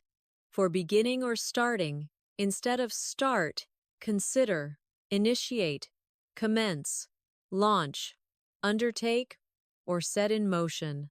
Initiate, formal, procedural. Commence, literary, elegant, launch, energetic, public, undertake, responsible, task-oriented, set in motion, descriptive, narrative. These variations allow your English to convey precision and intent, making ordinary sentences sound thoughtful and deliberate. Aaron repeats silently: initiate, commence, launch, undertake, set in motion. Robert pauses, letting the weight of the lesson settle. Remember, every synonym we explore is more than a word. It's a subtle tool to shape perception, tone, and emotional resonance. Mastery comes not from memorizing definitions, but from hearing, feeling, and using words in context until they become part of your natural expression. Your brain creates pathways, your fluency expands, your English becomes alive. Robert takes a slow breath, letting the rhythm of the park sink into the background. Now that we've covered a wide spectrum of synonyms for greetings, actions, and perception, it's time to focus on emotions and attitudes, words that make your English expressive, relatable, and powerful.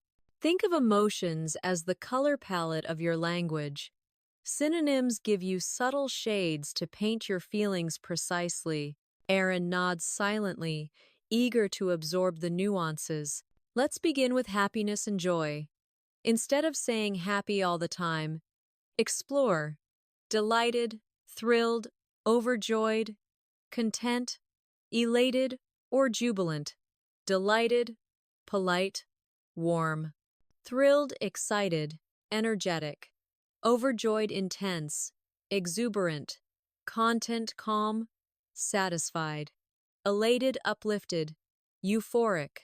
Jubilant, celebratory, dramatic. By varying these words, you don't just describe your mood, you evoke it in your listener, helping them feel what you feel. Aaron repeats silently: delighted, thrilled, overjoyed, content, elated, jubilant. Robert moves a few steps closer, voice smooth. For sadness or negative feelings, you can replace sad with unhappy, downcast, melancholy, despondent, miserable, or heartbroken. Unhappy, neutral, simple. Downcast, emotional, visual. Melancholy, literary, reflective. Despondent, serious, deep. Miserable, intense, heavy. Heartbroken, personal, emotional. Each word adds depth to your expression, making your English emotionally resonant rather than flat or repetitive. Aaron repeats silently: unhappy, downcast, melancholy, despondent, miserable, heartbroken. Robert nods and gestures toward the fountain. For expressing surprise, instead of always saying surprised, try astonished, amazed, startled, stunned, flabbergasted, or dumbfounded. Astonished, formal, elegant, amazed, neutral, positive. Startled, sudden, reactive, stunned, emotional, reflective. Flabbergasted, informal, humorous. Dumbfounded, dramatic, expressive. Using these alternatives, you convey intensity, humor, or literary flair depending on context. Aaron repeats silently: astonished, amazed, startled, stunned, flabbergasted, dumbfounded. Robert's pace slows, voice calm. For fear or worry, expand your vocabulary beyond scared with anxious, concerned, uneasy, frightened, apprehensive, or terrified. Anxious is nervous, emotional, concerned, thoughtful, serious. Uneasy, subtle, introspective, frightened, direct, strong, apprehensive, reflective, cautious, terrified, extreme, intense. By having these options, you can communicate subtle emotional differences that make your English more precise and natural. Aaron repeats silently, anxious, concerned, uneasy, frightened, apprehensive, terrified. Robert glances at the nearby path and continues. For expressing anger or frustration, instead of only angry, consider irritated, annoyed, exasperated, outraged, infuriated, or livid. Irritated, slight, everyday frustration. Annoyed, mild, casual. Exasperated, stronger, more expressive. Outraged, moral or ethical intensity. Infuriated, high intensity, emotional. Livid, extreme, vivid. Each word allows your English to communicate strength, context, and social nuance. Aaron repeats silently, irritated, annoyed, exasperated, outraged, infuriated, livid. Robert continues. Let's explore words for calmness and peace. Instead of calm, try serene, tranquil, composed, relaxed, peaceful, or collected. Serene, literary, reflective. Tranquil, formal, poetic. Composed, controlled, self-assured. Relaxed, casual. Friendly, peaceful, gentle. Descriptive, collected. Mantle focus, stable. These words help you convey emotional steadiness with precision, showing your awareness and control in conversation. Aaron repeats silently, serene, tranquil, composed, relaxed, peaceful, collected. Robert shifts to discussing energy and motivation. Instead of always saying excited, consider enthusiastic, eager, motivated, inspired, exhilarated, or passionate. Enthusiastic, positive, neutral, eager, anticipatory, friendly, motivated, determined, goal-oriented, inspired, creative, reflective, exhilarated, high energy, emotional, passionate, intense, personal. These variations give your English dynamism, making your statements more engaging and alive. Aaron repeats silently, enthusiastic, eager, motivated, inspired, exhilarated, passionate. Robert nods approvingly. For expressing disappointment rather than just disappointed, try let down, dissatisfied, disheartened, frustrated, regretful, or unhappy. Let down, casual, relational. Dissatisfied, formal, evaluative. Disheartened, emotional, reflective. Frustrated, action-oriented, emotional. Regretful, reflective, personal. Unhappy, simple, neutral. Using these alternatives enables you to express subtle shades of frustration or dissatisfaction without overusing one word. Aaron repeats silently, let down, dissatisfied, disheartened, frustrated, regretful, unhappy. Robert smiles warmly. Now, let's explore words for approval and agreement.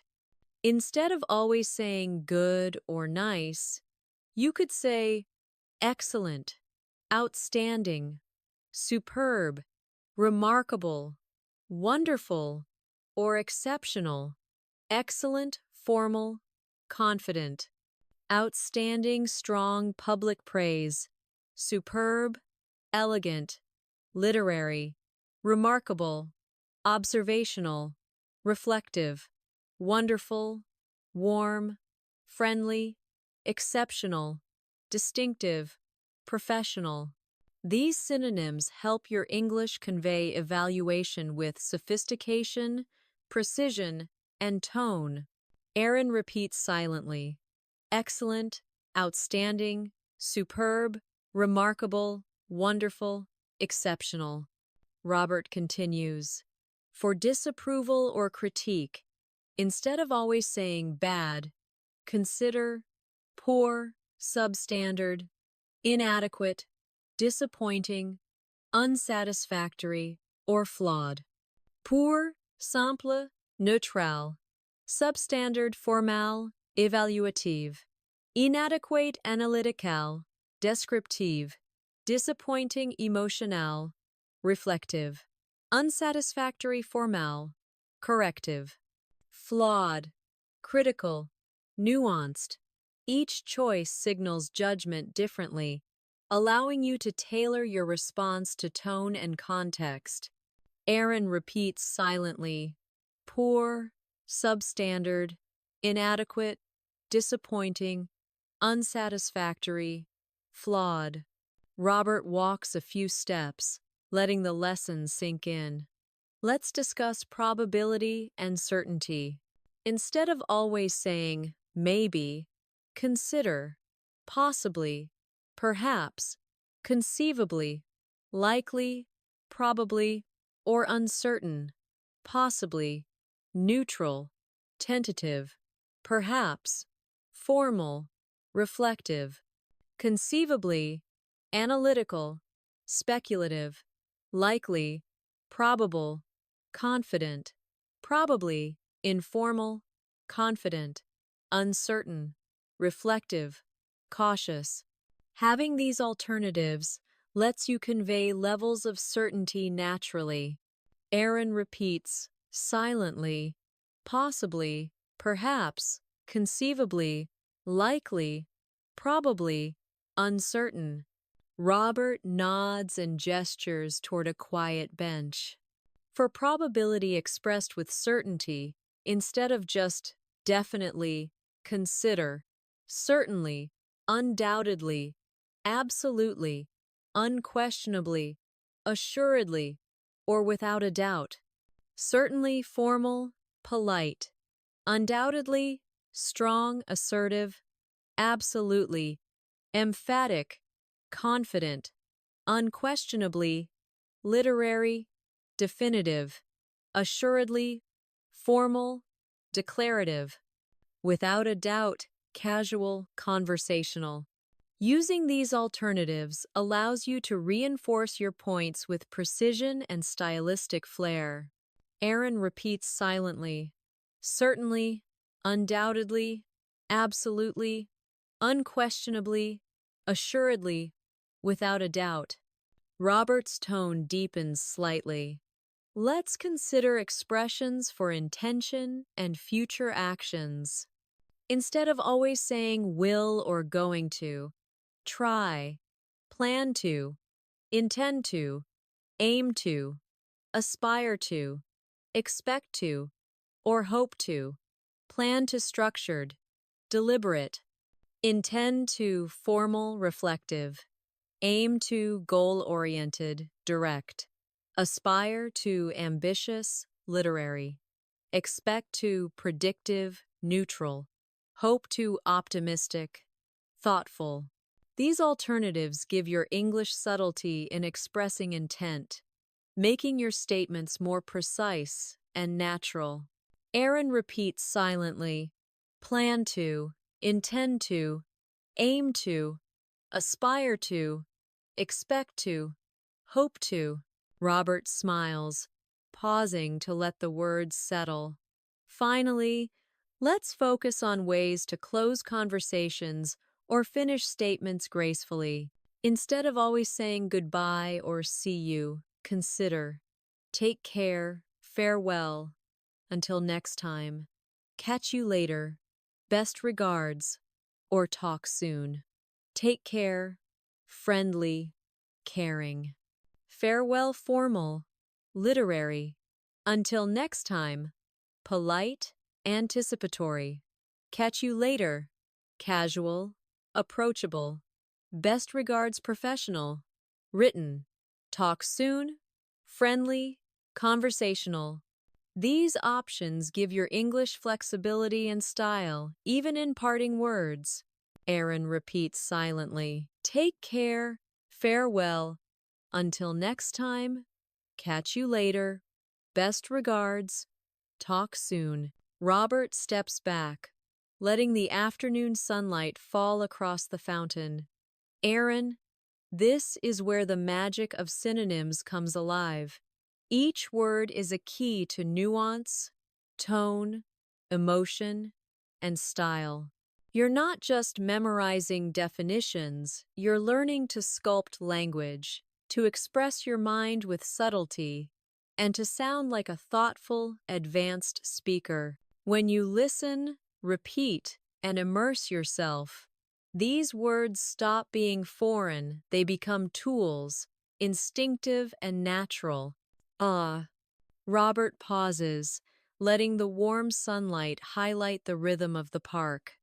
Aaron, now we move to the crucial element that separates intermediate learners from advanced speakers, connecting words and phrases naturally. Vocabulary alone is not enough. You need transition words, connectors, and phrases that make your speech smooth, logical, and elegant. Instead of always saying and, but, or so, consider alternatives that enrich meaning and cadence. Aaron leans forward slightly, intrigued. For addition, instead of and, try. Moreover, furthermore, in addition, besides, as well as, or coupled with. Moreover, formal, persuasive. Furthermore, strong, authoritative. In addition, neutral, precise. Besides, casual, friendly, as well as elegant, connective, coupled with literary, descriptive. These alternatives help you link ideas with style, turning plain speech into articulate, professional English. Aaron repeats silently. Moreover, furthermore, in addition, besides, as well as, coupled with. For contrast instead of but. Try, however, nevertheless, on the other hand. Yet, in contrast or whereas. However, formal, assertive. Nevertheless, strong, reconciliatory. On the other hand, neutral, analytical. Yet, concise, literary. In contrast, objective, comparative. Whereas structured, formal. Using these alternatives allows you to present opposing ideas with clarity, balance, and sophistication. Aaron repeats silently. However, nevertheless, on the other hand, yet, in contrast, whereas, for cause and effect, instead of so, consider. Therefore, as a result, consequently, thus, hence, or accordingly. Therefore, formal, logical. As a result, clear, narrative. Consequently, professional, analytical. Thus, literary, concise. Hence, formal, reflective. Accordingly, procedural, precise. These variations help you articulate reasoning and outcomes smoothly, making your English structured and persuasive. Aaron repeats silently. Therefore, as a result, consequently, thus, hence, accordingly. Robert steps toward a nearby bench, voice steady. For time and sequence, instead of always saying then or next, try. Afterward, subsequently, following that, later on, in the meantime, or eventually. Afterward, neutral, narrative. Subsequently, formal, literary. Following that, descriptive, clear. Later on, casual, conversational. In the meantime, temporal, flexible. Eventually, conclusive, reflective. With these alternatives, your storytelling and explanations gain rhythm and variety. Aaron repeats silently, afterward, subsequently, following that, later on, in the meantime, eventually. Robert smiles, gesturing toward the path ahead. For emphasis, instead of always saying very, try, extremely, highly, remarkably, exceptionally, extraordinarily, or intensely. Extremely neutral, emphatic, highly formal, strong, remarkably observational, positive, exceptionally, evaluative, sophisticated, extraordinarily, literary, dramatic, intensely emotional, descriptive. By using these, your descriptions gain nuance and force without relying on the generic very. Aaron repeats silently, extremely, highly, remarkably, exceptionally, extraordinarily, intensely.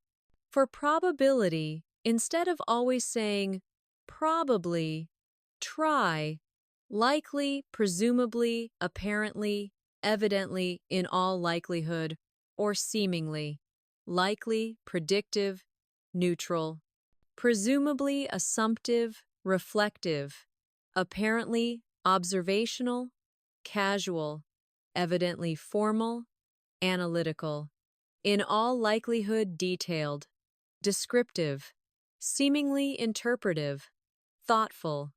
These alternatives let your statements of probability feel informed, natural, and precise. Aaron repeats silently, likely, presumably, apparently, evidently, in all likelihood, seemingly. Robert's tone softens as he walks near a fountain. Now, let's focus on expressions for certainty and opinion. Instead of always saying, I think, try, I believe, in my opinion, I am convinced, it seems to me, I would argue, or from my perspective, I believe, neutral, assertive.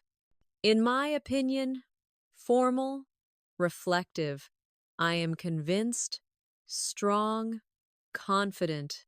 It seems to me, tentative, thoughtful, I would argue, analytical, persuasive. From my perspective, personal, reflective. These expressions make your speech sound intentional and articulate. Aaron repeats silently, I believe, in my opinion, I am convinced, it seems to me, I would argue, from my perspective.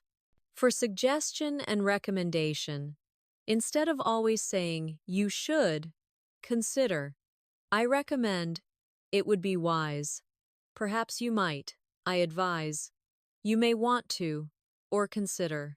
I recommend professional, formal. It would be wise, suggestive, thoughtful. Perhaps you might polite, gentle. I advise directive, confident. You may want to friendly, approachable. Consider neutral, reflective. These variations allow your advice to be nuanced, appropriate, and persuasive in any context. Aaron repeats silently, I recommend, it would be wise, perhaps you might, I advise, you may want to, consider. Robert moves to a shaded tree. Let's cover expressions for possibility and doubt. Instead of always saying, maybe, try, it is possible, perhaps, conceivably, could be, might be, or potentially, it is possible, neutral, analytical, perhaps formal, reflective, conceivably literary, speculative, could be, casual, neutral, might be tentative, conversational, potentially, formal, predictive. Using these phrases gives your English flexibility and a professional edge when discussing uncertain outcomes. Aaron repeats silently. It is possible, perhaps, conceivably, could be, might be, potentially. Robert continues. For expressing comparison, instead of always saying better, try, superior, preferable, more effective, more suitable, advantageous or higher quality, superior, formal, evaluative, preferable, neutral, comparative, more effective, practical, precise, more suitable, contextual, evaluative, advantageous, formal, analytical, higher quality, descriptive, objective. These alternatives let your comparisons be specific, nuanced, and persuasive. Aaron repeats silently. Superior, preferable, more effective, more suitable, advantageous, higher quality. For inferiority or less optimal situations, instead of always saying worse, consider inferior, less effective, inadequate, subpar, unsatisfactory, or disappointing. Inferior, formal, evaluative. Less effective, practical, comparative. Inadequate, analytical, critical. Subpar, informal, evaluative. Unsatisfactory, neutral, corrective. Disappointing, emotional, reflective. By using these, your English communicates critique with precision and tone. Aaron repeats silently. Inferior, less effective, inadequate, subpar, unsatisfactory, disappointing. Robert takes a deep breath, the afternoon sunlight softening around them. For expressing ability, instead of always saying can or able, try, capable, competent, proficient, skilled, adept, or qualified. Capable, neutral, descriptive. Competent, formal, evaluative. Proficient, professional, skillful, skilled, practical, straightforward. Adept, literary, elegant, qualified, official, measured. By choosing these words, you convey expertise, subtlety, and nuance instead of relying on repetitive expressions. Aaron repeats silently. Capable, competent, proficient, skilled, adept, qualified. For expressing impossibility or inability, instead of always saying cannot, consider incapable, unable, unfit, powerless, insufficient, or incompetent. Incapable, neutral, descriptive. Unable, simple, common. Unfit, evaluative, formal. Powerless, emotional, dramatic. Insufficient, analytical, precise. Incompetent, critical, evaluative. These alternatives give your English more expressive precision and depth. Aaron repeats silently. Incapable, unable, unfit, powerless, insufficient, incompetent. Robert stops at a bench, voice calm and deliberate. We've just explored a vast landscape of connectors, probability expressions, opinion phrases, and evaluative synonyms. This is where your English transitions from functional to advanced. By listening, repeating, and absorbing these nuances, you're training your brain to recognize subtle differences in tone, intensity, and appropriateness. Your English becomes flexible, adaptive, and elegant. Aaron nods, taking in the full breadth of the lesson. Feeling a deep sense of awareness and engagement, Robert leans back on the bench, letting the gentle hum of the park fill the space around them. Aaron, now that we've covered a vast spectrum of synonyms, connectors, and nuanced phrases, it's time to integrate everything into a lifelong habit. Remember, mastering English is not about memorizing lists or repeating phrases mechanically. It's about building intuition, rhythm, and style. Every word, every variation, every subtle shift you've learned today is a tool ready to be used in real-life conversation, reading, writing, and thinking. Aaron nods, taking a slow, deep breath. Let's revisit one key principle. Robert continues. Active listening is your foundation. The more your ears are exposed to natural English, the more your brain automatically absorbs patterns, tone, and context. Think of this as planting seeds. Each synonym, each phrase, each variation you hear is a seed that will grow into instinctive knowledge. You don't force it. You nurture it by listening, repeating mentally, and eventually speaking. That's the power of immersion. Robert gestures toward a small notebook in his bag. I suggest a daily practice. Pick one sentence or one phrase you use frequently. Then, rewrite it with multiple synonyms. Say it aloud, record yourself, or repeat it mentally. For example, I'm happy. I'm delighted. I'm thrilled. I'm overjoyed. I'm pleased. Notice how the emotional tone shifts slightly each time. That's exactly what advanced speakers do. They control nuance. You will develop not just vocabulary, but the ability to choose words with precision, elegance, and purpose. Aaron writes down the exercise, feeling a sense of clarity and excitement. Next, pair your vocabulary practice with listening. Find English podcasts, news segments, interviews, or conversations. Pay attention not only to the words but how they're used in context. Listen for synonyms, transitional phrases, expressions of emotion, opinion, probability, and evaluation. Over time, your mind will automatically categorize these words and phrases.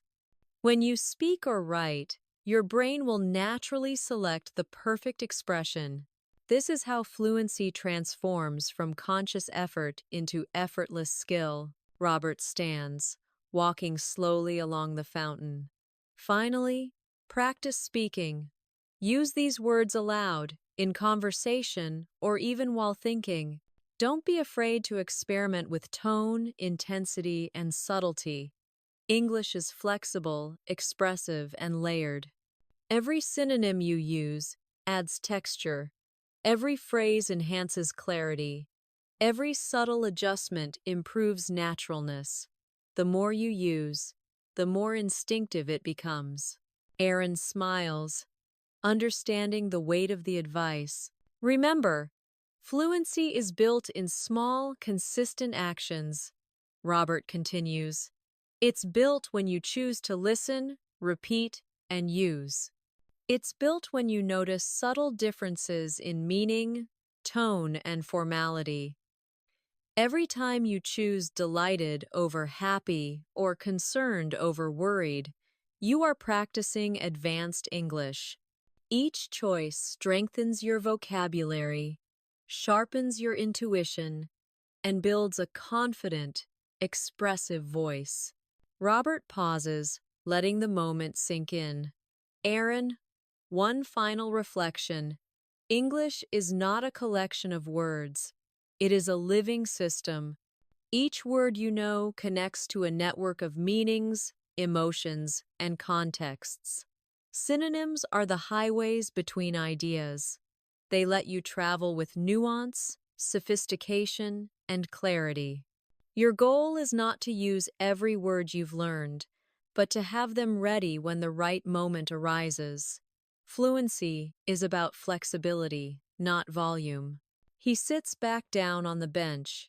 As we conclude this 2-hour immersive session, I want you to feel the progress you've made. You've not just listened, you've absorbed layers of meaning, tone, and expression. You've explored subtle differences that elevate your English from ordinary to advanced. This is how you develop natural fluency, by repeated exposure, conscious reflection, and consistent use. Aaron nods again, feeling a quiet sense of accomplishment. Robert smiles warmly. Before we close, I want to leave you with 3 simple habits that will transform your English over time. Daily listening. Engage with English content daily. Let your ears bathe in natural language.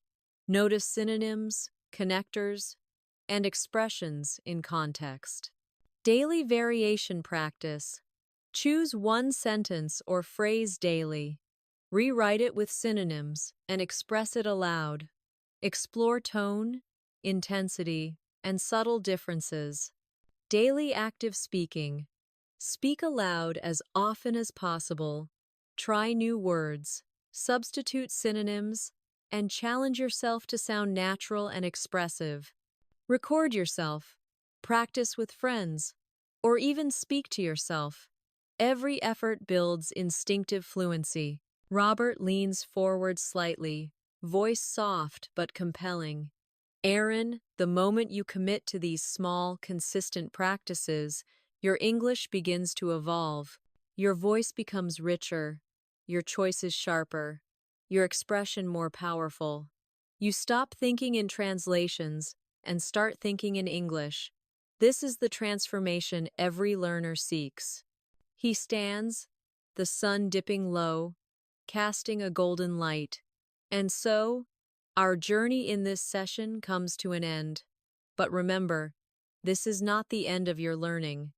This is the beginning of a lifelong practice.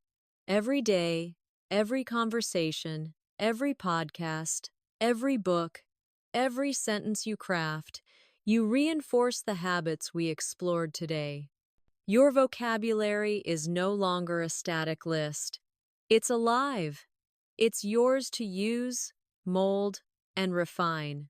Robert smiles one final time. Thank you for joining me on this session with English and Mastery. I hope you leave today feeling empowered, inspired, and ready to elevate your English. Remember, fluency is built through listening, variation, and confident expression. Use what you've learned, practice daily, and watch your English flourish. This is your journey, and every choice you make brings you closer to the natural, expressive, and advanced English you deserve. Aaron stands, feeling motivated, as the park's ambiance hums with calm energy. The lesson ends not with finality, but with a sense of possibility, a continuous journey toward mastery. Robert nods gently. Keep listening, keep speaking, and remember, every word, every synonym, every subtle shift matters. This is the key to unlocking your advanced English.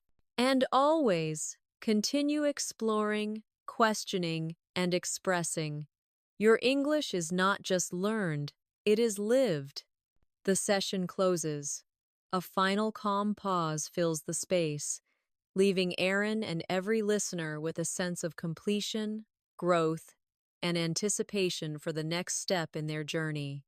As we reach the absolute end of this session, I want to take a moment to thank you sincerely for dedicating your time and attention.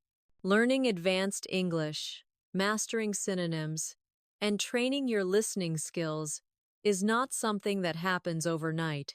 It's a journey, and today, you've taken an important step forward.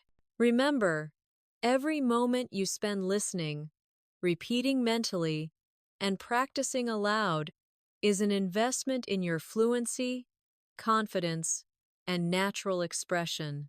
You are not just learning words, you are building a voice, a presence, and a mastery that will serve you in every conversation, every meeting, and every encounter in English. Before you go, I want to encourage you to make this practice a daily habit. Even a few minutes each day of listening to English, noticing synonyms, and experimenting with variation will compound into extraordinary improvement over time. Your brain learns naturally through repetition and exposure, and with the methods we covered today, you are creating a foundation for advanced fluency that will last a lifetime. If you found this session valuable, I invite you to support this channel, English in Mastery, by subscribing, hitting the notification bell, and sharing this content with other learners who want to elevate their English. The more consistent you are, the faster your English will grow, and the more you immerse yourself in these patterns, the more instinctive your use of language will become. Also, leave a comment below about which synonyms or phrases you found most useful today. Share your experiences, your favorite expressions, or even the sentence you plan to practice first. Engaging with the community not only strengthens your own skills, but also helps fellow learners on their journey. Thank you again for joining me. Keep listening, keep practicing, and keep speaking boldly. Your English is alive, it grows with you, and every choice you make, every sentence you speak, every word you explore, adds another layer of sophistication and confidence. I look forward to seeing you in the next session. Until then, keep exploring, keep experimenting, and let your English flourish naturally. This is English in Mastery, guiding you toward fluency, clarity, and a voice that truly expresses who you are. Goodbye for now, and happy learning.